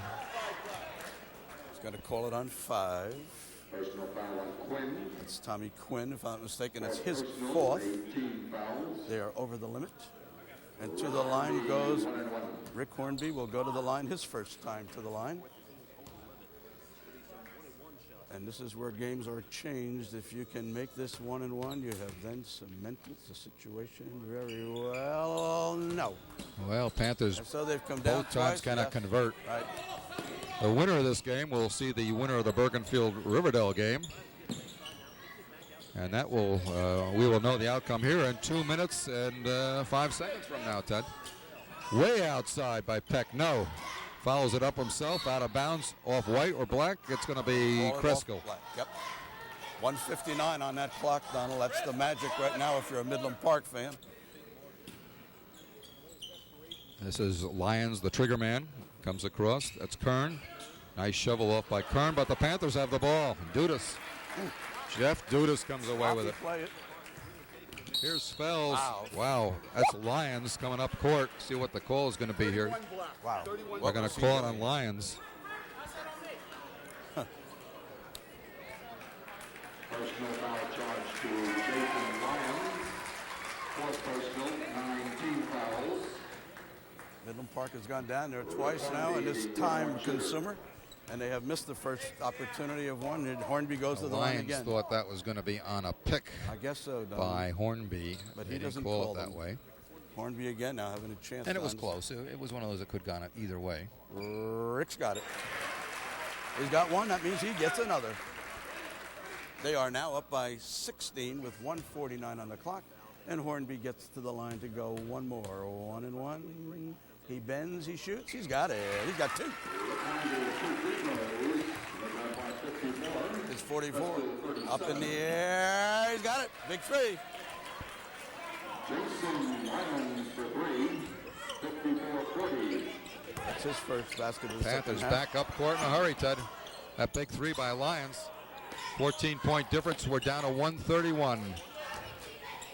And Fells just kicks it back. Panthers with a big lead now and no time on the clock for Cresskill, and all they can do is foul now. Keep fouling. 22. He set it right in front of us. He has been extremely quiet today. Nick Terranova has a deuce. But it has been an incredible defensive game by the Midland Park Panthers. There is no question. If you're watching, you know what I'm saying. Do this. Yes. Jeffrey. He got a deuce. 1-1. Gives you a deuce if you make them both. And Cresskill is going to send in some of the troops. Oh, they are. They're going to put in a whole new team, and they're going to put 4 people in the ball game. 54 and 32. Number 4, Donald, give you their names. Delhan. 23 is Branco Bettazino. Fernandez 32 is checked in as well. And number 54, Donald, Michael. Do this. Got it. Got it. Dudas with 2. So 4 new players in there. Only Lyons remains on the court with that jumper. No good. Rebound is in and a crowd there. I don't know who put that in, Teddy. 54, Donald. 54. Mike Janik's right. 54. So we're just about ready to go under a minute here, Teddy. And a lot of hustle by Jan, Yale Jan, number 4. And he turns it over. Midland Park will lose the ball. Cresskill will have it. Come into the ball game now, which means he's wiped up the whole bench.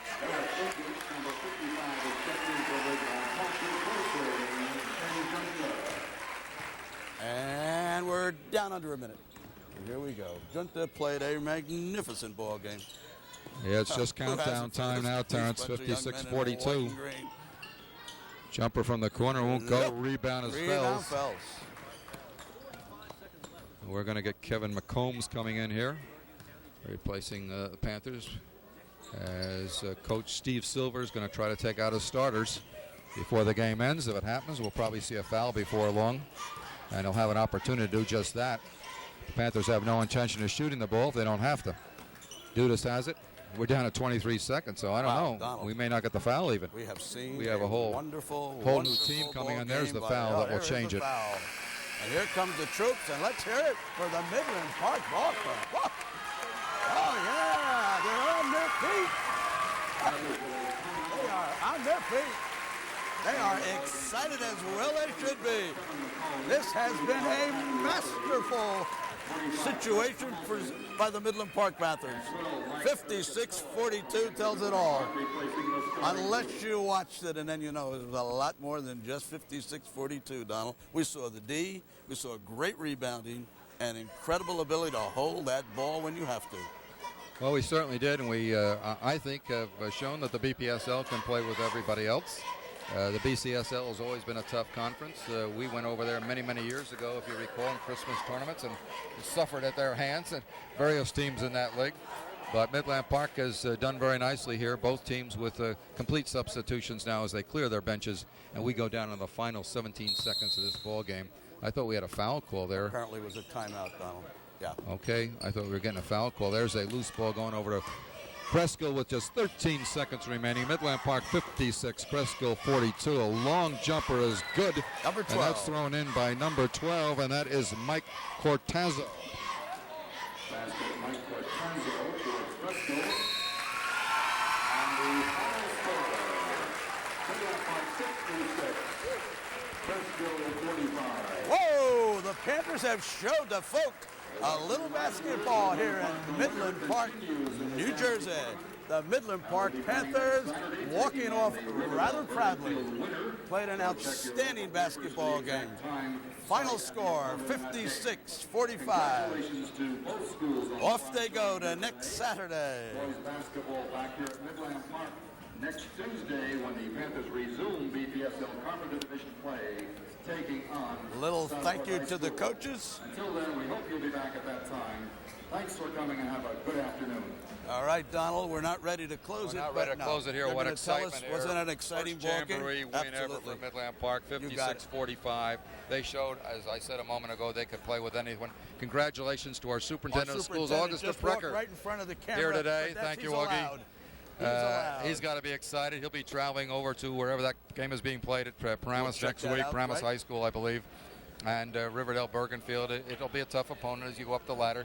Can a Group 1 school, a little Group 1 school from Midland Park, win the Bergen County Jamboree? Well, you stay with them, folks, and you'll find out. They did it today. Okay, well, Terrence, everybody. That's about it. We'll be back here hopefully next Tuesday. Absolutely. For Terrence Patrick Sawyer, my buddy, I'm Don Nolan. Thanks for being with us. See you again. Bye-bye now.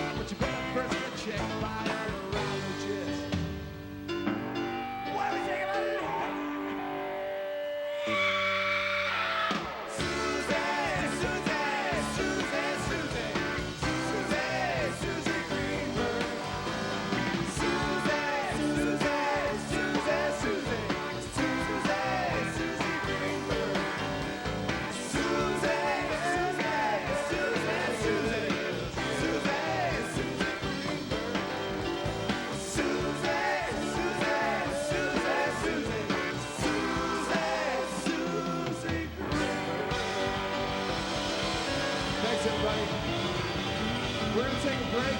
We're going to get the Clifford Ball Orchestra is going to come out here, play for you guys for the next hour or so. It's going to be great. So, you know, spread out, put your rockets down, whatever. Check out the Ball Square. Have a great time, and we'll see you for a couple of more sets tonight. Thank you.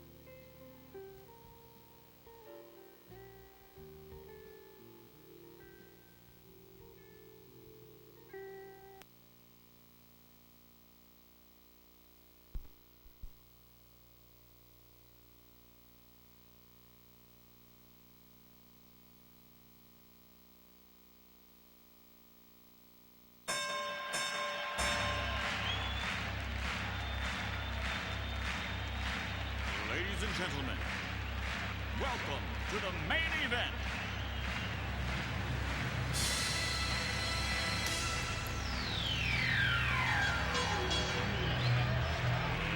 Let's get ready to rumble!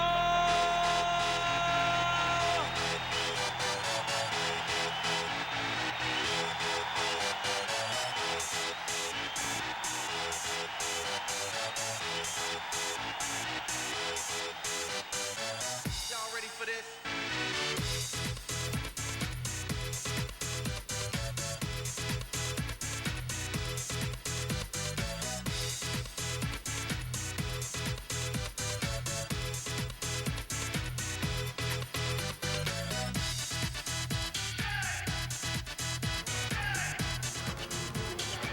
Good evening, everybody, and welcome. Midland Park basketball. Oh, this place is still rocking from Saturday. And if you weren't here, where were you? You were home watching us. Wow, what excitement. Don Nolan and Ted Sawyer bringing you Saddlebrook Falcons, Midland Park Panthers, 13-3 Panthers, and these kids have to be flying. We just talked about it before we went on. A great Saturday. And Donald, talk to the folks. Hey, your feet haven't hit the ground since? I understand you were a little up-tempo Saturday. Great up-tempo. ball game. Yes. Biggest crowd we've seen here in years. Midland Park first ever to win a Jamboree game against Cresskill. Of course, their reward is a game next Sunday night, 7 o'clock at Paramus High School against the #1 seed Bergenfield. Yes. But hey, if you're going to win it all, you got to take on the #1 at some I point hear in you, time. Donald. That's absolutely correct. You got to play them all. And the only danger I can see between now and them is being perhaps looking forward to that game and not worrying about Saddlebrook here tonight. Saddlebrook not strong, 4-13. Ed Ward in his 6th season of coaching. Panthers beat him earlier in the season, but hey, it's still a ball game. Oh, absolutely. And you're right. I think the thing that Steve Silver's probably concerned about is a slight little letdown over there. Maybe a little casual. They look at records. Well, this is going to be an easy game. There are no easy games in high school. Right, and we're going to give Ryan Fells a basketball here tonight because he's a 1,000-point scorer, first ever in boys basketball here at Midland Park, Teddy. Right. Well, I'm going to let you do some talking. I'm going to move over to the PA side here if I can. So, Terrence Patrick Sawyer, you're on. Thank you, Donald Nolan, the voice of Midland Park. A lot of excitement basketball-wise here at the Panther Gymnasium. Saddlebrook in tonight, take on the Panthers. Certainly Saddlebrook has had some wonderful seasons. This year has been a little off for Coach Ward, but like everything else in high school, they'll be back, I'm sure. And now Don Nolan will talk to the gathering, not as huge as you would expect as it certainly was Saturday when this place was really rocking. And I'll turn it, we simulcast, and Don Nolan. Good evening, everyone, and welcome to Midland Park basketball. Tonight in PPSL action, Midland Park welcomes Saddlebrook High School. The Falcons of Saddlebrook 4-13 on the season. They're 1-7 playing in the PPSL Carpenter Division. The head coach is Ed Ward in the 7th season, assisted by John Corella and Brian Gillette. Last time out, Saddlebrook lost to Waldwick 57-37. The Panthers of Midland Park are 13-3 on the season. They're 5-2 playing at the BPSL Carpenter. The head coach is Steve Silver. The assistants are Steve Farrell and Jeff Hackett. Last Saturday, the Panthers playing in the Bergen County Jamboree defeated Cresskill High School right here 56-45. Chris Giambarresse scoring 19 points in that game. In a matchup earlier this season, Midland Park defeated Saddlebrook High School. JV action here this evening. It was Midland Park 57, Saddlebrook 37. Gary Baker with 21 points and Doug Hamilton with 18 for the winning JVs. We'd like to remind you at the outset, Midland Park will be playing next Sunday night at 7 o'clock for Ramos High School. In the next round of the Bergen County Jamboree, they take on the #1 seed in the tournament, Bergen High School. That's next Sunday, 7 o'clock at Ramos High School.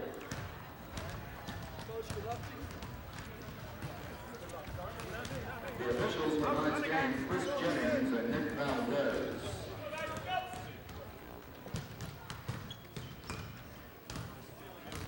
Okay. Go on in 31 seconds. Don Nolan will be announcing the players on both sides to the throng here that is gathered.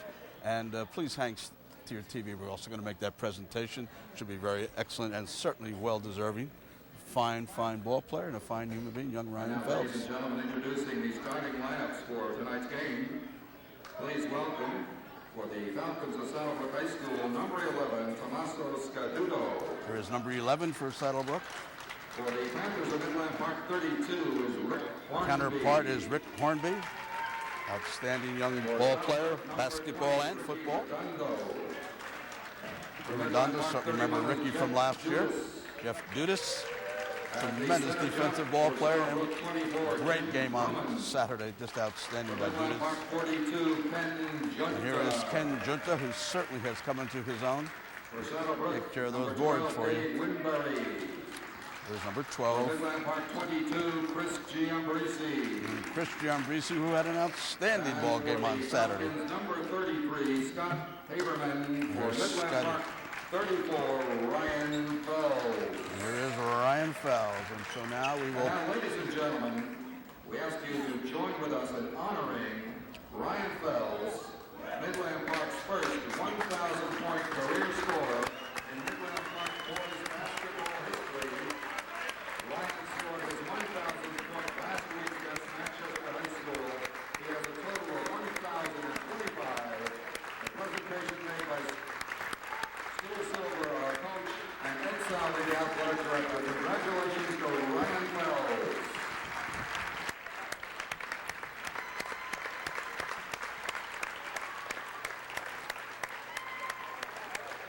And now, ladies and gentlemen, please stand for the playing of our national anthem. Pretty exciting stuff. Weren't you glad you were there?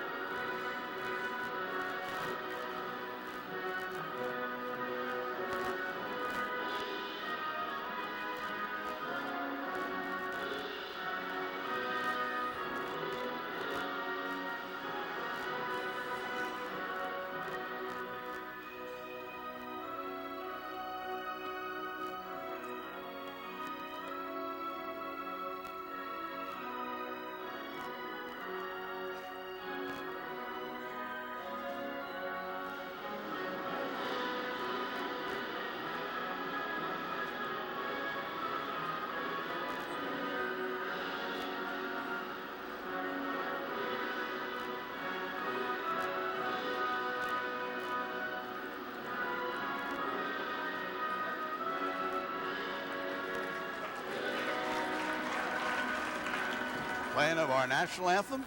Still sounds great, doesn't it? Great piece of music. Don Noland, here we go, buddy. Get underway. Ryan Fells, 1,000 nice. points. That was nice. First boy to ever do it. We've had a lot of guys come down the line. Absolutely. The Dougie Hooks, Richie Cliffords, You can leave the names out. Hagedorns. Oh, I'll leave a lot of names out. I can't remember them all. The Elaine boys, right down the line. So many ball players. But you have to have 3 good seasons or more to get your 1,000. And that's why it's so difficult for boys to do it, because often it's varsity time only for 2 years, perhaps. But Ryan's been in there getting a lot of time right on from freshman year on. Very true. We've had 3 girls from Midland Park. 4 girls, right? Oh, I apologize. That's right. Joanne Last Jordan. Smith girl, right? Sarah Faber, and the 2 Smith girls, Christy and Tracy. Great. Okay, Donald. Let's play ball in an inimitable fashion. And it's time to play ball. Here we go. Jump ball. Don Nolan, Ted Sawyer. And Here the we go, Panthers have the jump. And that is Ryan Fells with it right there. Number 34, 1,000-point man. Chris Giambarresse, 19 points last Saturday night against Cresskill. Man-to-man by the Falcons. Junta inside. Gets the bounce in the basket. He got the roll. Junta. Kenny Junta. Little turn, little spin. Same thing we saw against Cresskill. Post You him got up if it. you can. Right. Little deja vu. Drummond on the high post, number 24. See exactly how we're going to play this for the Falcons. Man-to-man by the Panthers. 11 is Scaduto. So no point guards. That's Drummond trying to post up when he can. Number 12 is Winberry. Try to give you these players as they come across. Number 20 is Redondo. We saw him last year, Teddy, Right, if you recall. exactly. Certainly do. Knocked away momentarily from Drummond, number 24. And Haberman is number 33. He's posted up right now with Ken Junta behind him. Right. That's Drummond, the turnaround. Nice shot, no basket. Junta, the rebound. Got up nicely on that, Donald. Sure Yes, he does. did. Panthers with a size advantage here with Kenny. Giambarresse, baseline drive. Fells doesn't take it. Jumper from outside by Giambarresse. Rebound. And Jeff Dudas tracks it down, gets it back again. Panthers still in possession. 3-pointer in the air, yes. Fellsy, Ryan. Fells. 3-pointer, Ryan Fells. Oh. Got rain on that one, Donald. Put that one up there is right. He's a 3-point shooter. Did very well in the 3-point competition early on this season when they had that over in Hackensack. He was the number 2 man in total 3 points. Was eliminated, I think, in the 8-man competition when it got down to kind of the quarterfinals, right? Falcons, the black uniforms, stolen away by Giambarresse. 2-on-1, gives it to Dudas.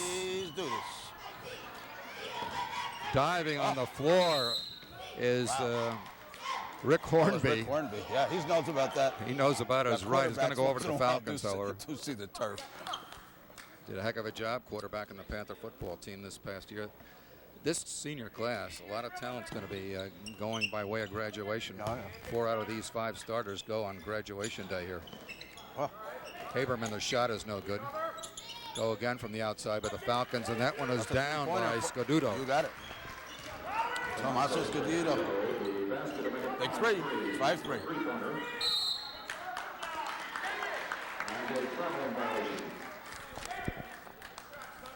Ed Ward up.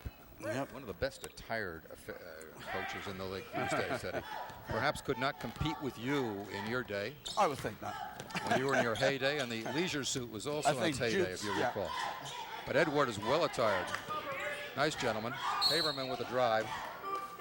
And we're going to have a foul shot here. Scott Haberman, number 33. Going to get it on 42. That's Kenny Junta. It's his first, team first. 16 fouls before you shoot a foul. That's the It's first. not a shooting situation. Corner shot is down for 3. Three-pointer.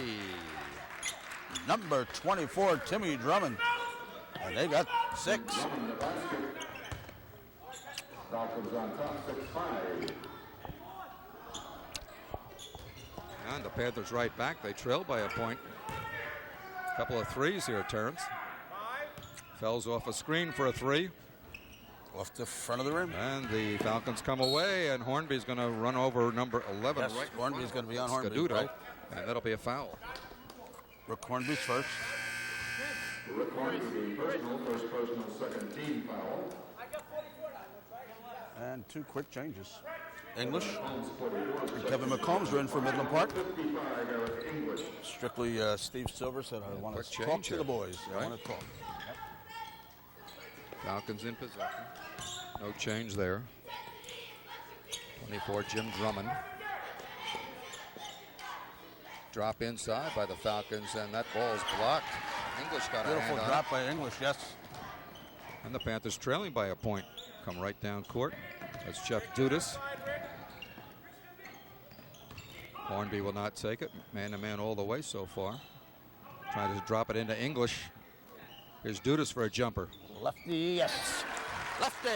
Dudas. A little splash for Jeffrey. Give him that little shot. He'll take it. He doesn't shoot too often, but he does very well when he Fine does. player. Does a good job. He is the In fact, defense. I'd like to know how many shots he's actually taken all year, Good Teddy. point. Percentage is probably That's good. right. That's Redondo, number 20, trying to put it inside, and Hornby's going to be hit with a foul here, I think, Teddy. Wow. Yeah, that's it. He's got 2. Hornby's got a quick 2. Rick Hornby, second personal, third team foul. Chris Giambarresse, 22. Back in the game for the Panthers, replacing Hornby. So with 4:06 to play, Midland Park up 7-6, but fouls could be a problem. Falcons not playing like a team that has only won 4 games. They beat Eastern Christian among their 4. Lost 13, however. But right now, you'd never know it. That's right. That's why you got to play them. Oh, Junta's coming back in. I say without Junta, there's a kind of an even height matchup underneath. Deep down in the paint for that turnaround is Scoduto. Scoduto. He's got 5. Falcons have 8. They're up 8-7. Kind of an early Brook surprise. giving Midland Park everything they can handle here. 3:33 remaining in the quarter. That's Fells coming up to pick it up. Gives it over to Chris Giambarresse for the jumper. He got it. Giambarresse. First basket. Panthers back on top, but it's seesawing back and forth, Terrence. Falcons have played well so far. We've seen this happen before, and then one team kind of gets a hot streak, takes a few baskets, gets ahead. So far, Falcons doing a heck of a job. Ed Ward always up off his feet, yelling out all the time. One of the most active coaches in the league. Sure that jacket's off. He's got the jacket off already? Oh, yeah, He said he'd have it off quickly. But he made sure he came out with it, Ted. Oh, yeah. That's a traveling call. There it is. A little traveling. The call. Here comes Junta, number 42. Ken Junta, one of the very few underclassmen on this ball club. He's a junior. He will be back next year. Plays football also, as you know. Or if you don't know, now you do. And a replacement for the Falcons. New player 34 is Molesso. He's going to play on English down underneath. Junta double team whenever they can, right, Ted? Yep, certainly do. 2:40 remaining. There's Junta inside. He missed. Nice rebound by English. Very nice. Trying to find a way to go up, and he does. Oh, way to go, English. All right. Eric English said, I want it. He got it. Nice play. Did a lot of work underneath Sure to find did. his spot. Deserved in there, that Ted. deuce. Redondo playing the point right now. Jump shot will got go it. down by Scoduto. All right, Scoduto with 7. Oh, where's 40? Yeah. Where you going with that, son? Those hands have got to stay somewhere else. We got 34. Absolutely. That's his first. First personal. That's it. And that is the first team foul. And Kevin McCombs, 44, is back in the game for Midland Park, along with 32. We've had no fouls being shot yet. Scores 11-10, 2:05 on the clock. Well, Steve Silver using people very early here, moving them in and out. That's McCombs with a jumper. McCombs flat. Kevin. The bench comes in. English got a deuce. Kevin got a deuce. That's what they're there for. Well, Kevin can play, I'll tell you that right now. Certainly can. Nice jumper. He had a point early on in the game Saturday night, too. Certainly did. There's a 3 going down. Number And that's 24. Drummond. You got it. Nice shot. Drummond with 2 3-pointers. Well, he jumps center, and then he goes and plays I the agree. corner He went and right shoots outside. the threes. Got a foul coming down. We got it on 12. That's on Winberry. That's his first. Team second, team being the Falcons of Saddlebrook. 13 all. Midland Park with the ball. Giambarresse in and out. And the Falcons come away with it. We're down to 127, all tied up here in the first quarter, 13 all. Falcons hanging mighty tough to the Panthers. Redondo walks it across the midcourt line. scored 3 3-pointers, though. Yes, they can shoot the threes. What's Drummond got 2 of them? Yes. Ball knocked down, still in the hands of the Falcons. Winbury trying to drive with it. No place to go. That's Drummond trying to find a spot to go. Taken away by the Panthers. Panthers do that well. We saw that Saturday. A lot of They hands. really A lot of That's hands. right. They use those hands very well. Now there's the drop, and it goes out of bounds. Chris Giambarresse trying to hit Junta. Yeah, he thought he was going to move, and he didn't. So we're under a minute here in the first quarter, all tied at 13. So the Falcons could hold for 1 and possibly be up at the end of the first quarter. They're going to walk it across. Ricky Redondo, number 20, kicks it down. Number 11 is Tommaso Scaduto. 33 is Haberman, Scott Haberman, right in front of us right now. And they're going to work it down. They're down to 30 seconds and not attempting anything whatsoever, so they'll probably take it right down under 10. Panthers with only token pressure so far. See what they do when they get down. We're down to 20. Now they're going to get a double from Midland Park. It doesn't work. We're down to 15. Now they're going to have to work it. Panthers picking up the pace on D right now. Redondo trying to penetrate. We're down to 9. Got to shoot it up soon. There's Ricky Redondo looking for a spot, and he throws it out of bounds.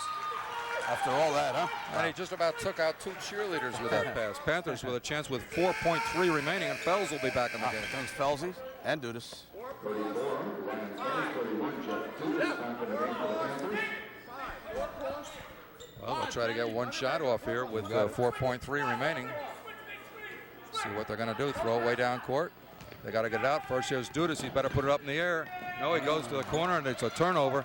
And the quarter will end tied at 13. And we've ended the first quarter. Midland Park 13, Saddlebrook 13. And so a very competitive first period as the Falcons come in here and play tough. Very tough, Terrence. Very, very tough. And Midland Park, as I expected, a little bit weary in a sense. I mean, they just haven't got their game down yet. I don't know if I can find it in my book, but I'm sure the facts I had the first time these 2 teams played, the Panthers won 50-127. In fact, there was one period done. The first Falcons one didn't score in the first period. Absolutely I was correct. trying to see exactly how many points Midland you are Park correct. scored. But the Falcons did not score in the first period. They have 13 here. Absolutely. And it's tied at 13. I hear you. So we're in a ball game, folks. Oh, yeah. And I think Steve knows this, and we'll certainly make sure that they don't forget it. Well, as I said, you come off a high. That Saturday night was just so tremendous here, beating a team of the quality of Cresskill. Midland Park has played Cresskill before in state tournament play and lost, so beating them in the Jamboree was something very special. All right, Donna, we're going to start second period. Midland Park will take the ball out, and we play ball. It's Felsey. We'll see if Steve Silver's got him doing anything different. I don't know what else he can do. We have a man-to-man defense by the Falcons, so you have to run your man offense.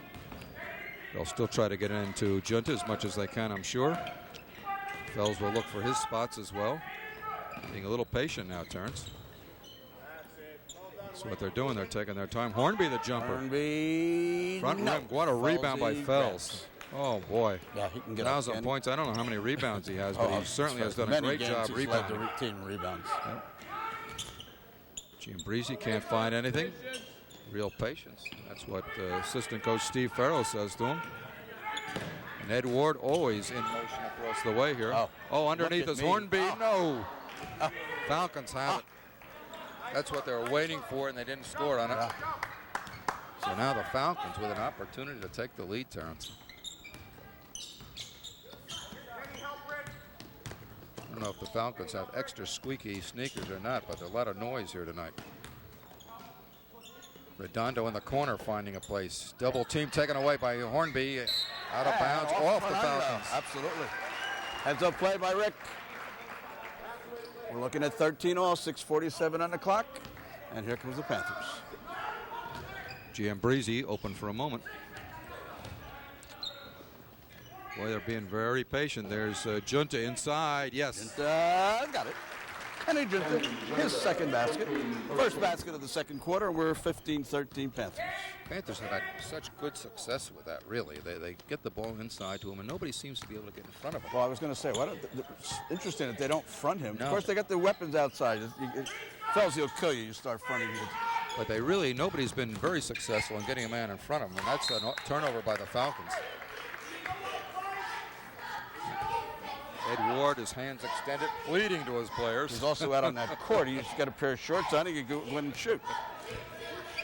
Colorful fella. He's done a good job. Replaced Dwight Wilbur, if you got recall. Dwight Wilbur was there for a few years. That's Junta Wow. inside. Is there a crowd there or what, Donald? There's a crowd, and Junta has the rebound on the basket. Oh, yes, Junta. Hey, Kenny wanted it. I will take it. We got 34 on the foul. That's Scott Mullins. That's his second. That's the third team. Second on him. And Junta will go to the line looking for a three-point play. Bends those knees. The ball's in the air. It's in the basket. He's got three. 18. That's better, Donald. Oh, math. Never was big in math, Mr. Nolan. Subtracts when he should add. We'll blame that on the official clock operator. Wasn't as quick as I was reading it, Terrence. That's all right. Blame somebody. Panthers by 5 suddenly, however. Falcons have not scored. Panthers have picked up 5 points. That's Dudas working on Redondo. And we're going to get a block by Junta. Falcons come away with it. No, Hornby comes away with it. Giambarresse. Oh, nice play there. Rick Hornby. In the basket. No good. Hornby, little hard. Good job, White. Come on, White. Little hard. 5:16 remaining in the half. Panthers up by 5. That's Panthers in the forecourt. Right. Not Nothing only are working these there. kids, Don, Winbury has really not shot the ball. Exactly right. The defense is incredible. Scadudo trying to find a shot, can't find it. Drummond has shot it and very well. He's got it right now with double team on him. Panthers go to that ball, double it up as much as they can. Taken away by Dudas. With those great hands. The Dudas hands. Does a great job. It's Fells looking for a shot. No, does not take it. Dudas from the corner. Lefty's got it. Jeffrey. Mr. D. Nice splash. I think he's had 2 shots. He's got 2 baskets. Can't beat that. No, Jeff put those in very nice. He's got that kind of standstill shot. He doesn't really jump it up there, but he's very accurate with it. Certainly is. And you made a good point. I'd love to know how many shots Jeff has taken. Not very many. May have the best shooting percentage on the team because he really hasn't shot very often. Absolutely. Well, Panthers with a 7-point lead. Yes. So Steve Silver, I think we're watching the scoreboard right now apparently, but talking to his charges along with Steve Farrell. Done some job, haven't they, these 2 young men done? Both of them have done a super job, just a wonderful job. I think Midland Park's been very fortunate to have this young man at the helm here. And he took over for John Smith, and John went over to the girls' basketball. And I think these guys could coach anywhere with anybody. And I really mean that, and not because they're Midland Park, but because of the way we see them coach basketball games. You and I watched our alma mater last night on the tube, St. Peter's College. Ooh, the Peacocks did not attack a zone defense thrown up by I want to say Canisius, excuse me. I want to say Siena, Canisius College up in Buffalo. But they threw up a zone against them, and they had a hard time attacking it. Yes, they certainly did. I agree. And they did not look so sparkling as they have in the past. Well, what do you think? Let's do this high school game for the 7 folks? points up, and the Falcons with the ball. Same defense by Midland Park. Nothing new here. No new players done. Redondo is yet to shoot the ball, and I remember him putting the ball up. We're going to get a travel against him. Slid the back foot. Slipped. A little traveling. Midland Park takes the ball out. Not one of your major travels, but nevertheless he moved, I suppose. Well, officials certainly thought so. Yep. Now we got a zone defense. No, we're still in man-to-man. I thought we were going to drop in a zone. You call a major press inside. I'll tell you, they're more in a matchup now. Or now they may be in a regular. No, I think they're in a matchup zone. Yes, right. They're in a matchup zone. 11 slip back. Yep, he's slipping across. Yep. So they've changed their defensive tactics right now against Midland Park, and there is a blocking foul against Redondo. Yep, you got it. Let Kenny catch and chin. 2-0. Ricky Redondo, the personal foul on the play. It's his first. It's their 4th. Midland Park will take the ball underneath. Well, Ed Ward trying to change. There's a 3 in the air. In the air, no. And the Falcons come away. Ricky Redondo taken away by Dudas right in front of us. Gets it back again. Another steal. Ed Ward very unhappy with that. He was. He's talking. Kick into Junta. Three-pointer by Fells. In the Yes. air, in the basket. We got 3. Ryan Fells with 3. He's got 6. And we're down to 3:29 in the second quarter. They have not scored. They have not scored in this quarter. Dudas again really dogging the point guard, Redondo. Haberman trying to post up in front of Junta, but nothing working there. Drummond also coming across the lane.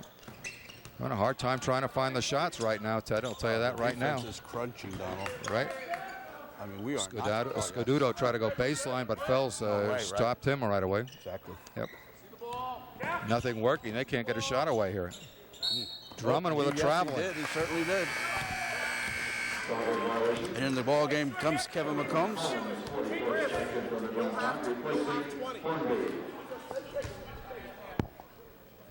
Jeff, you got 24 now. Well, the Panthers back on offense. Got Kevin McCombs in the ball game. Kevin got himself a deuce. Kenny Junta to McCombs. Kicks it back outside. That's a 3. Off the front of the rim. He's just missing that. That's 2 of those. Just hit the front rim. Right. He was way out, way beyond the three-point line at times. Right. He was downtown. Downtown. Down to 2:31. And finally, I thought finally we were going to have a basket. Right. Around and out. Scuduto again shooting. And that's out of bounds. Giambarresse. In comes English, number 55. They're replacing Junta. Junta, who has 7. We're looking at 23-13, and as we've informed you, Saddlebrook has not scored this quarter. They had 13 at the end of the first. Is Kenny the high scorer for the Panthers at this point? Yes, he is. Felsy's got 6. He's got 7. Now Redondo up in the air and back down again. We're going to get a foul on Giambarresse. Giambarresse. It's his first. Redondo, first time to the line. In fact, I don't know if Redondo has taken a shot this ball game. I've been watching. He's going to take 2 Take right 2, now. right? Yes, he will. Free of charge. And that was nearly an up and down. And a good block by Giambarresse, but he said the body was in there apparently. I thought I heard a little skin. Okay. Made the first one. Ooh, violation. 33. That'll hurt you. Can't step in there, folks, if you wonder what happened there. The young man stepped across the... Ooh, push, number 20. Mr. Redondo. Right here. That's his second. That is their 5th. 2:03. Panthers could get in a 1-on-1 situation here. Dudas. Off. English. Rebound. Falcons. So finally 1 point, and we're down to 114. And Falcons have had 1 point after 13 in the first quarter. You got it. Scuduto looking for a shot, can't find it. That's Drummond. Drummond puts it in the air. No foul, however. He'll be on the line. I think he's going to go to the line for 2. We got a call on 44. That's Kevin McCombs.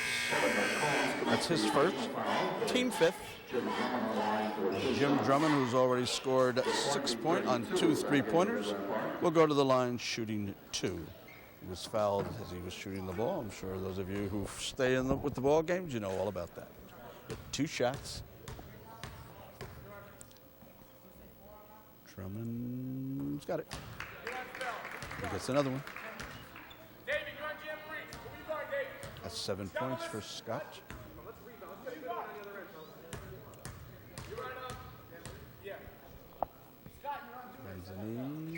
He's got it. He's got 2. It's 23-16, and now they have come back with 3 points. Midland Park has not scored. Yeah, made a little bit of a ball game to get back and at least score. Into Junta. Junta from Hornby. Hornby saw him. Junta had it. Worked so very well.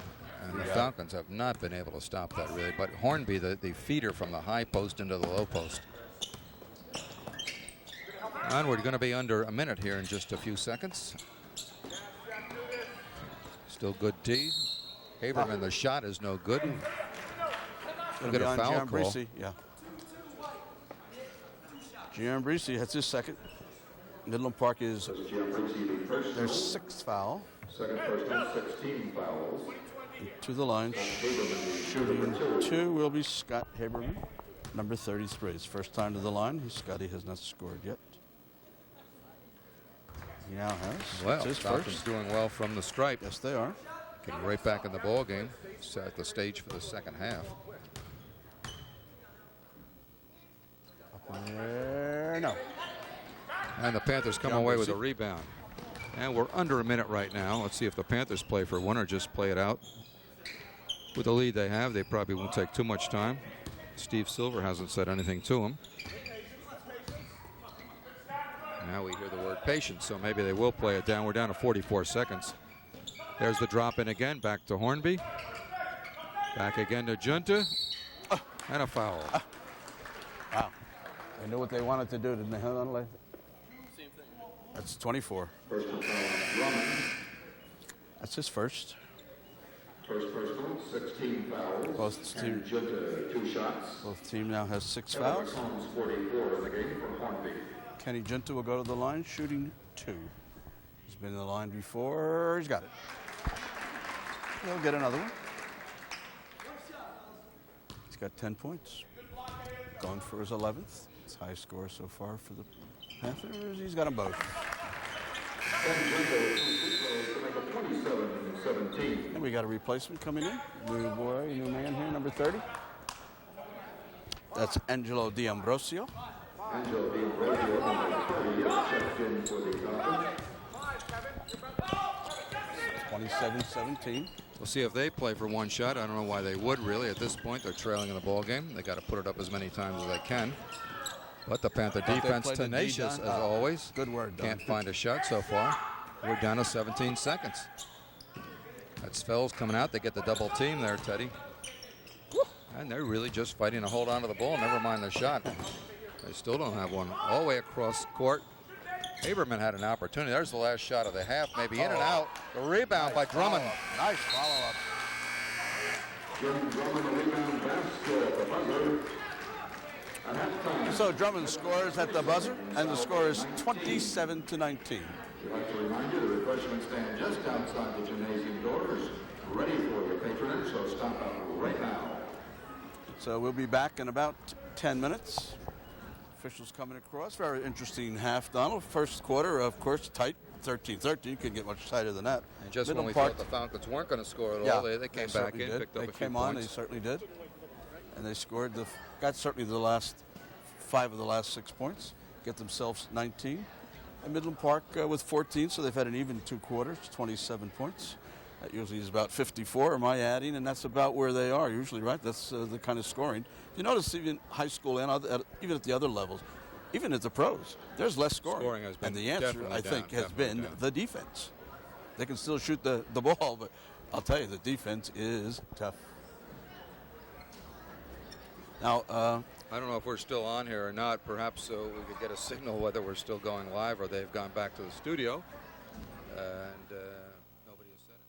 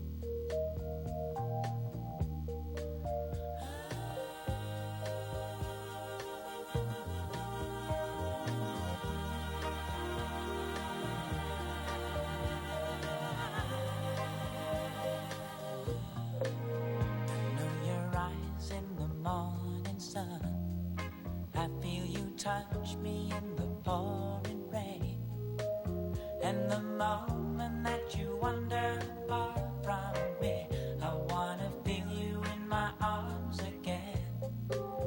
And you come to me on a summer breeze, keep me warm in your love, then you softly leave, and it's me you need to show. How deep is your love? Is your love? How deep is your love? I really need to. Welcome back. Ted Sawyer, Don Nolan from Midland Park. The Falcons, Saddlebrook, Midland Park Panthers. We're here at halftime. Score, Midland Park 27, Saddlebrook 19. Before we get going into the second half, I want to thank my friends that made that first half so exciting for you at home and certainly make Don Nolan and I look as good as it's possible. Thanks to Ryan Booth, Jason Lisbona, Mike Timmy, Kelly McLeod, Kelly Baker, Tim Soul, Bill Deach, RJ Borchers, thanks RJ, and Hank Van Wagenen, and of course the one, the only Jay Esposito. By the way, folks, if you're sitting home, why don't you, if you get a chance, write a little note. Just tell the folks that you do enjoy what these young people have put together for your watching edification. Just a little note to 250 Prospect Street in Midland Park, 07432, 250 Prospect Street, and just tell them that you like what you see and what you hear, and thank these young people. Booth, Lisbona, Timmy McLeod, Baker, Soul, Deach, Borchers, and Van Wagenen. They all put it all together for us, Donald. These kids do a great job, don't they? And the boss, of course, Jay Esposito. You got it. The director-producer for the faculty, you got Jay, who himself is a graduate of Midland Park High School. One of my students. Played his sports right here at Midland Park as well. Absolutely. And took over the reins of the TV program some years back. And we're does a very wonderful happy job. with him. All right, Donald. Started many years ago by John Gannon, way back when, 1980. Yeah, I think right back when Donald. that 82-83 period when the Panthers won a BPSL championship. You got it. 27-19, we told the folks. The Panthers kind of turned it around in the second quarter. Certainly not out of the woods by any stretch of the imagination. Junta with 11. Ken Junta, they've been getting the ball inside. Right. And this Timmy Drummond. Impressive with a three-pointer. Very much. You have to wonder if Ed Ward will be trying to get the ball to him much more and have him shoot the ball more often. Yes. This young man jumps center, comes out here, takes threes, scored 2 threes. Nice splashes. Of course, one of the reasons you can't always shoot is the defense stops you. And Midland Park has been a strong suit all season. As you were saying in the first half, defense is such a big thing in college and professional basketball, high school basketball. They just play D in a way they didn't do it 10 or 15 years ago. Very good point, though. I mean, I can remember college games over 100 so very often. Not true. And even high school games, more than once, Passaic County Tech hit the century mark against Midland Park. Not as easy to do that anymore. No, very, very true. And of course, years ago, the zone was something that people would try, thinking, well, we'll stop the big man. Today, a lot of man-to-man. A lot of man-to-man. It's so aggressive, and the helping you get from the other side, the weak side, whatever. A totally different kind of ball game.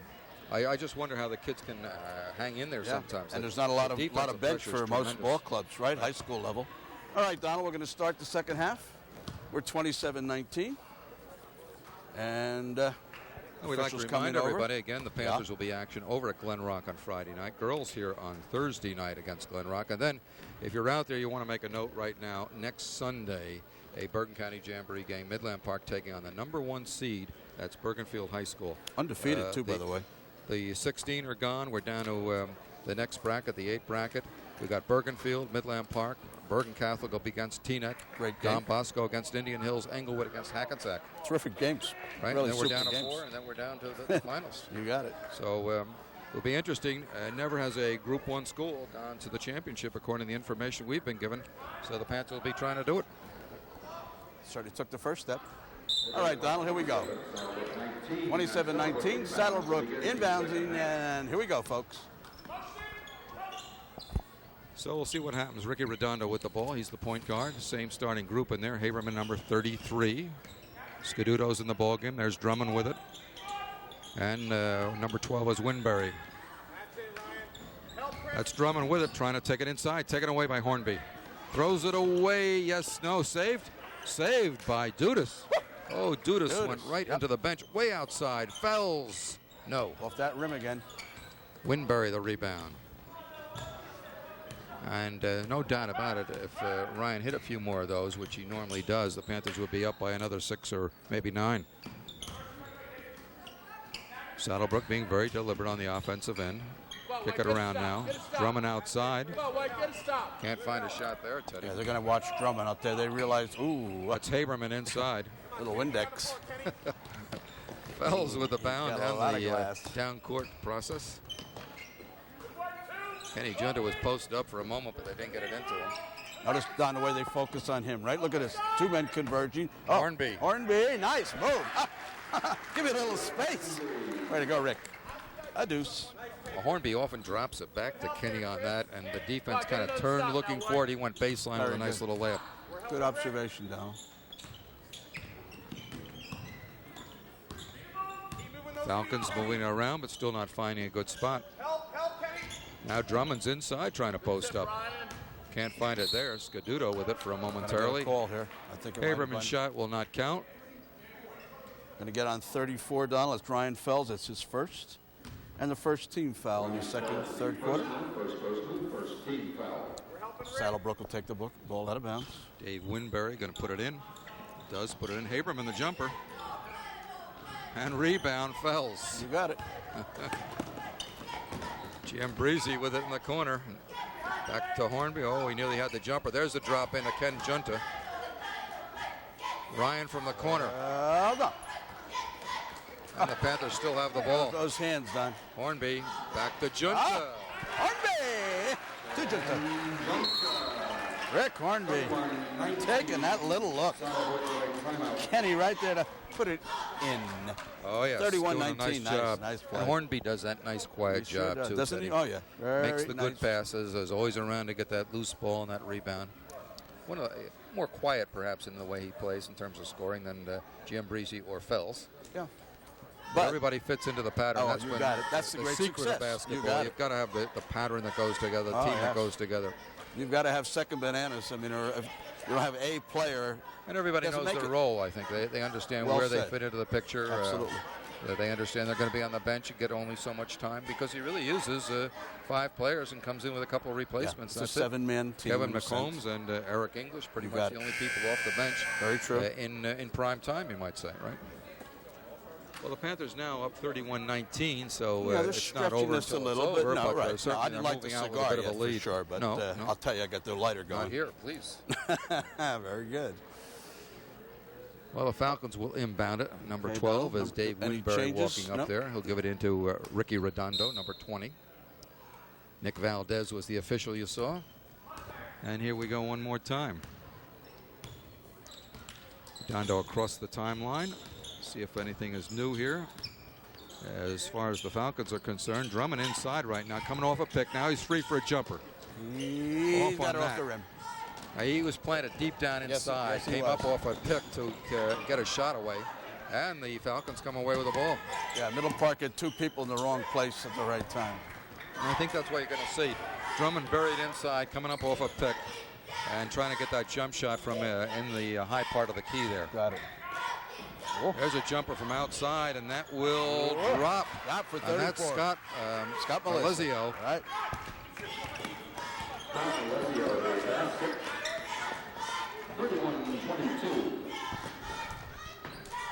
Malezio just came into the game, and before you can blink your eye, he's got a basket. A 3-pointer. It's Dudas. Chris Giambarresse. Chris going all the way in. Nice drive in, gets it up, and it's no good. Comes away with his own bound. But no, apparently it's, what are we going to get a foul call? A little push. Okay, number 12. That's his second. Second personal, first team foul. Yeah, Chris went right over the basket. Actually, if he caught that ball again, he would have been traveling. Right. He apparently didn't touch him when he was shooting because it wasn't a shooting foul. Junta. Junta. He sees the court. Kenny Junta with 15. Little spin, no hands in front of him. I'm going to put it in the basket. And they have not solved that whatsoever, Ted. And I don't know if there's any way to solve it, but they have got to had be a 6'5". problem. Yeah, that's it. 6'5" is one way to do it. and you got to be able to jump. That's right.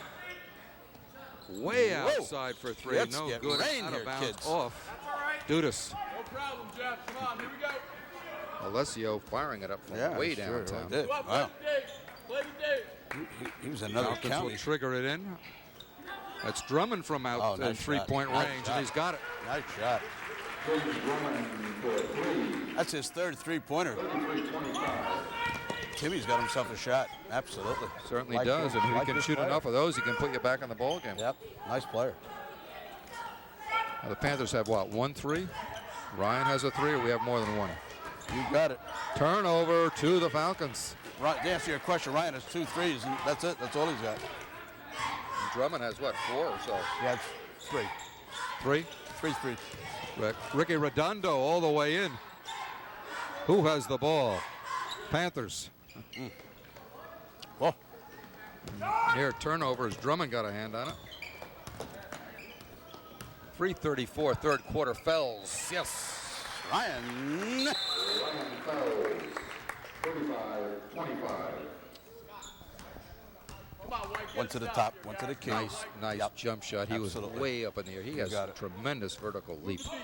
Just goes straight up and pops it. Ricky Redondo Ooh, trying Ricky to can penetrate. handle it, huh? Outside Oh, wow. shot is no good.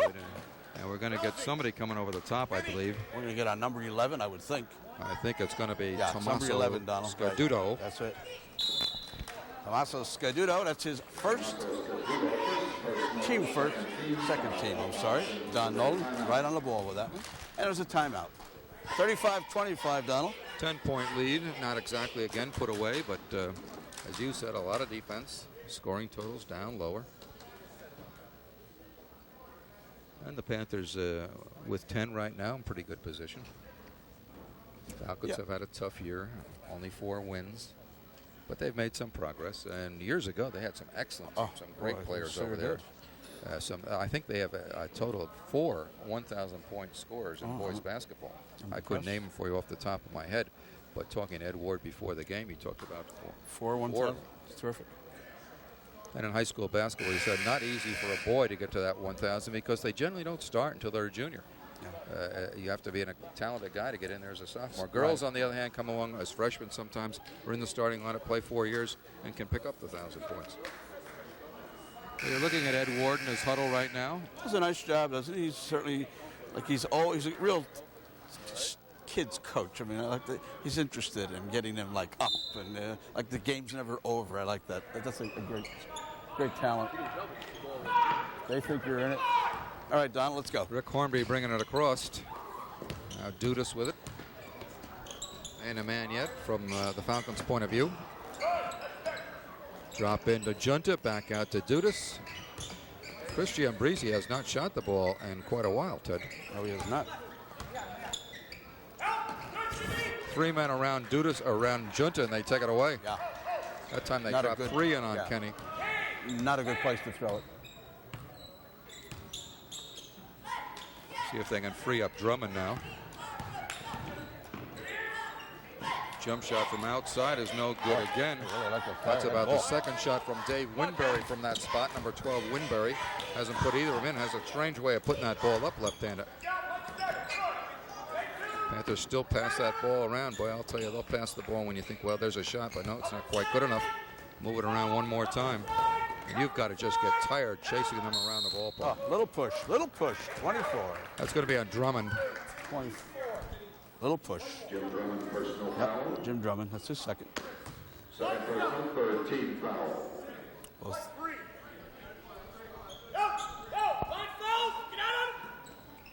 That's Ryan Fells. Nice pick and roll. Doesn't go. Rebound doesn't go. That was Junta with a shot, and I think Dudas may pick up a foul here. That's the way it's going to go. A lot of action under there that time. Jeff Dudas to the personal foul. Right, Son Jeffrey, his first. English 55 is coming, replacing Junta. That's the team's second. First personal on Dudas, second team foul.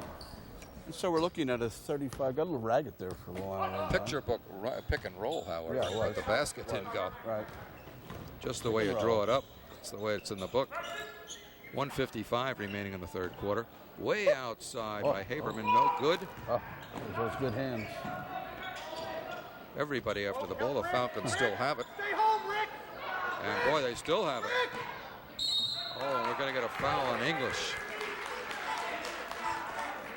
A lot of action at Falcons with a lot of aggressive play. Got it on English. Eric English. Eric English, the personal foul. That's his first. Kevin McCombs, 44-7, replacing Hornby. And James Drummond is the shooter for Cole. Comes Drummond. Shooting 2. Got the first one. Done a nice job. He's got nice 14 job. points. He might make the Sawyer all-opponent team. He just might. He's got them both. Drummond with 2 free throws. It's 35-27. And we're down to 139 in the third quarter. The absolutely. Falcons Down, hanging yeah. tough. Yes, they do. They just will not go away. Nope. Will not go away. Boy, Fells had to come popping up to help out there. Giambarresse with the ball. No place to go. Eric English. Ah, English from Giambarresse. Ah, English hangs in tough. Yes, Comes off the indeed. bench, he gets you his deuce. Nice All job right. by Eric. 37-27, 112. Come on, Kevin, get aboard. There's Drummond outside. Jeff Dudas on him. Kick it over here. Number 12 is Winbury. That's Scaduto trying to go in. Ooh, I think Traveling violation. Yep. Unless there was gum there. Traveling violation. 59 seconds to play. Rick Hornby, 32 is checked in from Midland Park. He's going to replace Dudas. Replacing Jeff Dudas. Jeffrey played as usual. Outstanding game on D. He's got Combs inbounds it to Fells. Absolutely. We're going to play I don't for know 1D. when Chris Giambarrese has last shot the ball. He's only got a deuce, Don. That'll tell you. There it is something. right there. He's got 4. He heard you. Giambarresse. Get a splash. Saw a lot of those on Saturday. We certainly But did. that's what makes He's this a not shot great the team ball that effort. much tonight. It's not his role today. Just this kid has played him tough, and so we spread it around. Scaduto trying to go on Fells, but can't go. Pass all the way across court. Ricky Redondo. That may be his first shot. Rebound. Who has it? Midland Park. McCombs All right, comes away with McCombs it. right there. Down to 22 seconds in this third quarter. Fells going baseline. Bring it out, Chris. Bring it out. Steve Silver says play for 1. We're down to 15 If seconds. the coach says it, that's it, Don. Yeah, we're down to 11 seconds. Not much time. See if they get Fells with the ball. They do. Jumper from three-point land. English. The rebound shot is good. Eric English comes off the bench and splashes. All right, Eric English, a lot of aggressiveness. Put it back for 41-27 at the end of the third. Eric English, Coming Donald, off the very bench, nice. doing a heck of a job. Very I thought nice. when Fells missed it, that was it. But Eric got the ball. Still got a step inside and got it off before the buzzer. Absolutely. 41-27, Midland Park and White leading in this BPSL Carpenter Division matchup as you watch the Midland Park cheerleading squad. It was a 14-8 period, Don, 14-8, for the Midland Panthers Park. outscoring the Falcons here in the third. Yes. Now seeing a little daylight here, 14 points. But fouls are not a big issue yet. That's usually what really spreads the old score, but with only 3. And they've played tough. I've been impressed. Saddlebrook deserves a lot of credit. They came in, they Very played scrappy. very tough. We've seen some scrappy teams here. That Lodi Waldwick team is always that oh, way. yeah. I was impressed Glen with Rock was Lodi. that way. Yep. And we saw teams that really haven't won a lot, but boy, I'll tell you, on defense, they were very, very tough. You got it. Elmwood Park, I think, is the team you're talking about, though. I'm sorry, That's Donald. okay, Did I right? say Lodi? No, That's you're okay. right. You're excused. No, no. When you give me the one mistake I make in my life, you jump all over it. Sure, go right ahead.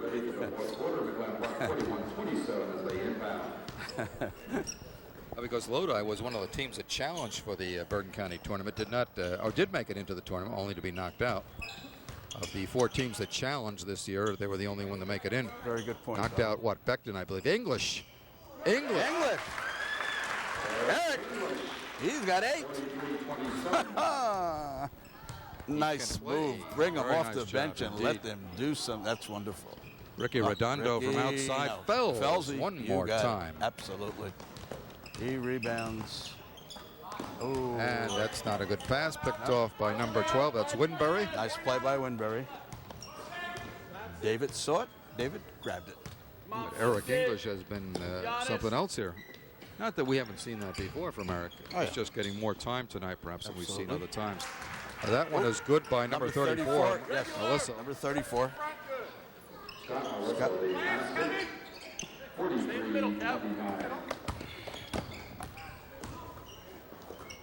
It's back to English. Tries to get it to McCombs, and it's going to go out of bounds off McCombs. Number 30. Angelo's been in before. All right, comes back into the ball game. Has not scored. Ed Ward up again, yelling out to his charges. Going to get Jeff Dudas back in here again. We're down to 6:42 in the final period of this game. Midland Park in white 43. Falcons in black and gold 29. Scaduto from outside, off the rim, no good. Chris with a rebound.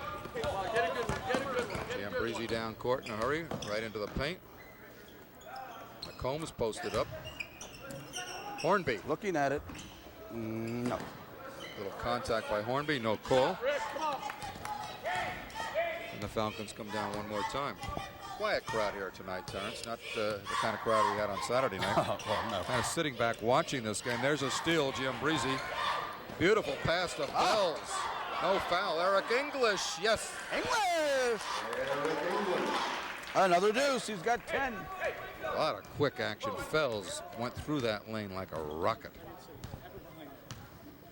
45-29, but Eric English picks up the loose ball and puts it home. 5:40. Winberry in the paint. Out of bounds. Off-white. Along with Dudas. And in for Saddlebrook is number 24, Timmy Drummond. 24, Jeff, pull him out. Tim Drummond's also in the ball game.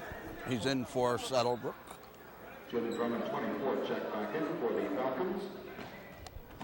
Yes. Off his hand. Okay. Steve liked that. Steve being Steve Silver, coach. My eyes, coach of the year. But then I say that every year because he is. The Jamboree matchups, of course, Midland Park, we talked about that, goes right to take the #1 seed, Bergenfield, undefeated 16-0. Eric English. Hello, pass from Junta.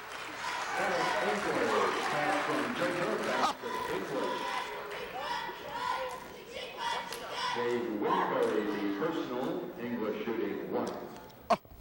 Let's see, he had a night, Donald. And his 12 points. Very, very He nice. hasn't been Nice in 12 pass from minutes. Ken Junta Oh, yeah, to him, beautiful. too. I'll take it, says Junta. Thank you very much. 49-29. Whoa, the big men have just taken control, haven't they? Big men are dominating inside. No question about it. Saddlebrook cannot do anything about that. You got it. And when they're playing with these two big guys inside, especially tough. Big steal by Giambarresse. Giambarresse all the way? No. Nope. Pull it up. No, See if he these puts kids it do not inside right. again. That's Got the way three they big play men it. in there, really. McCombs, who really is a swing man, is certainly a big guy also to play underneath. Giambarresse all the way back into Junta. And he has it again. Good look. Look at this, back again. Chris Giambarresse. Got it. Chris Giambarresse, 51-29. We are starting to see major daylight. 51-29, Midland Park. As Well, the Eric English show The Eric continued. English show Just has carried really him turned right this going, thing didn't he? around and put it totally out of range now. And he Get has it, all Dustin, these Don. points basically in the second half. You Well, he got had, it. what, Absolutely. 2 in the first half. Right, he got 10 in the second half. I was saying that, Midland Park goes right to the top, takes the #1 seed Bergenfield on Sunday night. Kind of a strange arrangement. Well, I guess not. You have to go up there. The interesting one, of course, is Hackensack was the 15 seed. That surprised me. Well, again, Their record they beat was Rutherford, right? Their record is not good. yeah. They take on Engle with the 7. But it's one of those things. It's crunch time. You get through that first round, it's crunch time. Absolutely. Be interesting to see how far the Panthers can take it, and I hope everybody gets over there to Promise. I know I'm going to be there. I've already got my reserved seat tickets. Good for you. At least I hope so. I have to check with the wife.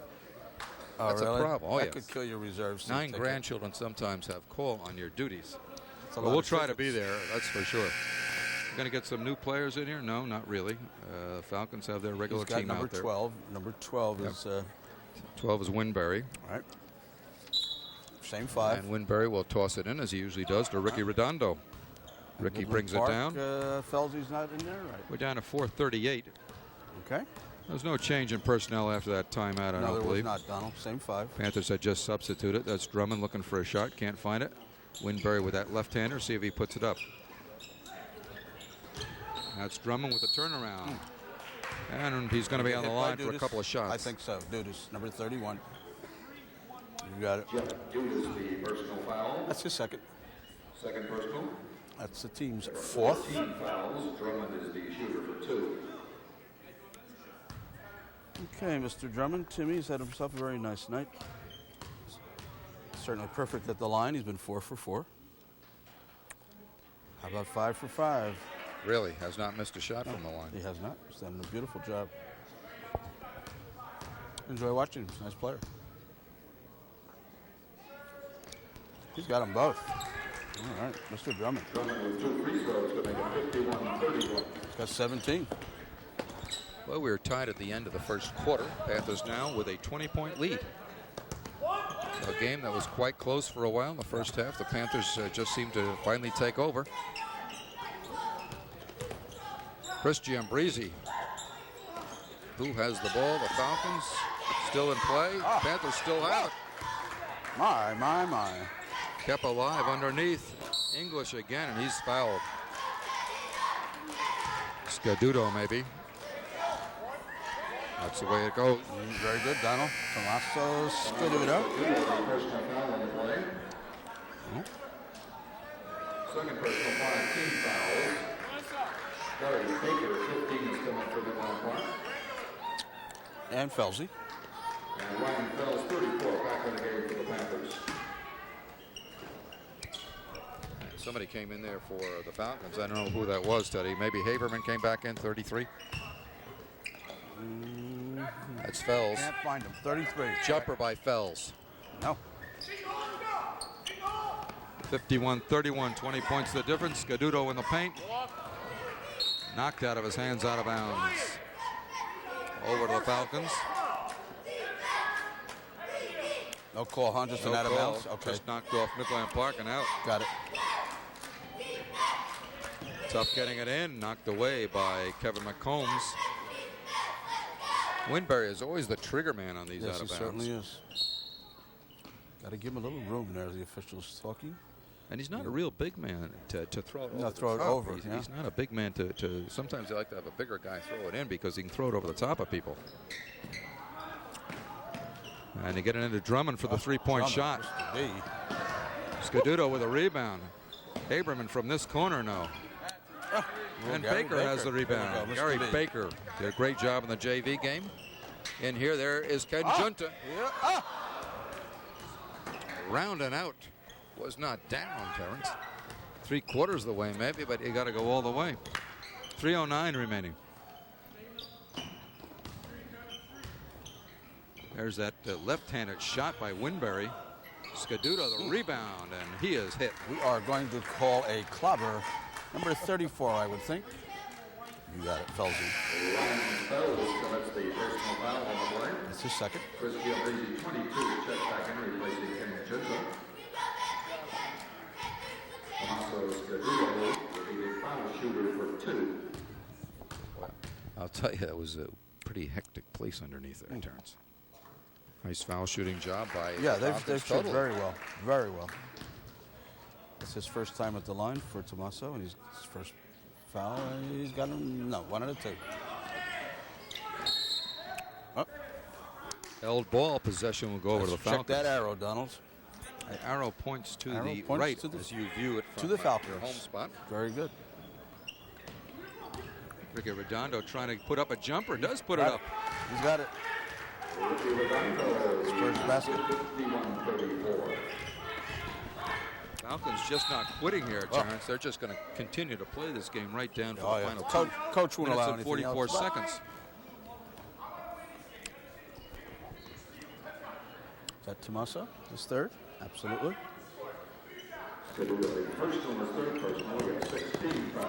Everyone running, but no one there to help. All right. Yeah, a little confusion the way we're set up. Here's Fells breaking through everybody right down the middle. Nice pass to Baker.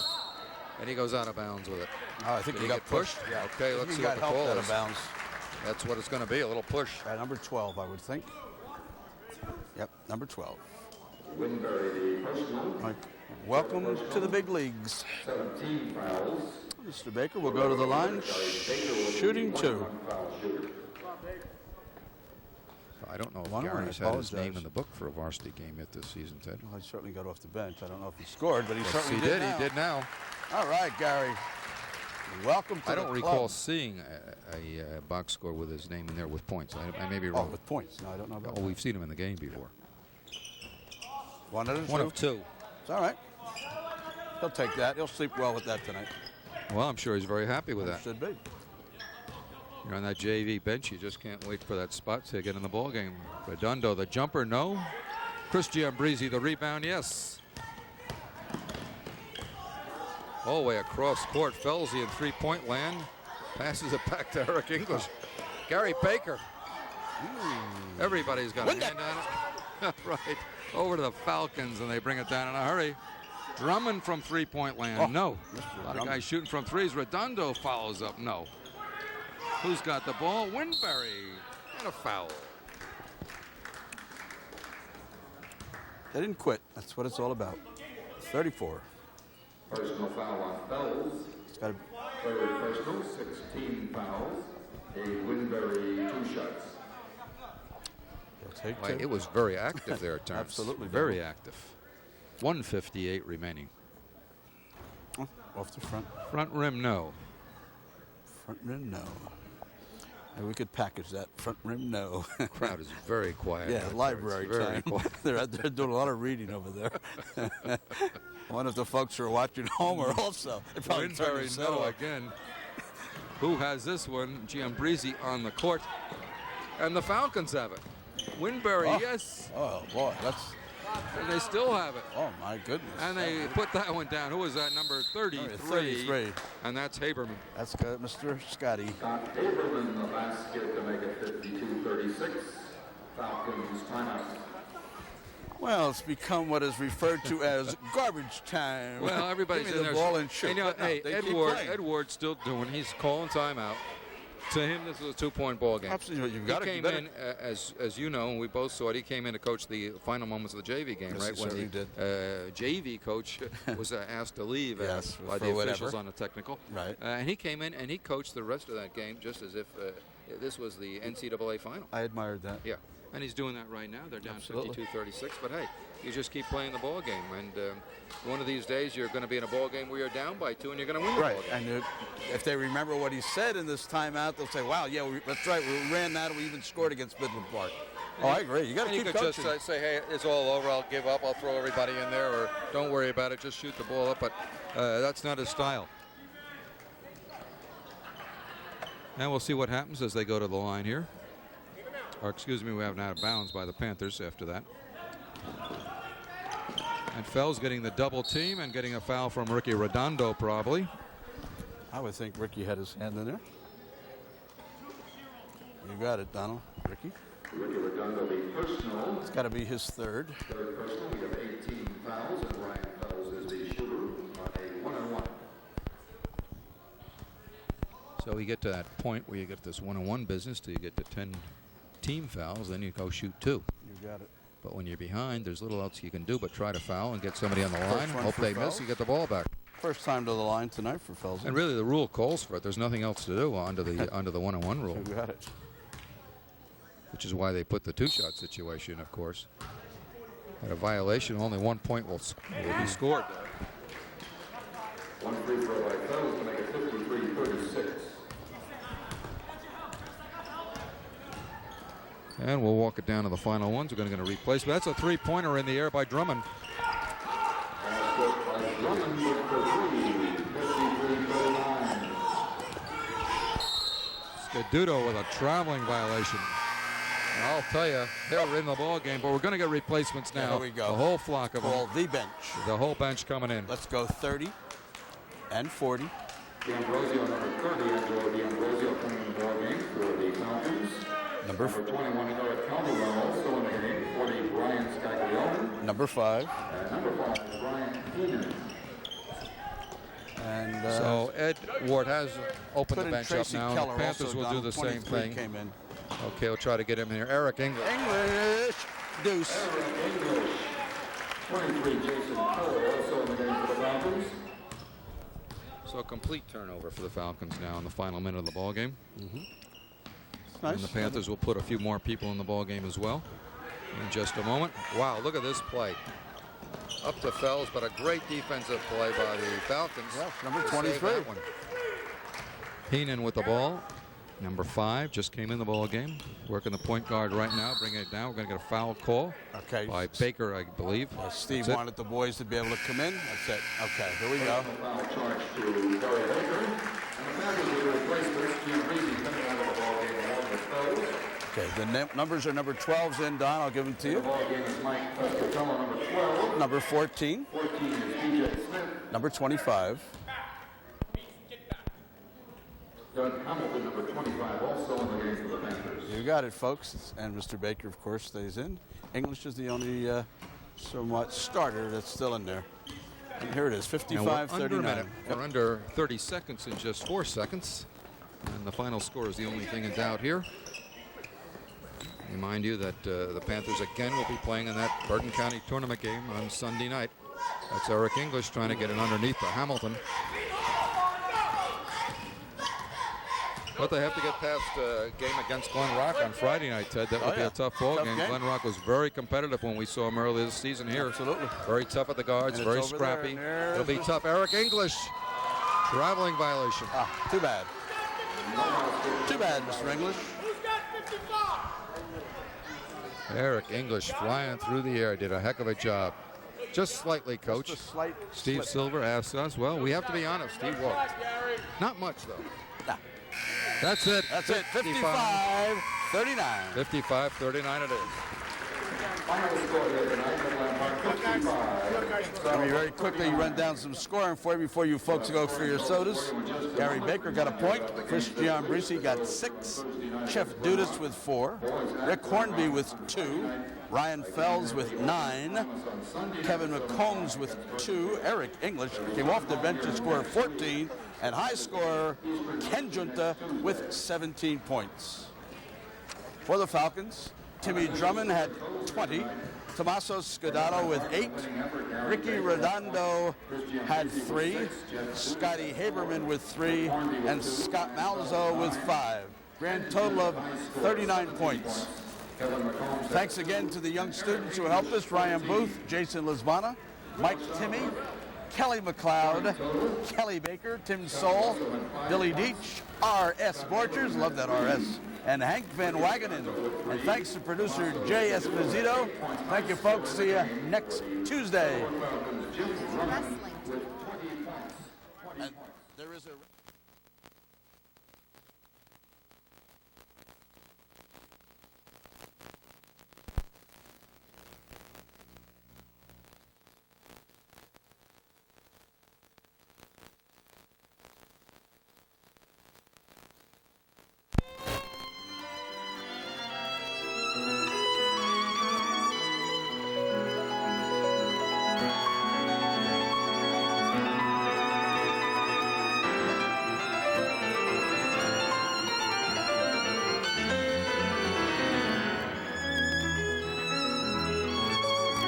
Where bathers walked only weeks before.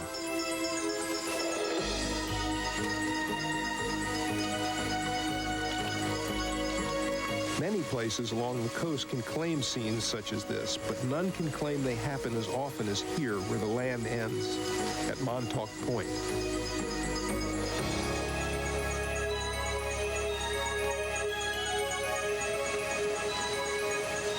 By virtue of its boarding house reach into the sea and the easy access to its miles of beaches, Montauk serves as Mecca for northeastern surfcasters.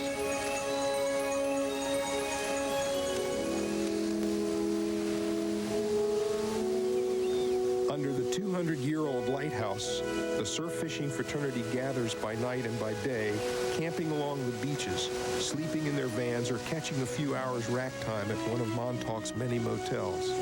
But there is no sleep during the harvest moon in October, when they come here by the thousands to cast bait or lures into the churning riptide that is always layered with big stripers, 30 pounds and more, and bluefish high into the teens and beyond. But Montauk has other visitors. Here, a humpbacked whale on its way south to its breeding grounds in the Caribbean has wandered inshore from the Gulf Stream to feed on brill and plankton and cause a stir. Swinging its 40 tons and 50 feet into the same waters being fished by awestruck surf casters, the humpback's brief passage will play forever in the memories of the few who were there to meet it. In addition to being the occasional playland for whales, Montauk is also a primary gateway to some of the best big game fishing on the East Coast. Within an hour's boat ride of the inlet are white marlin and swordfish in the summer, and giant bluefin tuna and a host of other big busters in the fall. But what Bob and I sought this day was stripers and bluefish in the surf on fly rods.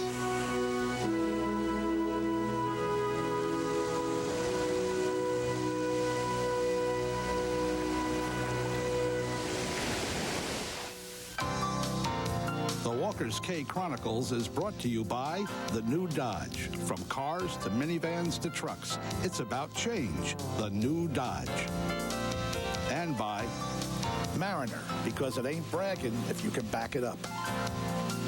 The Walker's K Hotel and Marina, located in the Bahamas, Walker's offers some of the best light tackle and big game angling in the world. To subscribe to Fly Fishing and Saltwaters magazine, call 1-888-FLY-SALT. With the all-new Dodge Dakota, we offer a choice. A torquey Magnum 4 that is not the typical wimpy whiner. A serious high-output Magnum V6. Exit the Montauk Lake Club and to tie a few of Popovic's famous streamer flies. Bob, what does that little bit of a bead right behind the ring of the eye do for you? Well, what that does is it's just a large silver bead. It allows me to have all the weight focused right behind the eye of the hook. Okay. Yeah, and what that allows that fly to do is once you pause your retrieve, to dip straight down and fall down naturally, and then it gives you a good jigging motion up and down. Okay, makes lots of sense. Now, this is it here. All this epoxy work that I do, I always try to do it with the two coats.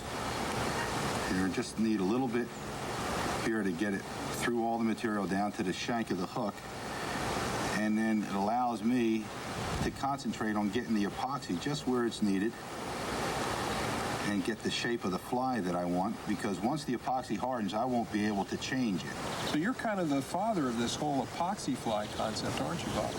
Yes, sir. This is one of my babies that actually started this in around 1975. Were the first ones that I made, and that evolved from just making them with bucktail with polar bear, and then when ultra hair came along, it seemed to be a natural because it was a tough material underneath a tough substance, and it made a real strong, durable fly. Yeah. It was the pop flies, so to speak, and then we just use the term pop flies just to denote any other type patterns that I come up with.